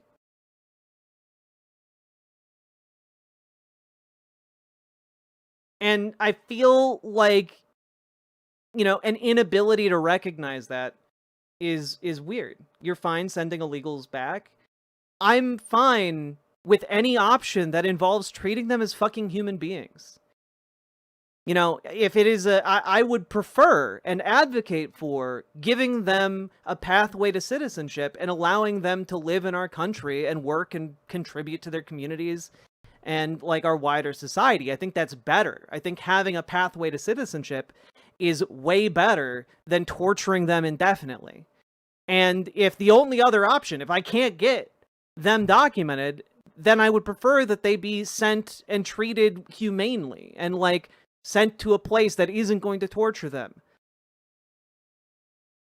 But the current administration caps the amount of immigration judges on purpose in order to hold undocumented people in this country for longer and longer periods of time because the torture is the point. The political violence is the point.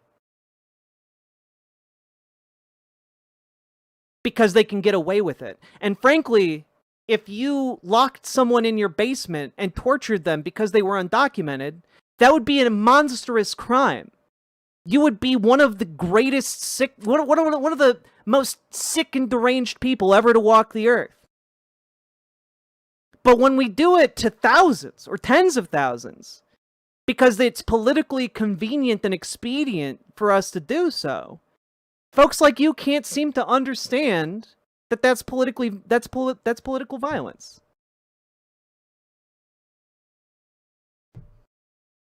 And I think people who don't have their minds clouded by quite so much hate understand that.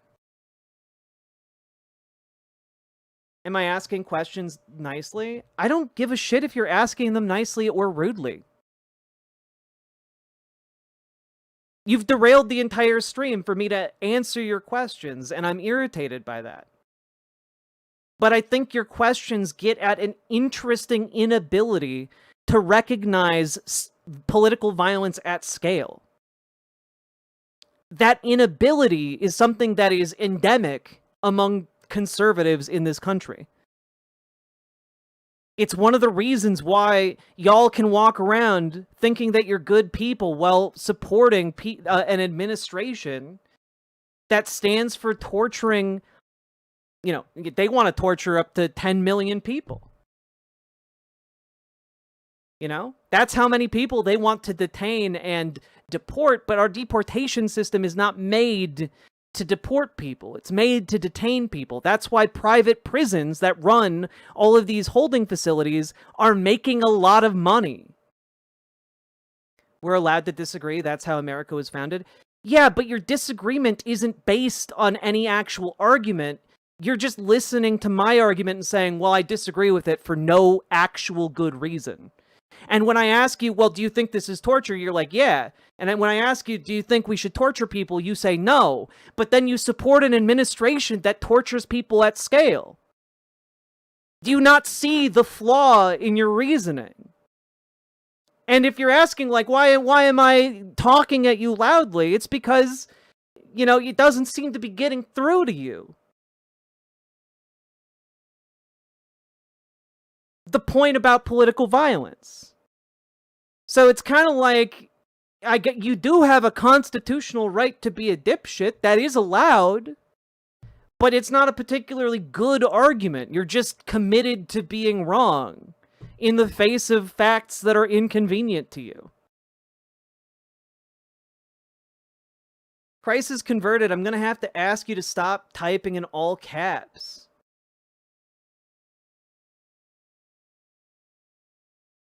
Like, why are you yelling at me like I don't know what conservatives want?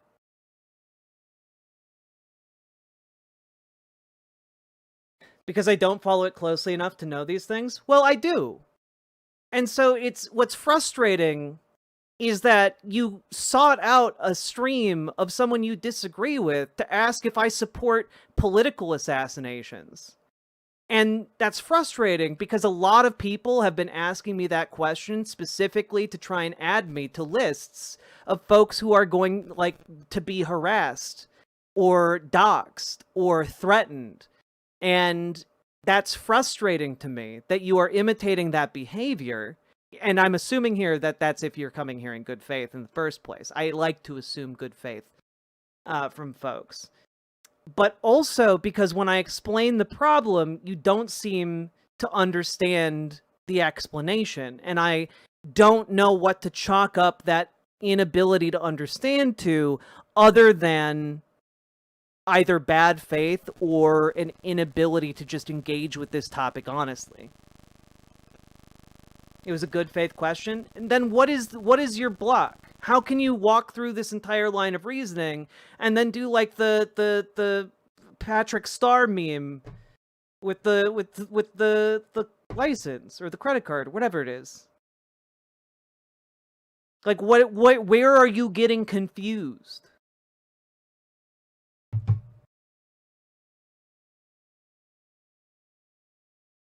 Yeah, the wallet, sorry.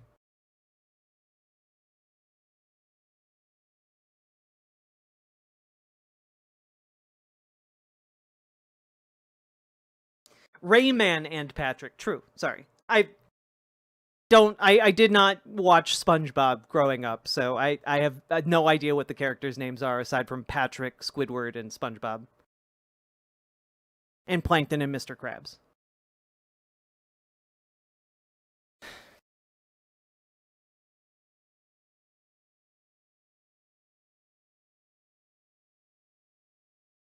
I think the bigger issue is that you didn't know and really have no clue what you're talking about politically. Why don't you learn to shut the fuck up and lurk for a minute, and at some point you would have gotten an answer? True.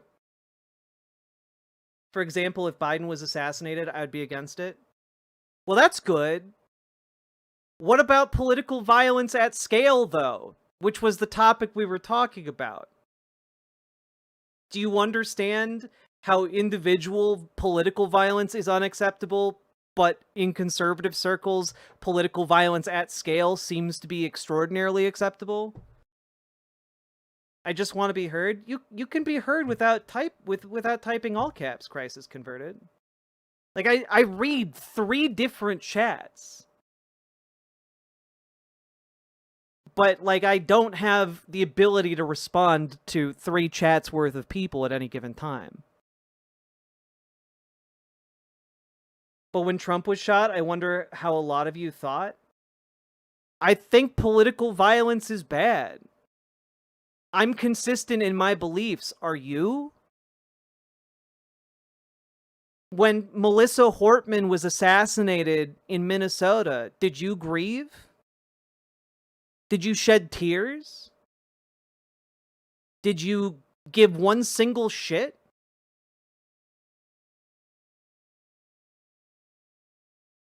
Or have you not even heard about it?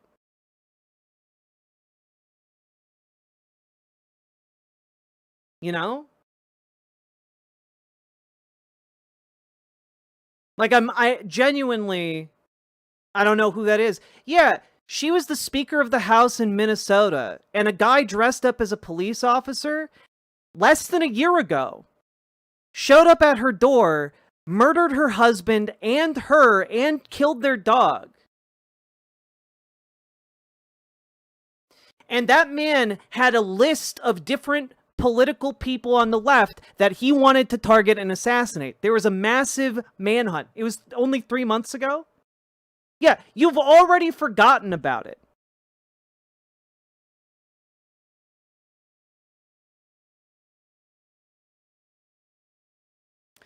And when, I don't know, when Nancy Pelosi was the target of assassination, and a man with a hammer broke in and bashed her husband in the skull, a wound that I'm not sure he has ever recovered from, by the way.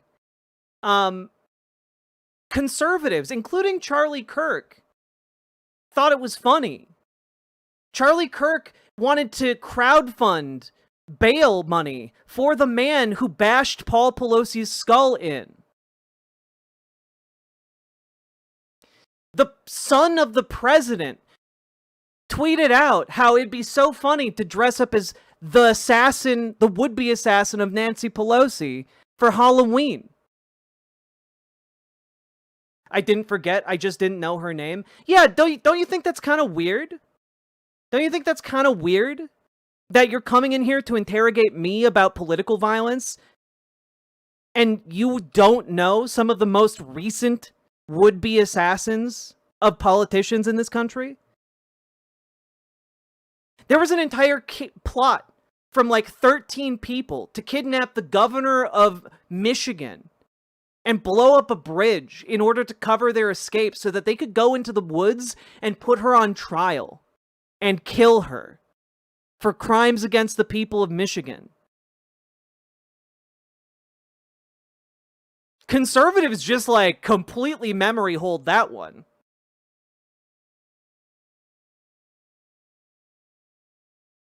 I'm sorry I forget things. I'm not perfect like you. I don't care that you forget things.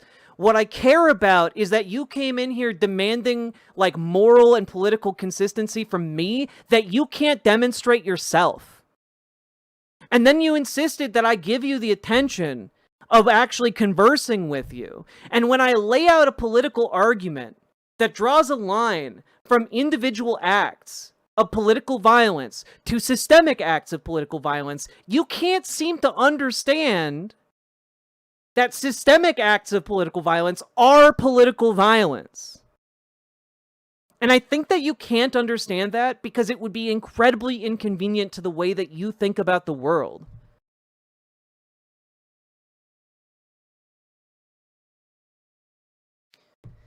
There was an attempt not just a couple months ago to firebomb Josh Shapiro's house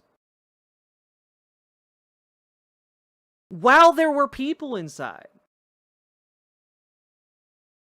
And so, like, my frustration isn't that you don't know things. My frustration is I asked you a very specific question earlier about where is the roadblock between individual acts of political violence and systemic political violence in your mind, and you responded to, well, did you support when Donald Trump was assassinated? And that indicates to me that you don't have a willingness to engage with this because you are not engaging in good faith. So, I'm telling you that you're against it. Okay, so you're against systemic political violence too. Then why did you support and try to defend systemic violence against undocumented people? Can you admit that that was wrong?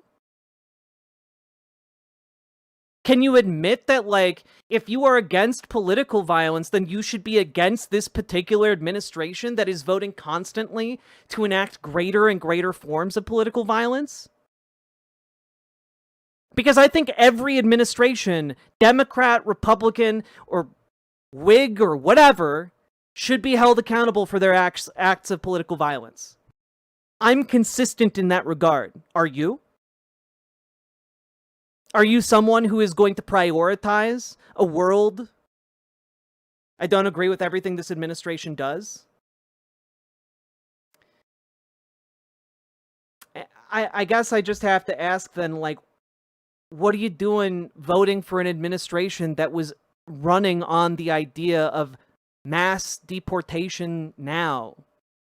Why are you in support of an administration that is supportive of, like, massively increasing the amount of suffering in this country when it involves interacting with our medical system? Do you know how many rural hospitals are going to close? Are already in the process of closing? Do you know how many people are going to die because they no longer are going to be able to survive the ambulance route from their house to the hospital because it got lengthened by 2 hours? Do you have any idea how many people are going to die because insurance just won't cover them anymore because Medicaid was cut by trillions of dollars?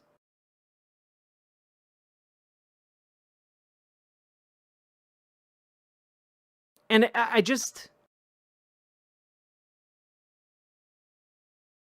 it breaks my heart.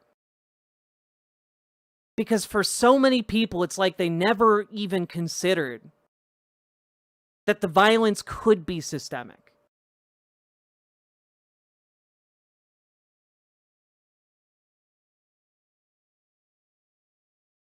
Yeah, but why did you feel he was a better choice, CR? I do like that you're a straight shooter. You still believe that. All right. Why do you think he's a better choice? A better choice in what regard? I'm interested.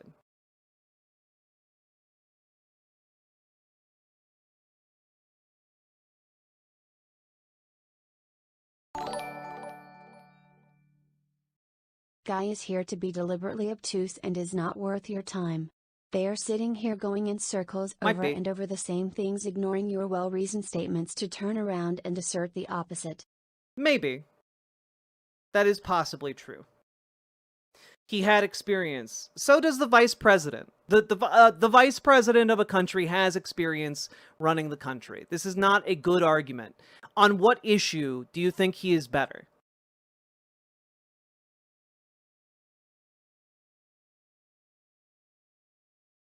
Like, I'm sorry, you're like, I don't agree with everything the administration does. Okay, what are the things that you agreed with so hard that you voted for this man? I want one. Name one. Name one. Because I can tell you this, Kamala Harris wouldn't be torturing, even if you can say, like, well, the deportation system would still be awful and horrendous and would still be torturous. Kamala Harris wouldn't be torturing as many people. The border? Okay, you already agreed that the systemic torture is bad. So, in what regard is he better at the border? More drugs are coming into this country than ever before. So many drugs are coming into this country that the cost of cocaine has fallen by half. The Wall Street Journal put out an article about this like just the other day. No, that's not true. It is true, actually.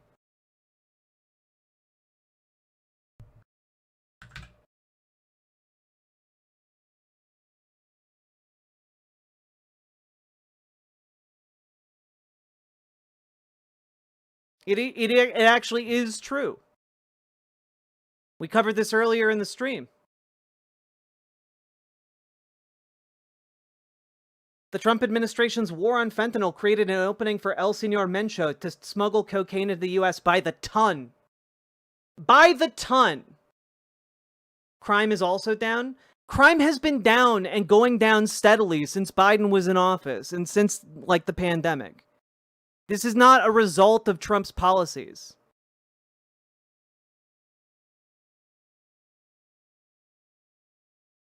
Crime is so low that when Donald Trump fabricated a reason to deploy the National Guard, that they had to do time landscaping in the cities, instead of doing anything that might actually stop crime.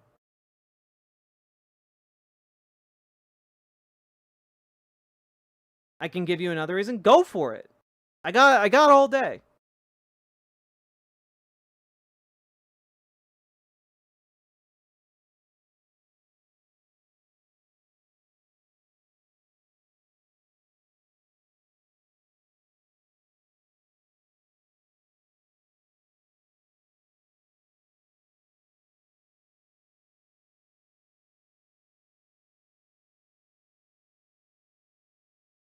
Trump is more Christian friendly? Yeah, at the expense of who?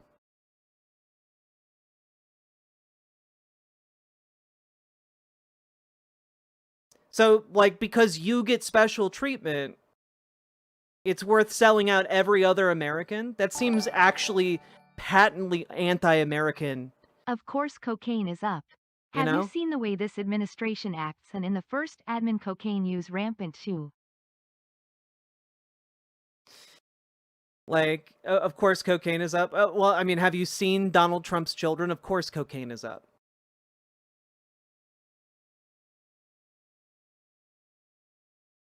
Trump is more Christian friendly. Like, I don't know, man. Like, maybe give a specific policy.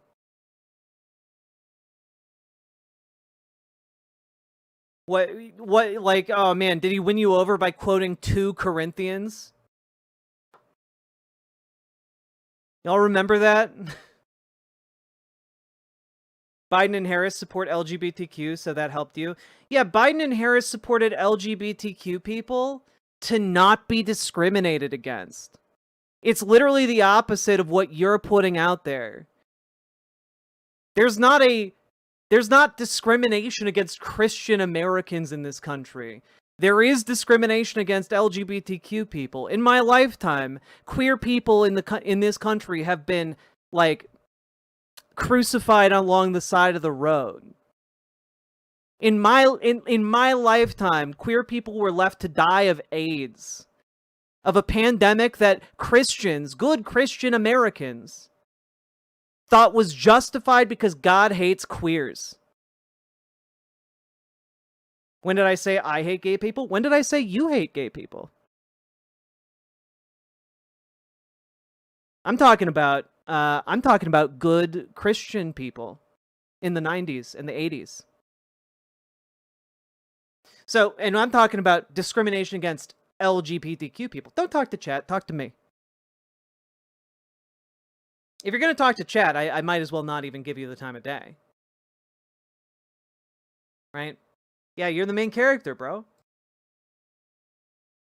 So, like, what you're talking about is getting extra privileges for being Christian. What you're talking about is extra privilege. When LGBTQ people are talking about queer rights, we're talking about the right to not be fucked with by people like you. I just want to be left alone, bro. They asked me about 2 Corinthians. They walked into a bar, right? Yeah, they both said ow. Sake Tanuki, thank you for the 2 tier 1 subs.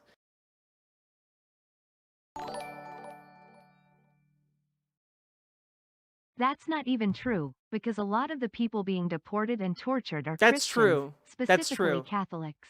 In a way, Also, the Trump... any sect of Christianity that isn't specifically hateful is marginalized. I mean, that's true, Pluvius. Like, in a way, the Trump administration is actually one of the most anti-Christian administrations ever. You know, like, they might use a Christian nationalist political movement, but the people that they are persecuting are Christians.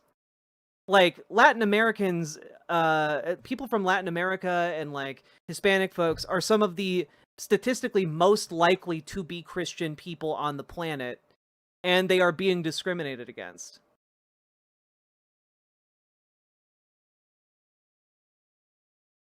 I don't know, man. If you're getting stuck on the fact that, like, other people in chat think that you're a bigot because you're coming in here and pointing out, like, you voted for Trump because he's giving Christians more privileges, and, like, well, the Biden and Harris administration helped queer people without understanding the distinction in how those two things happened, like, yeah, they're gonna jump to some conclusions there, bud. Like, I don't think the people who supported Mussolini because he was gonna make the trains ran on time got a lot of sympathy from their fellow countrymen, you know? Like, I don't know what to tell you. Like, if you're going around being like, well, I only supported the guy because of trains, like, that, I'm sorry, that doesn't really go that far. Ironically, because trains go really far. I'm allowed to support Trump? Nobody's saying you're not allowed to support Trump. But we are saying that we're going to come to some conclusions based on that. And we came to some conclusions based on what you've said so far. These are not because you're not allowed to support Trump, but these are conclusions based on, like, what Trump stands for, what Trump advocates for, what Trump is actually doing right now to discriminate against the very people you say you care about, Christians. The Trump administration still supports the genocide in Gaza. There are Christians in Gaza, man, who are being killed right now. But you don't care about those Christians, and you don't care about the Christians who are being systematically persecuted in our immigration system, or the violence enacted upon both of those groups. And, like, so I don't know, I just kind of think you're kind of full of bullshit. Like, I'm not a perfect person, but I'm ideologically consistent. Is there one thing Trump has done that you agree with? I liked his fast tracking of the COVID vaccine. I think that was good. That's the one thing. Is there one thing he did during this administration that I agree with? This particular go around?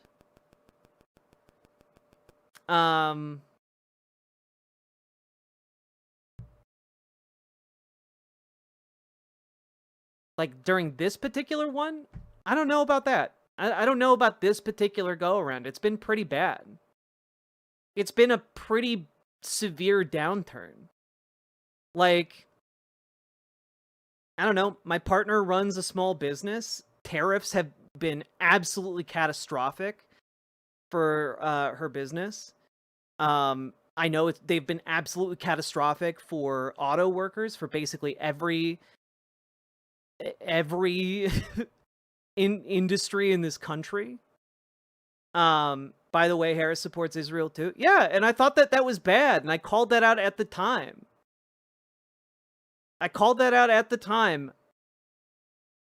So it's just kind of like, yeah, in these elections, I'm faced with two bad options. One of them was clearly worse than the other, and that was the Trump administration. And you looked at that and said you liked the ways in which it was worse. You liked the ways it was proposing to make people suffer, man. Like, economically, I know you didn't fucking benefit from Donald Trump. Economically, I know you didn't benefit from Donald Trump. Also, you support Israel and you're a Christian? Then why are you supporting Israel's actions that make it one of the most pariah nations on earth? Like, I don't know. I kind of think that if you are supporting Israel's genocide right now, you are actively opposed to the people of Israel. This ongoing genocide makes people in Israel less safe. It destabilizes the entire region. Not to mention the fact that it is killing innocent Christians and Palestinians and like Muslims in Gaza, in the West Bank. So like, I kind of think from what you've been saying that you don't actually oppose political violence. Right? I don't think you actually oppose political violence. And I didn't say that you hated Muslims, CR. But I did say that you support violence against Muslims. You support the systematic violence against Muslims that is occurring right now at the hands of the state of Israel. A state that is engaging in a genocide. Your chat did? Okay, if you tell me or respond to chat one more time instead of me, you're going to be gone. We're going to end this conversation. Because I'm talking to you, and you need to be able to have a conversation with me. All right?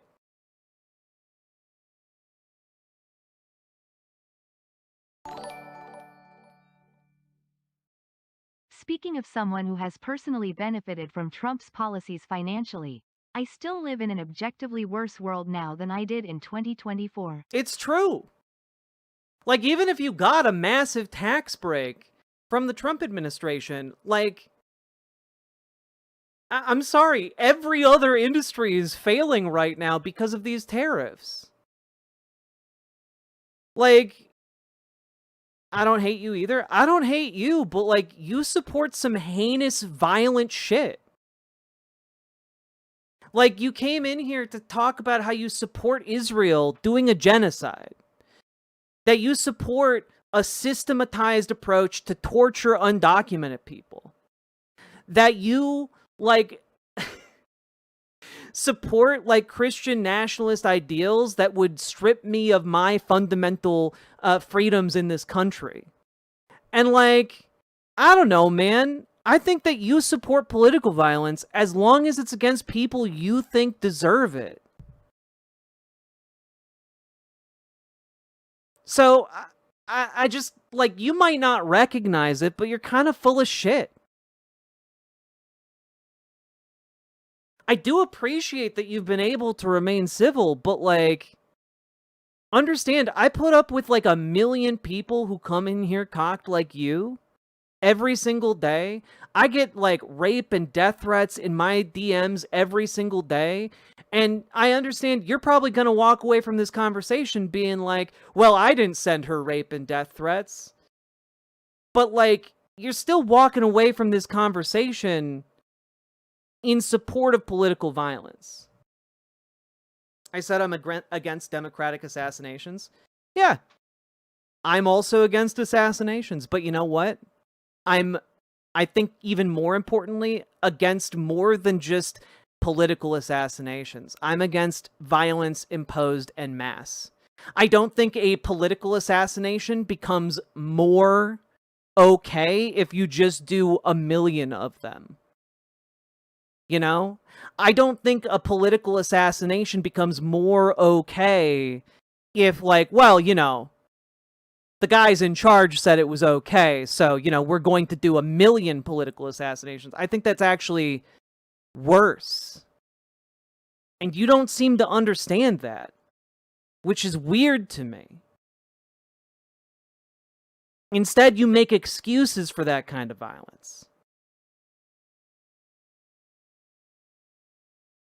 Like, I don't think it's good to torture people for political reasons. I don't think it's good to imprison people for political reasons. I don't think it is good to do these things at the hands of a system that mass reproduces the same type of violence enacted by a lone vigilante. And so it's just kind of like, it's frustrating. Because at the end of the day, you're just like, well, I'm okay with that. I'm okay with mass political violence, and I just don't understand. And I want, I want to finish this conversation by returning to what I asked you a while ago. For you, what makes it okay to, like, what makes it okay to reproduce the violence of a political assassination at scale? Like, what makes it okay, like, not okay to do one political assassination, but it makes it okay to do 1,000 political assassinations, or political tortures, or political imprisonments? Like, for you, what is that difference? Because I don't understand it. And I want to understand what that disconnect is, because I want to have hope that if I figure out a way to explain this to people like you could figure out why and how to be more of a human being. Not CR, I need you to answer the question. You're again, you're deflecting. I need you to answer the question. Where is the disconnect for you? Because on the one hand, you have a targeted killing, and you're like, that's bad. And on the other hand, you have mass killings, or you have, mass incarceration, or you have mass torture. And you find the one that has a lot of victims more acceptable. And I want to know, for you, where is that disconnect?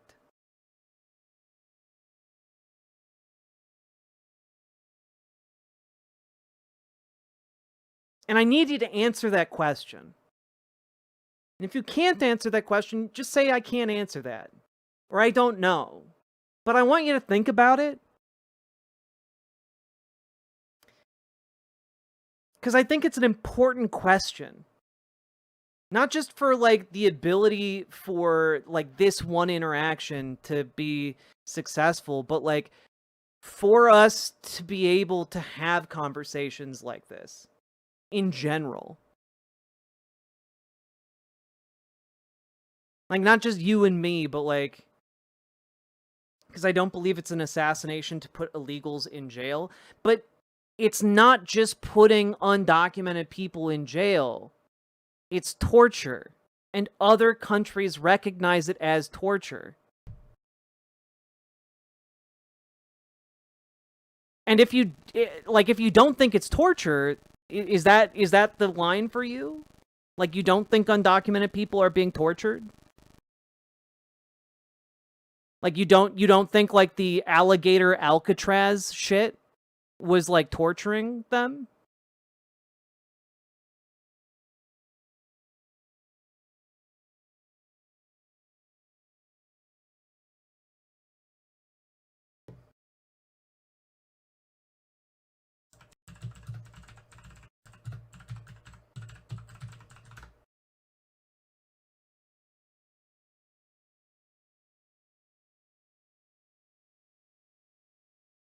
Or even, like, the deportation to El Salvador, where they were keeping a bunch of people in CCOT, a prison notorious for its torture. I believe those are for the worst of the worst criminals. So you do support torture. Why did you lie to me at the beginning of our conversation and say that you don't support torture when you support torturing? And I gotta be honest, like, then that opens up another question in my head. You don't, but Alligator Alcatraz was specifically created to torture undocumented immigrants. That was the entire purpose.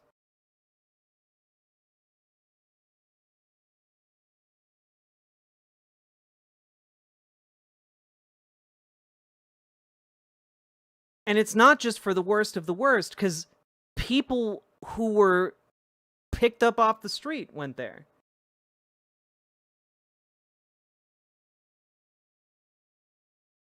And they don't actually get trials before they're sent to immigration facilities.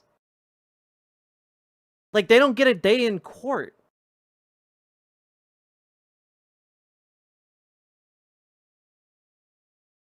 So, like, you're just saying it's okay for federal agents to pick people off the street and put them in torture camps? Like, I'm trying to understand you, man.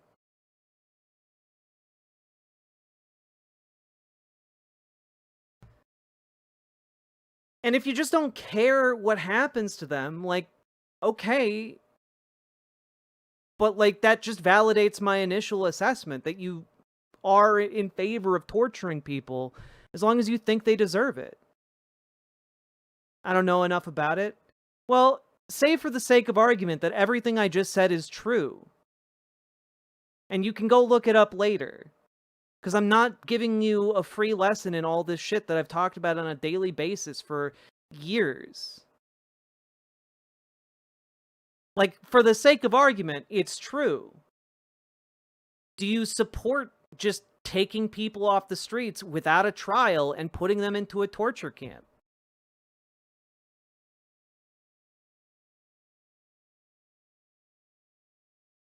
Like, why is this, like, pulling teeth to you?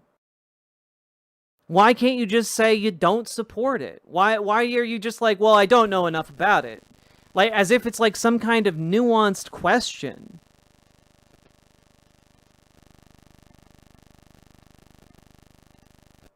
Like, if I ask someone, is murder bad? Like, they're gonna have a yes or a no for me pretty quickly off the bat. They want to hold the position but not be judged for it. They hate our indictment against them. The guy who killed Laken Riley deserves to be punished, not tortured. Yeah, but I'm not talking about the guy who killed Laken Riley. I'm talking about undocumented people en masse. There are like 10 million undocumented people in this country. So, like, why are you talking about one guy who did one bad thing?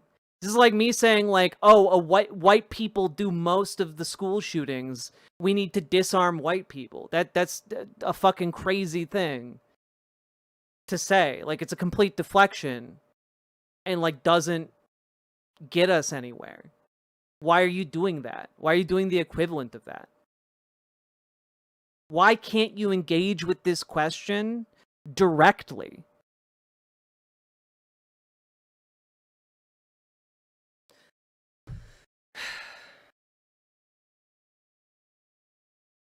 Also, like, maybe these are things you should learn more about before you vote for someone to be president of a country of 300 million people. We aren't against immigrants.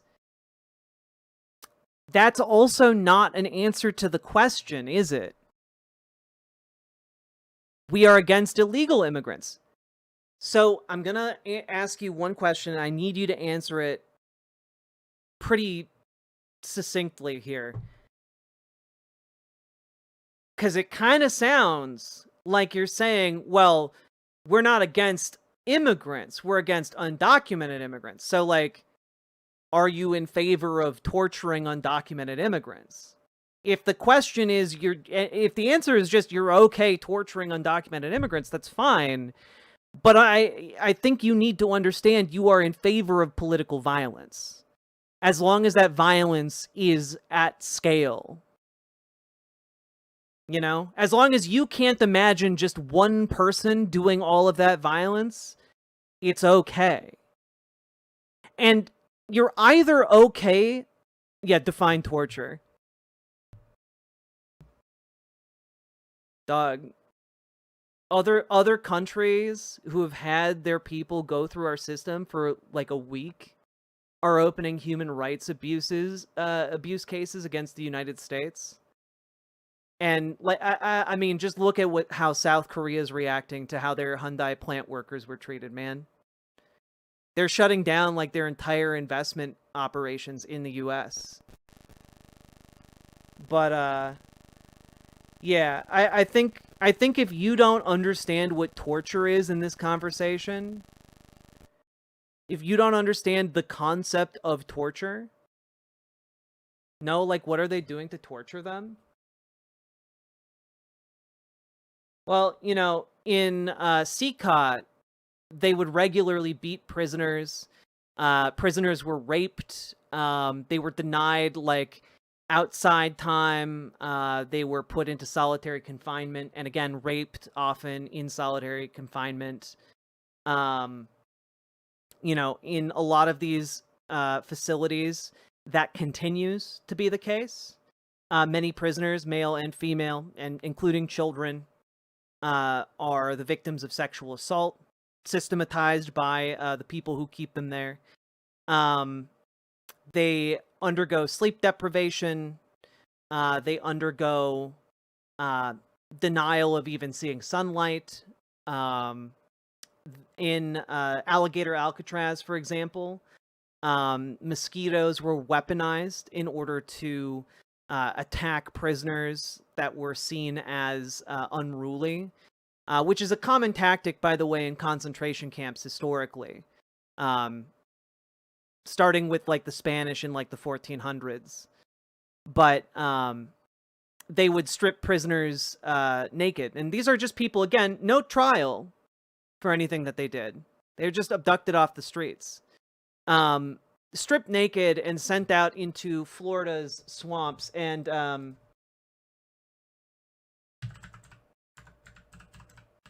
without protection, obviously.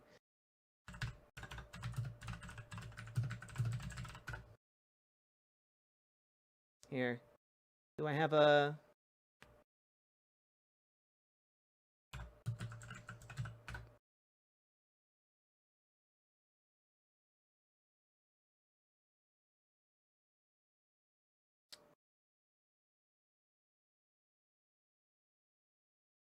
Is this it?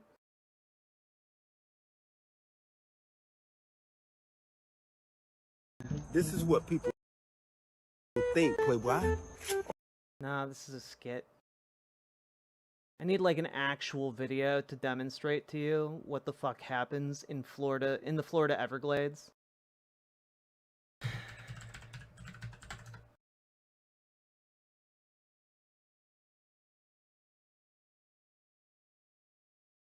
This? Oh yeah, here we go.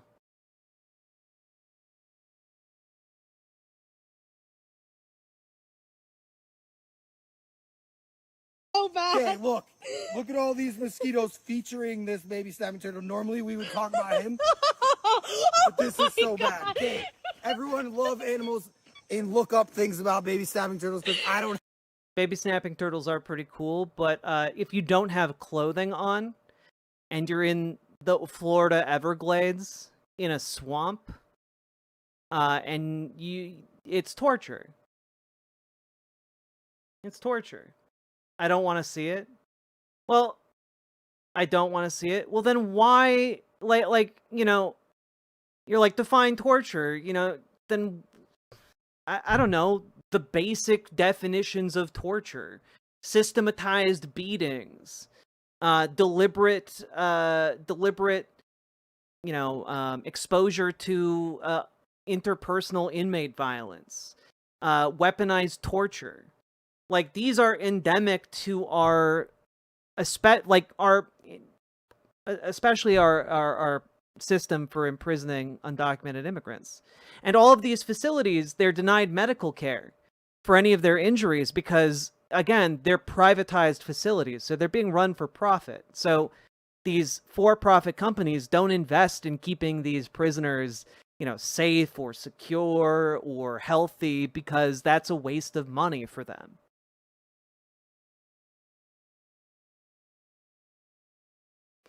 So I guess it's just kind of like you're asking me to define torture, and then you don't want to see an example of the torture. So again, I'm against torture. Why did you need me to define it? Why did you need me to define it? Why did you need me to define it? I've been very cordial with you. No, but I asked you a very simple question, and like, are you in favor of murder? And like, instead of answering yes or no, you asked, define murder. Like, you understand how that's frustrating, right? That'd be like, you're having a conversation with someone, and they're just like, define the word leg for me. I don't know what that means. Like, that's... Come on. What the hell?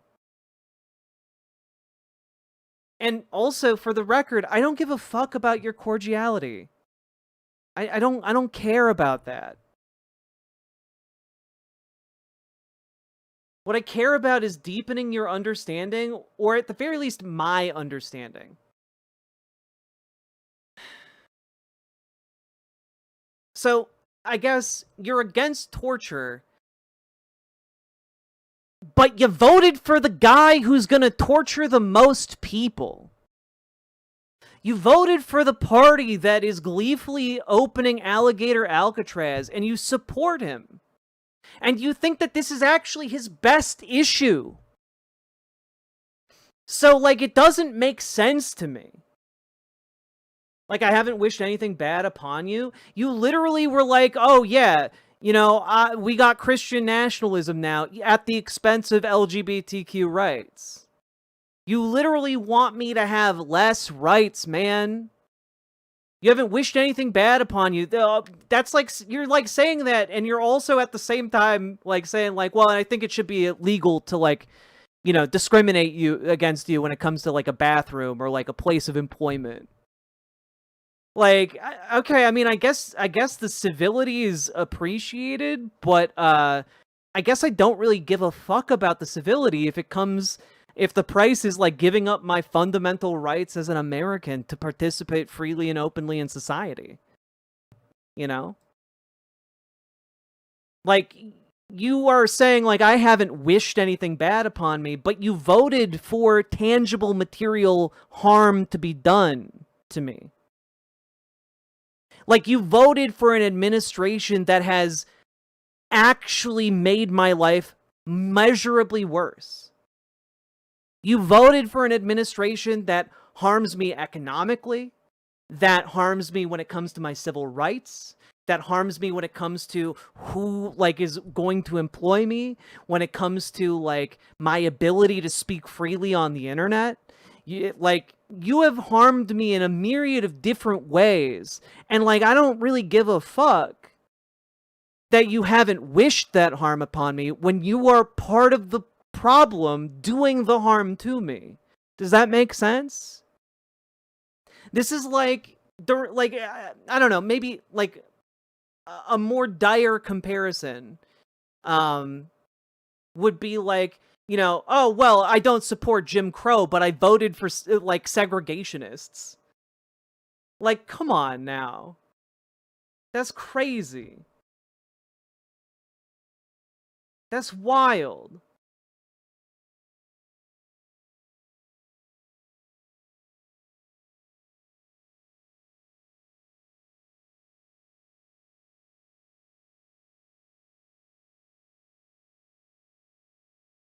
I don't support LGBTQ because I'm a Christian and I believe it's a sin, but I don't hate you. Yeah, but I don't care that you believe it's a sin, and I don't care that you don't, like, support us in some nebulous way.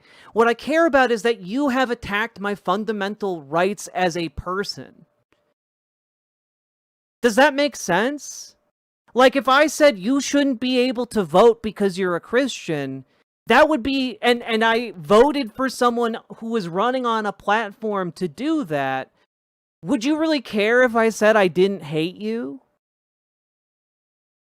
Like, and the guy who got in power, like, took away your right to vote, or was trying to take away your right to vote because you're, like, a Christian? Would you really give a fuck if I said I don't interpersonally hate you? I don't think you would give a fuck. I think you'd be more upset about the fact that, like, I have materially harmed your civil rights.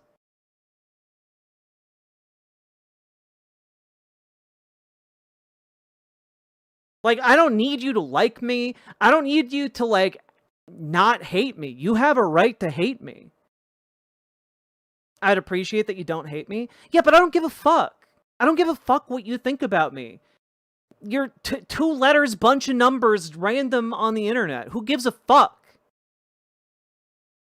I don't care about your intent. I care about the material existence that I have to live. And you want to deny me personhood in the eyes of the state.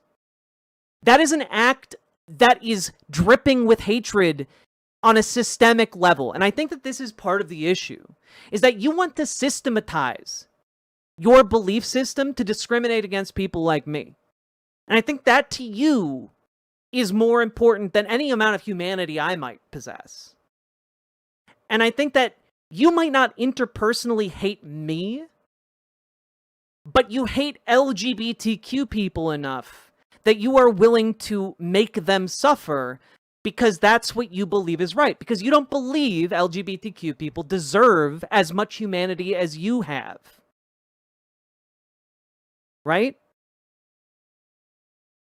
And I think that that really gets down to the bottom. We've kind of like drilled down to the very bottom. You don't hate LGBTQ people, sure, but you just voted for the guy who's going to make it harder for LGBTQ people to exist in the world and ran explicitly on a platform like that. You know, I don't believe you. And if you think that you love LGBTQ people, then you need to radically engage with your politics and reevaluate your political stances. Because you shouldn't be able to impose your religious views on someone who doesn't share them. I'm against the sin, not the sinner. You are, in fact, against the sinner, actually. You are, in fact, against me, and you are trying to legislate how I live my life. And that is a direct attack on me and my human rights, using the might of the state. You want police of the state to deny my ability to exist as I would. You support political violence against people like me. And I don't give a fuck if you have like a feeling of hatred in your heart, because I can't read anybody's heart. I don't know what's in the heart of someone who dons the robes of the Ku Klux Klan. I don't know if they have individual hate. But I can tell from their actions. I can tell from the company they keep. I can tell from who they voted for. So I'm supposed to go against the Bible? No, you're supposed to let me have my goddamn freedom. That's what you're supposed to do. Again, I don't care if you don't hate me. I don't care. I don't give a shit. I don't care what's in your heart, but I care about your political actions. I care about your political actions. And in your Bible, they write, render unto Caesar what is Caesar's, bitch. Let the state have its freedom. I support your right to have freedom, but you don't support my right to have freedom. You want to impose your views on me, and that is an act of hatred. You despise how I live my life, even though it does not harm you. You treat me like a child because you disagree with how I live my life. The kinds of views you have are the kinds of views that feel like the convert or die mentality. And frankly, it is insulting to the very God you profess to believe in, supposedly all-powerful, that you think you need the state in order to convert me to your way of life. That is an insult to your God. It cheapens your religious belief, and frankly, is deeply insulting to the people you profess to not have hatred for, when your actions are indistinguishable from what somebody who did hate LGBTQ people would do. Yes. If your actions are indistinguishable from that of the Ku Klux Klan, I don't give a fuck. I'm gonna call you a racist. If your actions are indistinguishable from someone who would beat and kill a queer person, I don't give a fuck. If you're voting for the same person that the Ku Klux Klan endorses, I don't give a fuck. If you are voting for the same person that every anti-LGBTQ bigot that does have hate in their hearts endorses, then guess what? I don't give a fuck. If your actions are indistinguishable, then you are going to be perceived as a bigot. And you need to interact with that. Only God can change you. Then stop fucking using the state to try and change me, bitch. If you believe that, if you genuinely believe that, then you need to goddamn change your politics. If you believe only God, only Jesus can change me and my ways, then you need to stop fucking trying to dictate my ways with the power of the state at the barrel of a gun. And I am done talking with you now. Good day. I let that go on way too long, and I'm sorry. I did really want to understand what the what the barrier was there to get that point. And I think it really did just boil down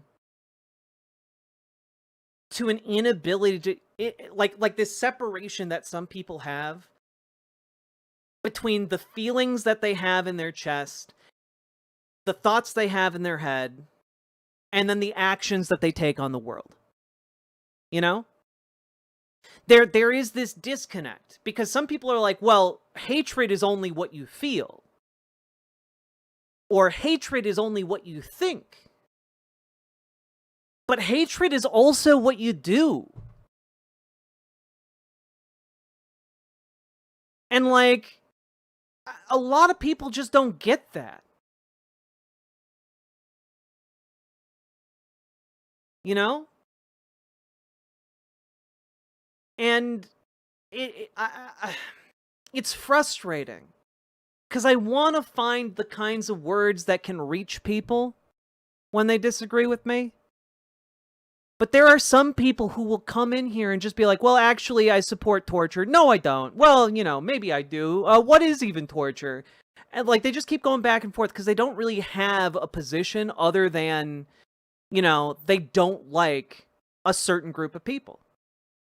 And it's not like that they feel like a hatred for those people. It's not even that they have like intellectual reasons. They just generally dislike a group of people. And they want to use the state to make that group of people go away. And I think that that's really kind of what boils down to that person's political positions, right?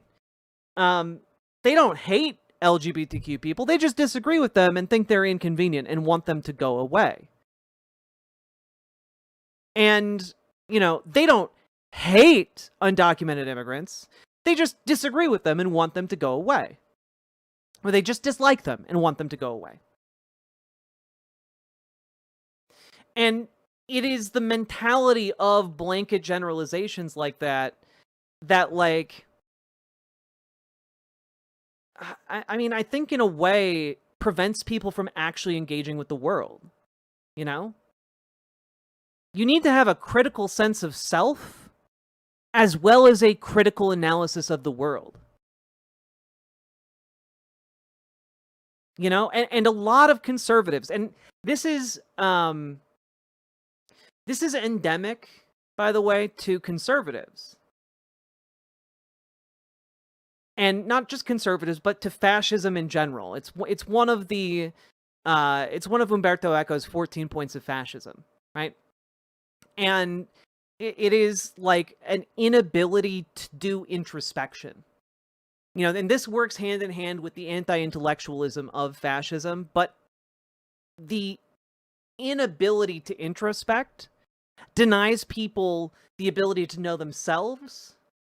And the anti-intellectualism denies people to know the world, so that people become entirely dependent upon the propaganda mechanisms of a fascist society.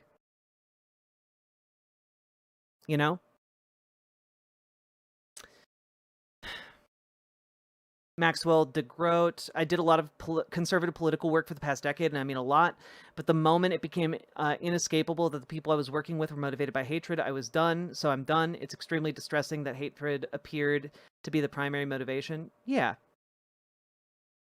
Well, it robs them of a heart, and it robs them of their curiosity. And if you have neither of those things, you do not have the tools necessary to escape from the fascist mindset. You know?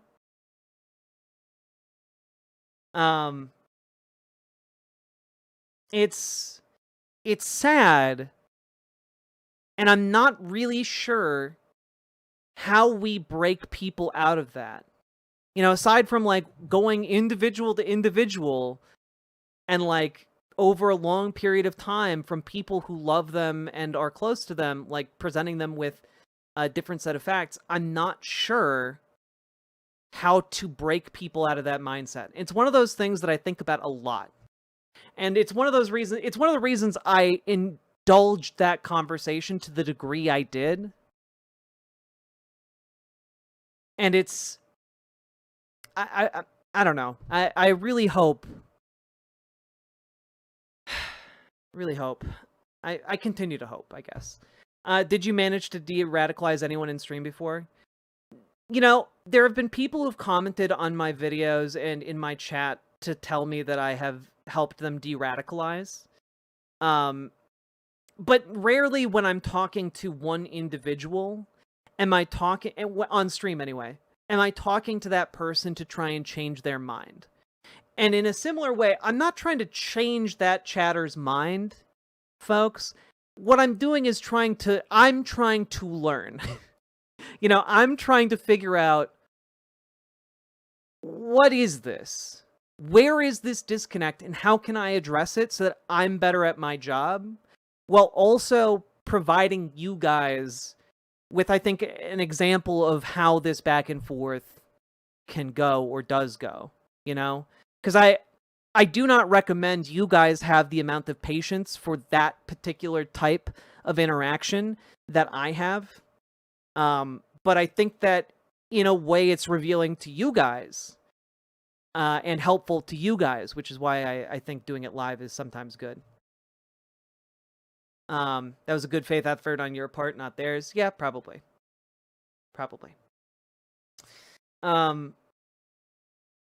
Mediasan debates not to change the mind of the person he's debating, but to change the mind of the audience members. Yeah, and I think that's like the position I have always had on debate.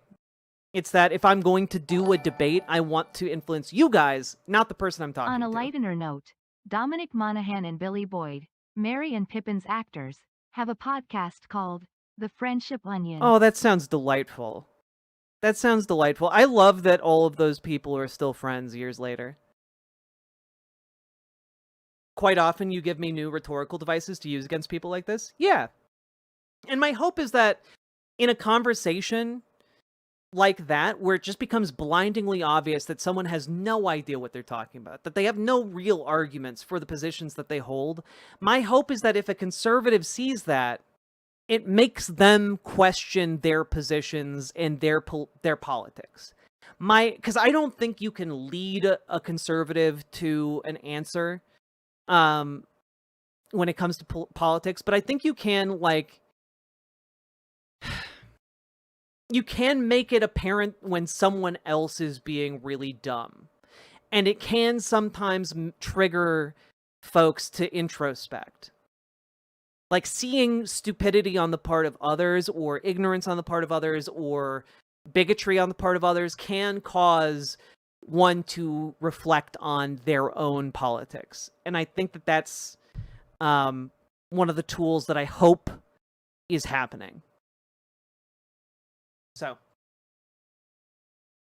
what you were talking about almost mirrors the discussion I was having with my wife this afternoon. Oh boy. Hope it went well. All right, you guys ready? I know that was a long break. We've now been going for 5.5 hours, folks. If you've been getting anything out of today's stream, please hit the follow button, hit the subscribe button, hit the like button. Click the buttons, folks. Genuinely helps the stream, and also please consider supporting the stream with your subs, donos, memberships, super chats, etc. Because, folks, that is what makes this stream possible. I cannot do it without your support, and it's all very much appreciated. Sometimes you have to drag one of the opposition kicking and screaming across the finish line of progress. Sometimes, Sake Tanuki. Thank you for the 2 tier 1 subs. I forgot to hit the button. Thanks for the reminder. Hey, Vinny Vega, I always got your back. Deradicalization almost never happens at once. You can occasionally make someone think about something differently, but usually all you can do is argue well enough to maybe inspire introspection. Yeah, and that's kind of always my goal, you know? Pluvius, thank you for the $5 dono. Also, we haven't played it all stream. Oh god. Did I just break?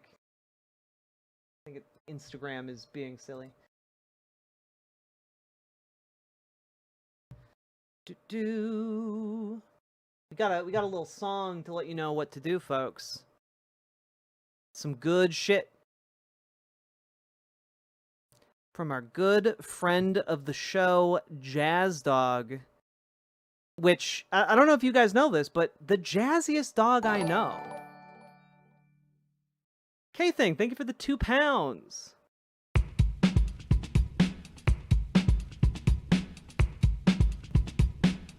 Go, go, go. Click the button, click the button. Click the button, click the goddamn button. Click the button, click the button. Click the button, click the goddamn button. Click the button, click the button. Click the button, click the goddamn button. Click the button, click the button. Click the button, click the goddamn button. Click the button, click the button. Click the button, click the goddamn button. Click the button, click the button. Click the button, click the goddamn button. Click the button, click the button. Click the button, click the goddamn button. Click the button, click the button. Click the button, click the goddamn button. Click the button. Click the button. Click the button. Click the button. Click the button. Click the button. Hell yeah. Alright, let's finish watching this speech. And I really apologize to my editor for this very long gap. Several years ago, a 4th grader asked Charlie to appear on his podcast, which was probably only watched by the parents of that 4th grader. And Charlie, Thanks, Jolene who was loves actually burritos. pretty hot at the time, to be honest, he agreed, and the boy asked for advice. Charlie replied, the left, I call it the radical left. I call it sometimes the radical left lunatics. But Charlie didn't say that. He called it the left. He was probably right, but I can't help it. I can't help it.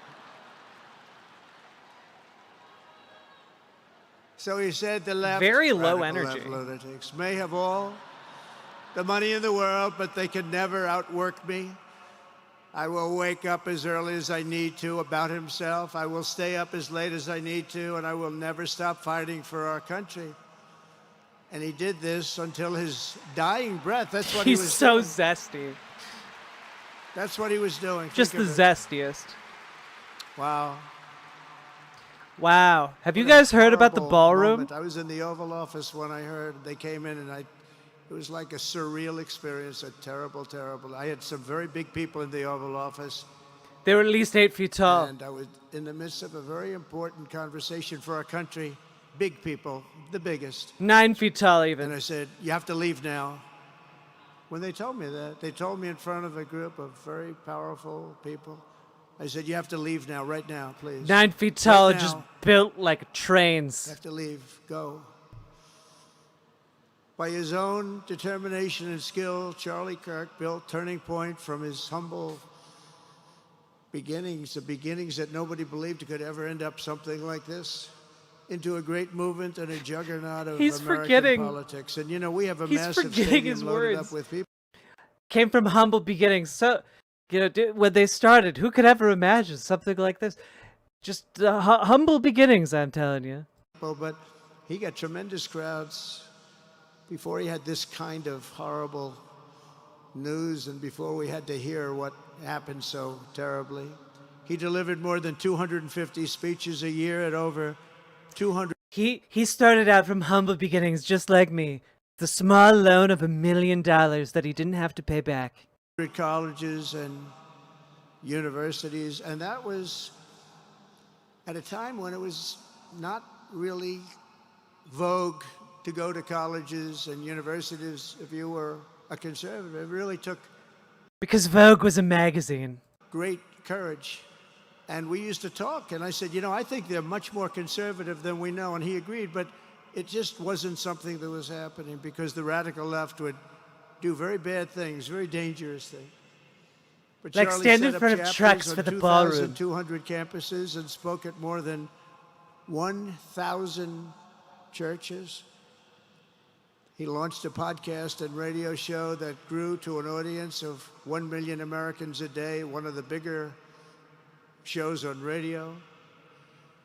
And Charlie didn't just bring young people into the movement.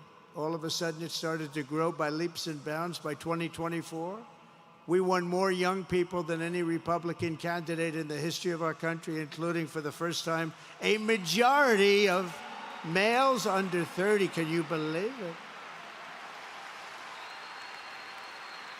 Remember when Republican presidential candidates would get 4%? No, we did unbelievably with young people. And he was a big, big factor. Unbelievable. But He's he made big, me like work for it. 10 Sir, feet you have to tall. make a speech here, you have to make a speech there. But we did it, and we won, and our country is doing unbelievably well now. We had a country We're doing so that well, was everybody. dead 1 year ago, and now we have the hottest country anywhere in the world. It's And getting hotter Charlie every year, folks. helped us make it that. Because Charlie was one of paid the by the great fossil people. fuel industry. So we're doing nothing to stop the fossil Through it fuels all, heating the planet. core We're going to be the of hottest. Charlie's message and his basic method never changed. It never really changed. He stayed the same person also. At every campus event, Charlie asked the people who disagreed with him to come forward, and instead of silencing them, he handed them a microphone and let them speak. And he'd convinced so many of them. It was a pretty amazing thing to watch, actually.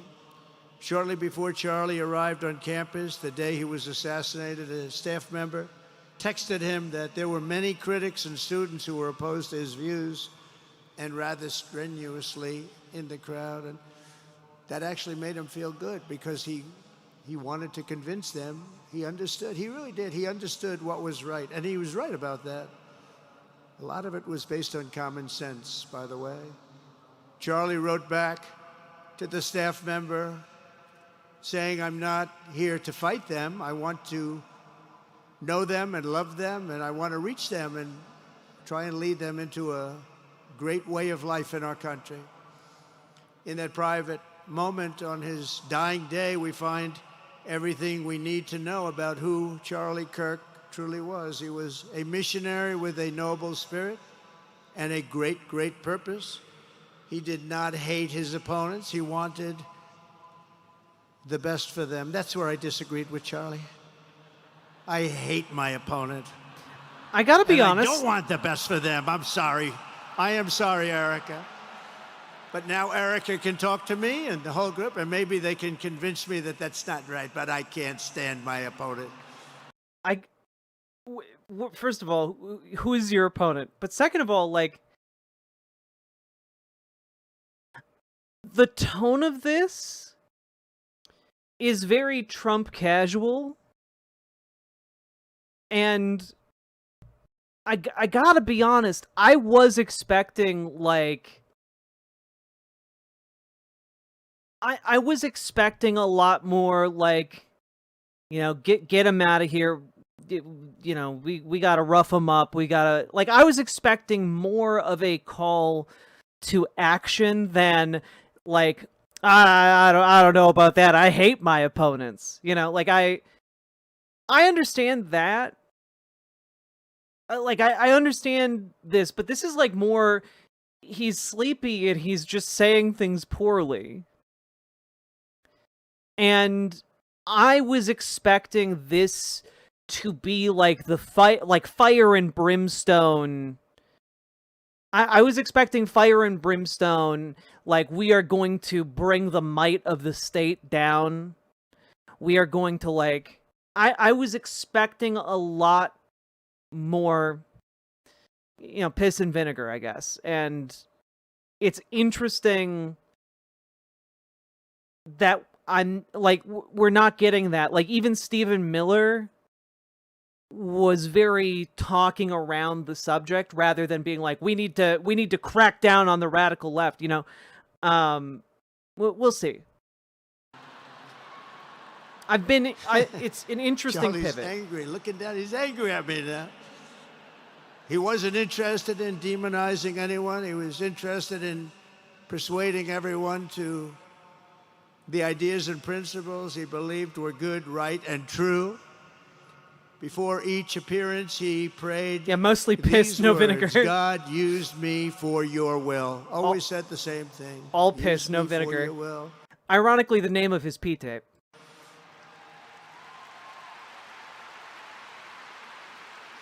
And that is exactly what God did. When you think, that's exactly what he did. What? I'm sorry, I need to hear that again. I was busy thinking about the P-tape joke. Anyone, he was interested in persuading everyone to the ideas and principles he believed were good, right, and true. This speech? Before each appearance, he prayed these words: God used me for your will. Always said the same thing. Use me for your will.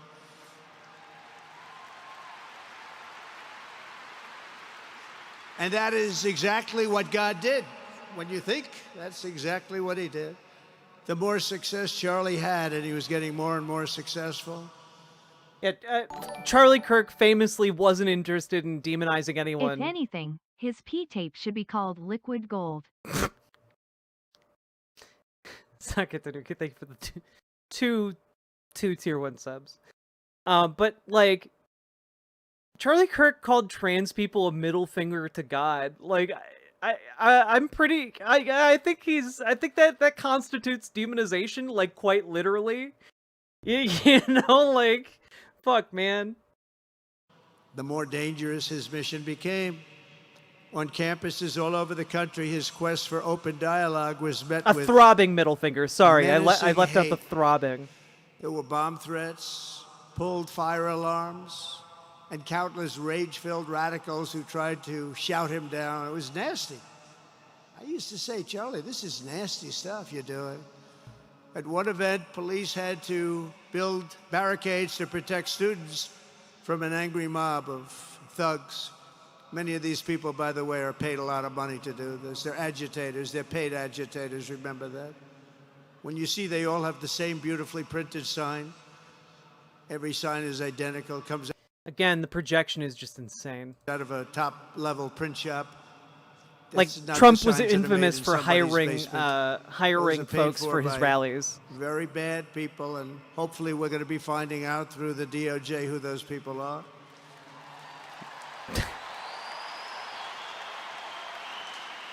At another college, Antifa terrorists shattered windows, threw rocks, and tried to storm the building where Charlie was speaking. It was a really bad one. Often dozens of police officers were needed to prevent left-wing violence. Antifa, left-wing violence. Comes largely from the left. That You is don't just hear a that lie. from too many people, do you? You know, the State Department had to take down their study that they did about rates of left-wing versus right-wing violence because it was very inconvenient to have a study that showed, with all of the data and statistical breakdowns that you could want, that the majority of political violence in the United States is perpetrated by far-right individuals. And virtually every day for years before he was murdered, Charlie received these horrible death threats. People don't know. I used to talk to him about it. He said, I got some threats. He always felt that when they actually made the threat, they were not the ones to worry about. The ones to worry about were the ones that don't make the threats. And I think you know what I mean. He knew the risk, but he and I shared a certain motto: never back down and never ever surrender. Just don't surrender, never back down. He believed in it so strongly. Tiny Dynamine, would you say it's effective or instructive to pick a particular cause to get involved with? It doesn't hurt. You know, if you are passionate about LGBTQ plus issues, get involved in that. Get involved, like follow what you are passionate about and organize in those arenas, I would just encourage you that if you are involved in a particular cause, figure out a way to link that cause with like political organizing, to be an effective group of advocates in your local community, that can like get involved with, like, I don't know, get the people in your LGBTQ group that you organize with to do door knocking or phone banking for more progressive candidates. Get them linked in with being politically active in the community as well. So struggle, and he's right. He's totally right. The radicals and their allies in the media, sometimes referred to, as my son said, the fake news media, tried to silence Charlie for a simple reason, because he was winning, and he was winning big. He was taking over college campuses, colleges that had, in theory, only very liberal, or as they like to say, progressive. I call them liberal, but they like to call themselves, because such a beautiful word, progressive. They're the opposite of progressive, if you think about it. Oh, so they're conservative. If progress is to move forward, and conservatism is to conserve, then like, I guess the progressives are the real conservatives, huh? But they were really nasty, and he would go into these colleges. All of a sudden, within 2 years, 3 years, they turned into bastions of conservatism. It was really quite amazing to see. They lied about him because they did not want you to listen to him or to learn from him, because he's just saying things, yeah. Talking about and even preaching. He's like a malfunctioning made so Furby. much sense everywhere he went. That's a reference for fellow millennials. He won the debates, he won the hearts, he won the minds, and yes, he won the elections for people. He helped us, he helped other people. We won the biggest election in the history of our country, I believe. Oh my God, he can't even take a funeral to stop bragging about himself. Jesus Christ. Charlie Kirk my God. was without a doubt among the most influential figures in the most important election in the history of our country. The election of, that beautiful day, November 5th, 2024. Do you remember that day? It was 9 months ago. What a day that was. Tamagrouchy. I mean... Saki Tanuki, God damn it. Fuck, dudes. We had a pretty good day in the first one. And I must tell you, on the second one, we had a phenomenal day. But a lot of bad things happened. Yeah, And the now real that's not even victim in question. all of this is, They of course, cheated Donald like Trump. dogs. But we got him back, didn't we, huh? Got him back. But we owe Charlie a profound and eternal debt of gratitude now, just like Charlie and Erica made Turning Point hot. We are Why does he looking keep at a saying country hot? that has the chance to Why? attain a Why level are you this way? like never before. Tariffs are making us rich again, richer than anybody ever thought was possible. And the only one challenging it. Are you fucking kidding me? You're still you clowns are still clapping for tariffs like trained seals? They're a unilateral tax. He's bragging about taxing you, you goddamn stupid Republicans. And them are people that hate our country or foreign countries that are paying a price, because they did the same thing to us for years. They took advantage of us, but we're making money. We're becoming richer and richer. And we're taking care of our people better and better when we do that. And we can take care of other... We're taking care of our people better and better. That's why we cut Medicaid. All right? That's why we're closing down all of those, like, rural hospitals. It's because we're taking better care of you. We don't need as many hospitals, folks, because the hospitals we have will be even better. You won't need to go to the hospital when you're in an ambulance for 3 hours, because the ambulance will be your hospital, folks. With all of that money, we're going to be making your lives so much better. Don't look at your bank accounts. Don't look at how much food costs. Don't look at how much every single thing is going to get more expensive. And don't look at how much money the top 1% of this country have compared to the rest of you, okay? It's all getting so much better for you. Trust us, folks. The country is better and better, but we're doing unbelievably well. The tariffs have really been a hold. The election was big, but the tariffs, Just because put on of your the workout election, came in. jeans. And remember, other nations do that to us. And Charlie understood that. He saw the money. He saw what was coming into our country, and we can use that for Medicare, Medicaid, Social Security, all. Yeah, you know, all those things that we are dedicating to cutting. All of those things that we've taken trillions of dollars from. We'll finally be able to fund it by 0.001% with all this tariff money. Of these things that we fight so hard for. Fuck That's you. exactly what's happening. The numbers are incredible. When the news finally came out on election night last November that the race was officially won, came out pretty early in the night. Charlie was live on camera. In that moment, he was overcome with emotion. I've never seen him like this. He was so happy. For a long while, he said nothing. His eyes were filled with tears, and then he buried his face in his hands and he started crying. That wasn't the Charlie I knew, but in thinking about it, it actually was the Charlie I knew, because he had a tremendous heart. He just wanted what was good for our country, and he saw us going It wasn't the in such Charlie a I horrible knew, direction. but it was the Charlie I Lovingly, knew in a Eric. different sense. And this was so beautiful. Erica put a MAGA hat on to cover his bowed head. I like that very much. MAGA, we love. Does everybody love MAGA? I don't believe any of these stories. Make America great again. Big Charlie. When Joe Biden used to get up, remember 12 the feet speeches? tall. We will stop MAGA. We will stop MAGA. You know, he could barely get the words out. We will stop. I said, can somebody inform him the MAGA means make America great again? How do you say you're going to stop it? Why is he still talking about Biden? And Charlie understood that. When Charlie finally looked up and spoke, he smiled through the watery eyes and simply said, I am humbled by God's grace. That was his statement that night. I was watching him. How long has he been going? He's been talking for like 30 minutes. It showed he had a big heart.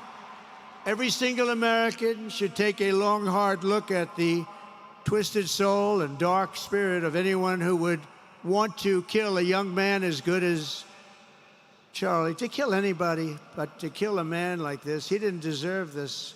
He didn't deserve this. Our country didn't deserve this. And anyone who would make excuses for it are just out of their mind. Charlie's murder was not just an attack on one man or one movement. It was an attack on our entire nation. That was a horrible attack on the United States of America. It was an assault on our most sacred liberties and God-given rights. The gun was pointed at him, but the bullet was aimed at all of us. That bullet was aimed at every one of us. Indeed, Charlie was killed for expressing the very ideas that virtually everyone in this arena and most other places throughout our country deeply believed in. Okay, But now we're the getting to the part of the assassin failed speech in written his by quest Stephen because Miller. Charlie's message has not been silenced. It now is bigger and better and stronger than ever before, and it's not even close. And it's rare that such a thing happens, but Charlie is bigger today than he was. Think about it. Just 2 He's weeks 15 ago, feet he's bigger tall today now. than he was 2 weeks ago. Now, 15 that feet may tall, not help folks. his friends and loved ones, of which there are so many. It may not help Erica and those beautiful children who have to suffer so horribly through this moment, but they know it's true. He's bigger now than ever before, and he's eternal. bigger now than when I started He's his eternal. speech. He's 20 feet tall now. And I just want to say we love him, and he's looking down at us right now, and he's saying, wow, that's a great crowd. He's They looking say down that's on a us great because he's crowd. now 23 feet tall. 23 feet, folks. Just a massive lad. And it's a great crowd of patriots. But that's why I will soon award Charlie the nation's highest civilian honor, the Presidential Medal of Freedom. It's the highest Oh, God. civilian honor. All right.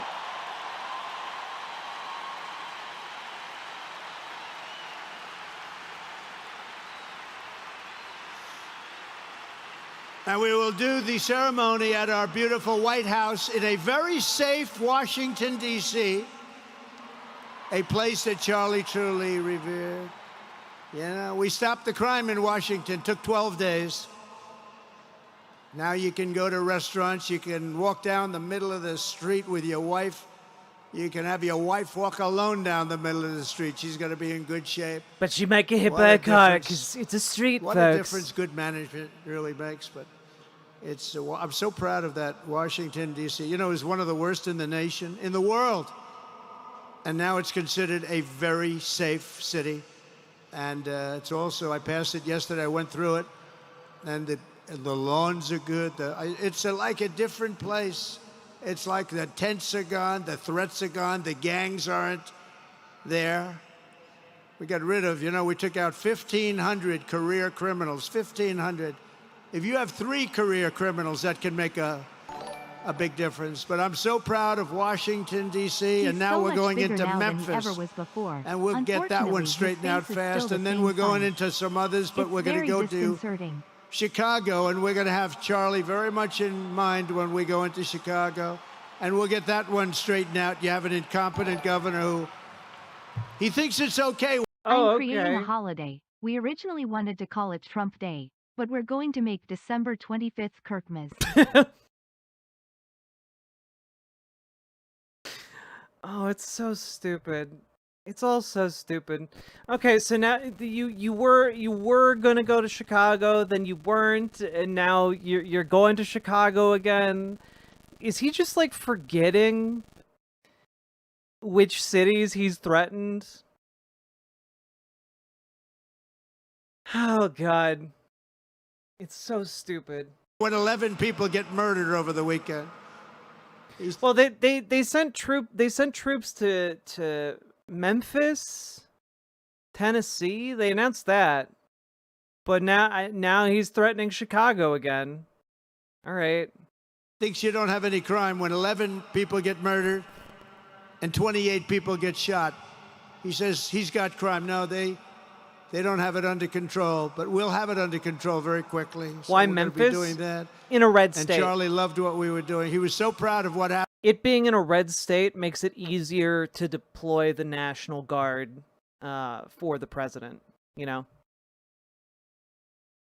Because the governor can basically mobilize the National Guard for Trump. It's a whole thing. He was there to see it. He's so proud of what happened in Washington, D.C.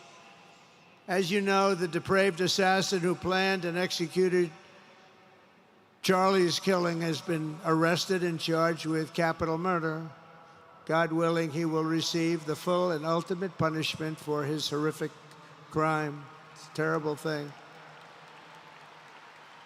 Because you can't let that happen. You can't let that happen. Can't let it happen to a country.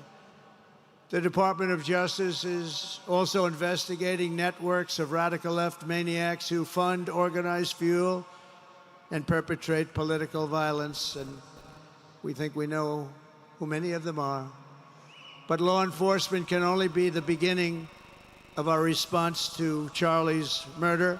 Okay. Over the last 11 days, we have heard stories of commentators, influencers, and others in our society who greeted his assassination with sick approval, excuses, or even jubilation. You've heard that. So have I. Couldn't believe it.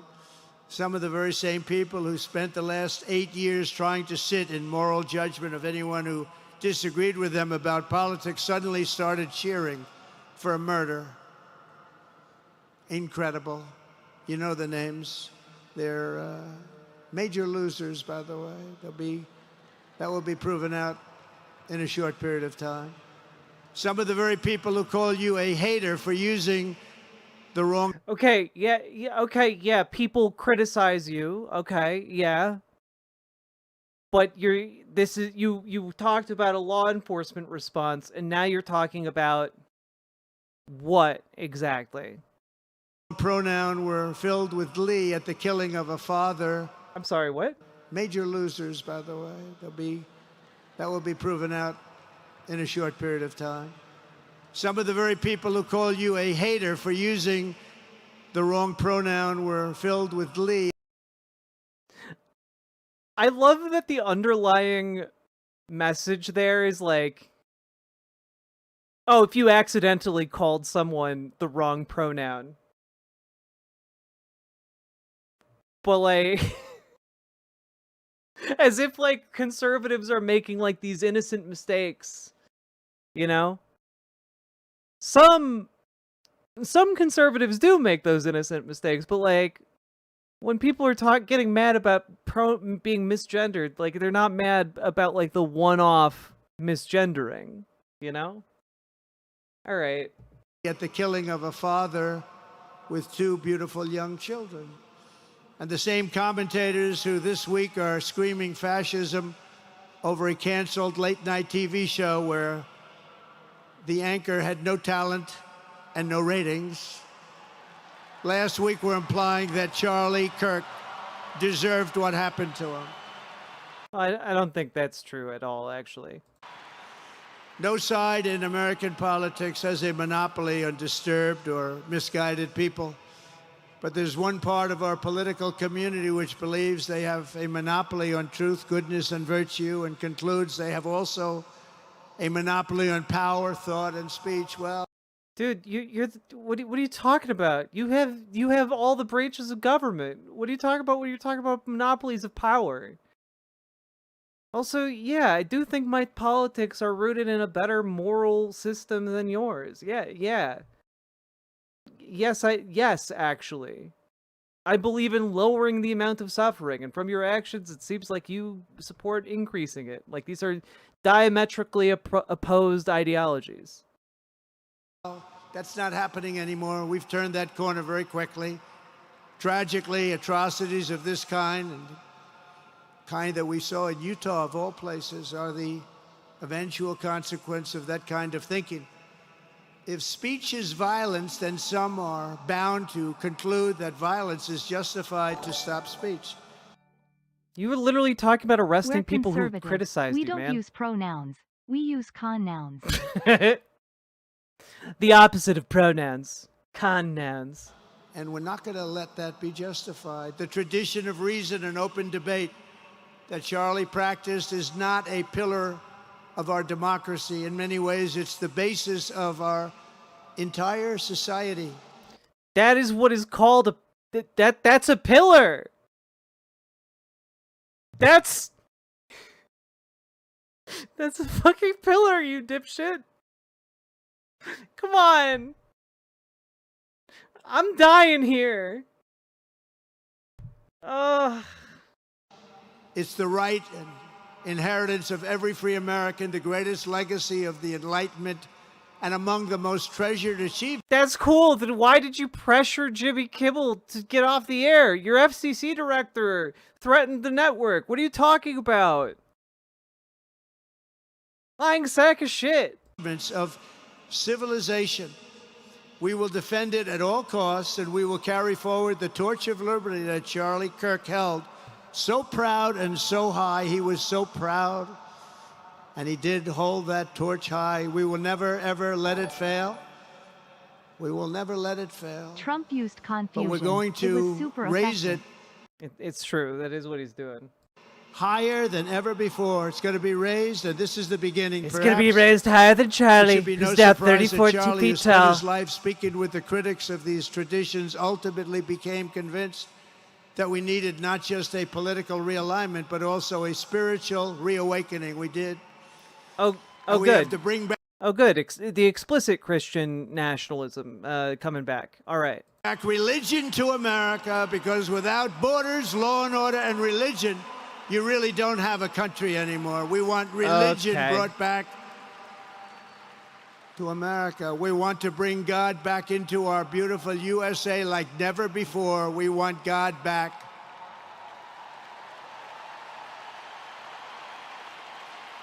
Charlie would have been so pleased to hear his friends and colleagues today giving testimony and giving glory to God.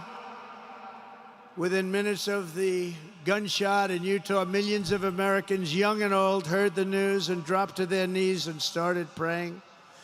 Even many who rarely prayed asked God for a miracle. Please, God, save Charlie. But although Charlie's time with us on earth has ended, those prayers for a miracle have already been answered.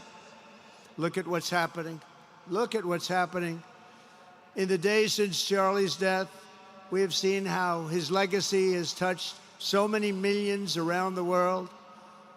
In Calgary, Canada, thousands gathered at City Hall to sing the American national anthem and raise up posters with the name Charlie Kirk. In Seoul, South Korea, crowds gathered to wave American flags and shout, "We are for Charlie Kirk." His memory has been honored in the streets of Berlin, Warsaw, Vienna, Sydney, Madrid, London, Tel Aviv, and all over the world. So beautiful to watch. A man as far away as rural Australia texted a pastor, "I'm going to come to church tomorrow for the first time ever." Oh, just on the front of news about ICE in Chicago and like plans to send troops to Chicago. This might have something to do with it, by the way, folks. This is from earlier today. ICE plans to evacuate Chicago area facility following immigration protests. Y'all remember Kat Abu Ghazaleh, congressional candidate in Chicago, got thrown to the ground by ICE officers the other day. We covered it on Friday. Maybe that's what it is now. Trump is like, we need to deploy the troops to Chicago so that we can stop these pesky protesters from closing down our ICE facilities. Seems likely in my mind. But keep on protesting, folks. Protesting and organizing on the ground works. It works. It's huge. The pastor asked, "Why is that?" The man replied, "Because of Charlie Kirk." Can you imagine? The lesson of Charlie's life is that you should never underestimate what one person can do with a good heart, a righteous cause, a cheerful spirit, and the will to fight, fight, fight. Have to fight. We're saving our country. And Charlie's a big factor, such a big factor. Charlie Kirk started with only an idea to change minds on college campuses, and instead he ended up with a far greater achievement, changing history. He changed history. Today, Charlie Kirk rests in glory in heaven for all eternity. He has gone from speaking on campuses in Wisconsin to kneeling at the throne of God, where he is right now.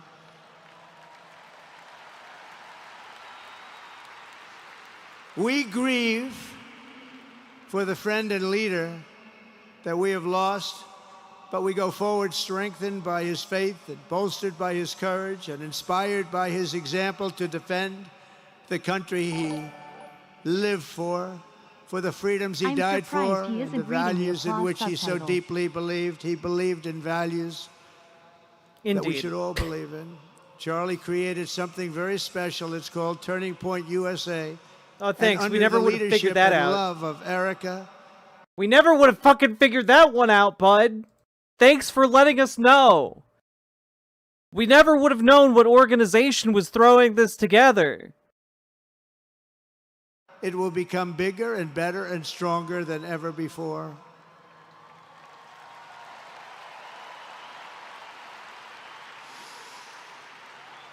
So, Charlie, we all want to thank you. We want to say a very loud God bless you, Charlie. God bless you for what you've done is incredible. And God bless Erica and the children. God bless the United States of America. And could I ask Erica, please come out. Erica, please come out. Thank you.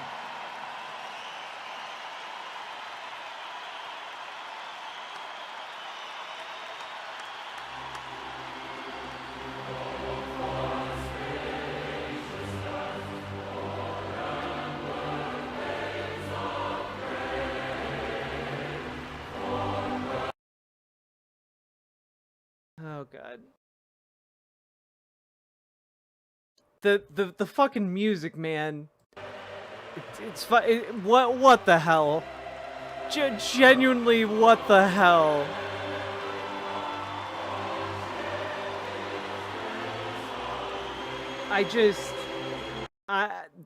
It's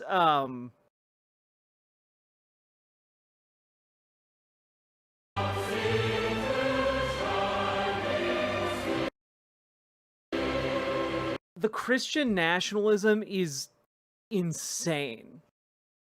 It is grotesque, Velvet. It is. This looks comically evil. It does.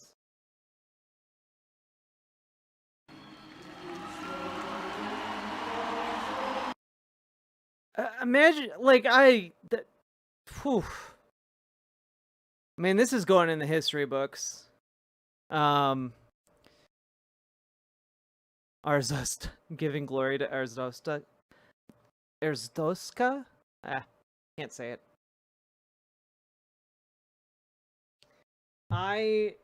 It's just we're at the end now. Like it's just them standing on stage being viewed.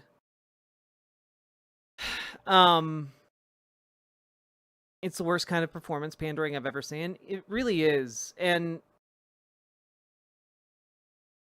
none of this felt like a funeral, man. It felt like a Turning Point USA rally. It's the boys IRL is another good way of putting it. And like, oh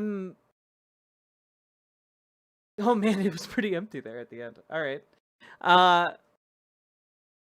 God.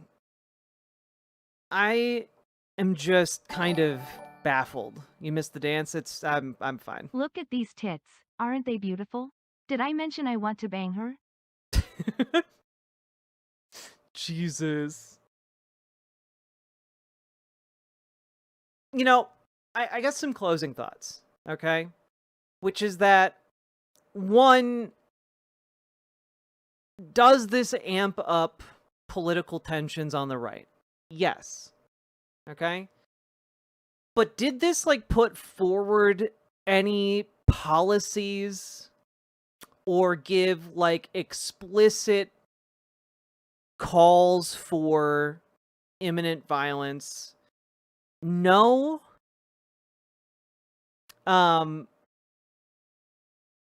Like, I'm kind of torn, because I was expecting this to be like, essentially like a call to do mass political violence at scale, right? Or to, like, encourage the brown shirt movement to, like, coalesce to a greater degree. And a lot of this was just doubling down on what conservatives have already been fed and what they've already been talking about in these circles. And my rear end. Yeah, like, this was a lot of chest beating. It was a lot of, we're powerful, we're in charge.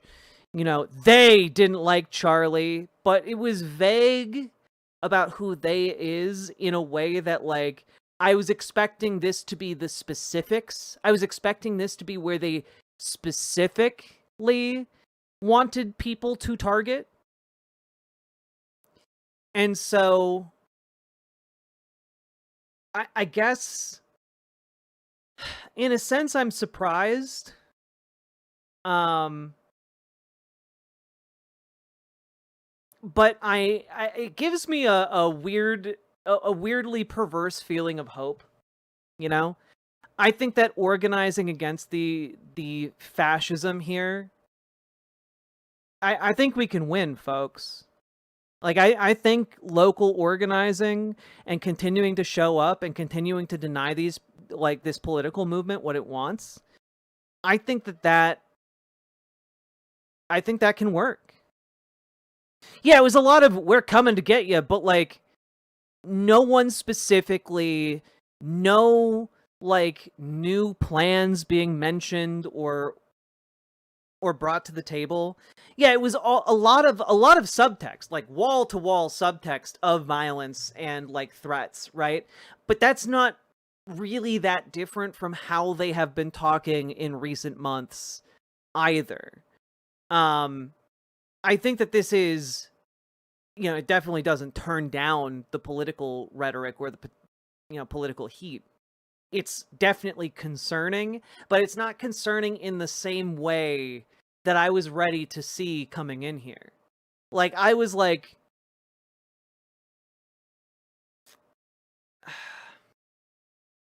I guess I was expecting a lot more. I was expecting like some concrete calls to action, and we didn't really get those. And Trump was rambly and deranged and hateful, but like in the same way he has been. And I was thinking that this was gonna be like, again, a call to action. And it was not that. The biggest calls to action meaningfully that they had in here were like, join Turning Point USA, join Turning Point USA, join Turning Point USA, etc. I was expecting more vitriol. I was expecting more piss and vinegar, like I said earlier. And I was expecting targets to be named. And like, we didn't really get that. Yeah, Jorturth, like, my worst fear was that this event was going to be essentially an announcement to organize for a night of mass violence against their political enemies. And thankfully, that fear does not seem to have been realized. It's not saying they couldn't make that realized in the future, but this won't be the venue where they announce that, So,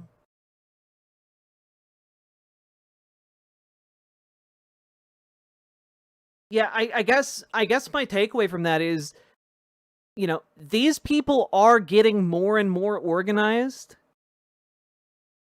And folks, you need to get organized to keep yourselves and your communities safe. Because these people, this fascist movement is going to try to come to your town with the National Guard at their beck and call, with ICE or DHS or all these different agents to try and disappear members of your community. And you need to get organized in order to get, like, your sheriff's department not to cooperate with ICE when they come knocking, or to get city ordinances that protect LGBTQ people. You need to, like, get to work on doing these things because they're gonna come, and having those legal that legal framework in place, or those laws in place to prevent some of this action, could mean the difference between people being snatched up and people being safe. And so I think folks need to organize. You need to organize. You need to organize. You need to organize. And if it's organizing in your local library, or your local LGBTQ center, or your local, like, your local DSA, or your local Democrats, or your local homeless shelter, whatever, get organized. And we have resources in this community that can help you organize with your local Dems or your local DSA.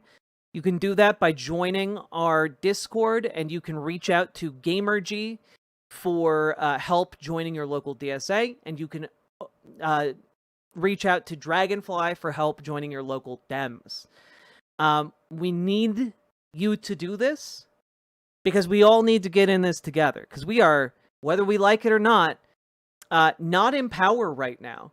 And we need to deal with that. We need to figure out how we are going to organize so that we are ready to both keep our communities safe, and also so that we are ready to organize and mobilize for the democratic process about a year from now, okay? Because that's going to be really important. And I know a lot of people in the comments on these videos that I put together type away about how, like, oh, you guys think you're going to be able to vote your way out of this, dipshits? And it's like, no. But that's part of it. If you want to preserve and fix a democratic system, that's going to be part of it. And for fuck's sake, if you want to preserve democracy, then you have to be able to mobilize people to be willing to vote. If you can't do that, then you can't organize people to do more. Voting is literally the easiest thing you are asked to do. And it's one of the hardest things to organize, to get people to do. So we need to organize now so that we are ready for all different kinds of scenarios that may come up in the future. But number one, we organize for our immediate safety. Number two, organize to better our local communities. And number three, we organize to participate electorally. But those first two are really fucking important. Those are the most important things to do. And, it is a distant concern in the, next year. As we get closer to these elections, it will become a bigger concern. But the primary reasons to get mobilized right now are to project local power and get local protections and keep ourselves safe. Because if we want to take seriously the project of building power, like Turning Point USA does, like billionaires in this country do, we need to take this seriously and we need to do the work. Okay? And that is, your homework assignment. Figure out how you're going to engage with your local community in a way that is going to build up local political power. It's really fucking important. And it might mean the difference between people being able to remain housed on cold winter nights or have air conditioning on hot summer days. It could mean the difference between life and death for some people in your community, or freedom and depression for some people in your community. So get organized, because we might not have money, but we do have one thing that the billionaire class needs from us, and that is our labor. And we can use that labor to build a better world. So, that being said, there we go. There you have it. Those are my closing thoughts. Folks, we've been going for 6.5 hours. If you have been finding anything useful out of this stream, hit that follow button, hit that subscribe button, hit that like button, and consider dropping those subs, donos, memberships, super chats, etc., because that is what allows me to continue doing this stream. Maybe I'll take a night off tomorrow. We'll see. This kind of was a huge chunk of my day. Appreciate all y'all, and please support the stream as you can, and I will see you all maybe tomorrow or Tuesday. We'll see what I have the juice for. That being said, let's stream end. It's true. I'm sorry. I'm sorry. I'm tired and I need to eat. I'm gonna raid you guys into Doodleburb though. Doodleburb is a 10 out of 10 streamer. With that being said, see y'all everybody. Take it easy. Bye.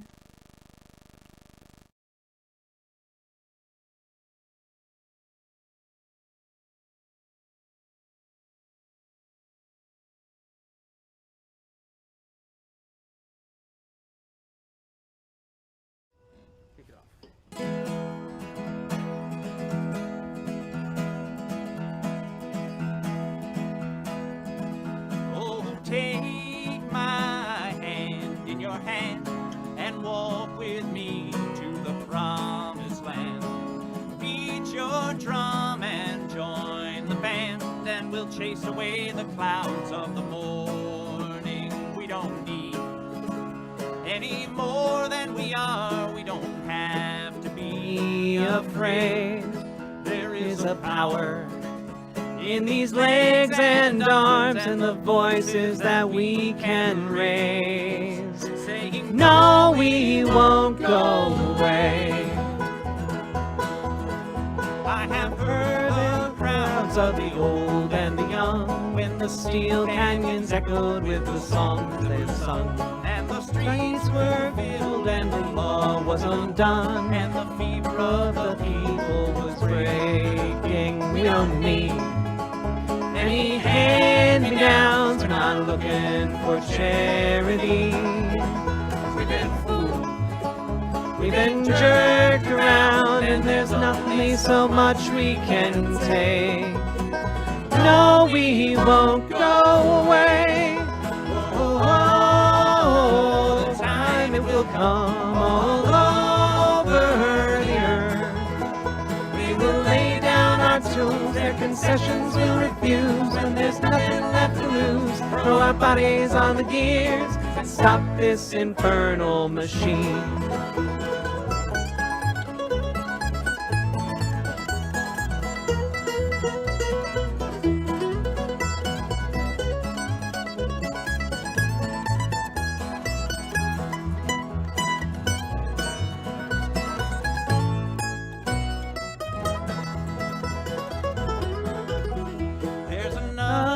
Day that's about to unfold, when another world will rise from the ashes of the old, and the meek will follow in the footsteps of the bold. When we realize what's ours for the taking, we don't need any weapons of war. Not a drop of blood shall fall away. They are many, but we are many more, and the sky will echo our refrain. No, we won't go away. Whoa, whoa, whoa, whoa, whoa, whoa. A time it will come all over the earth. We will lay down our tools, their concessions we'll refuse. When there's nothing left to lose, throw our bodies on the gear and stop this infernal machine.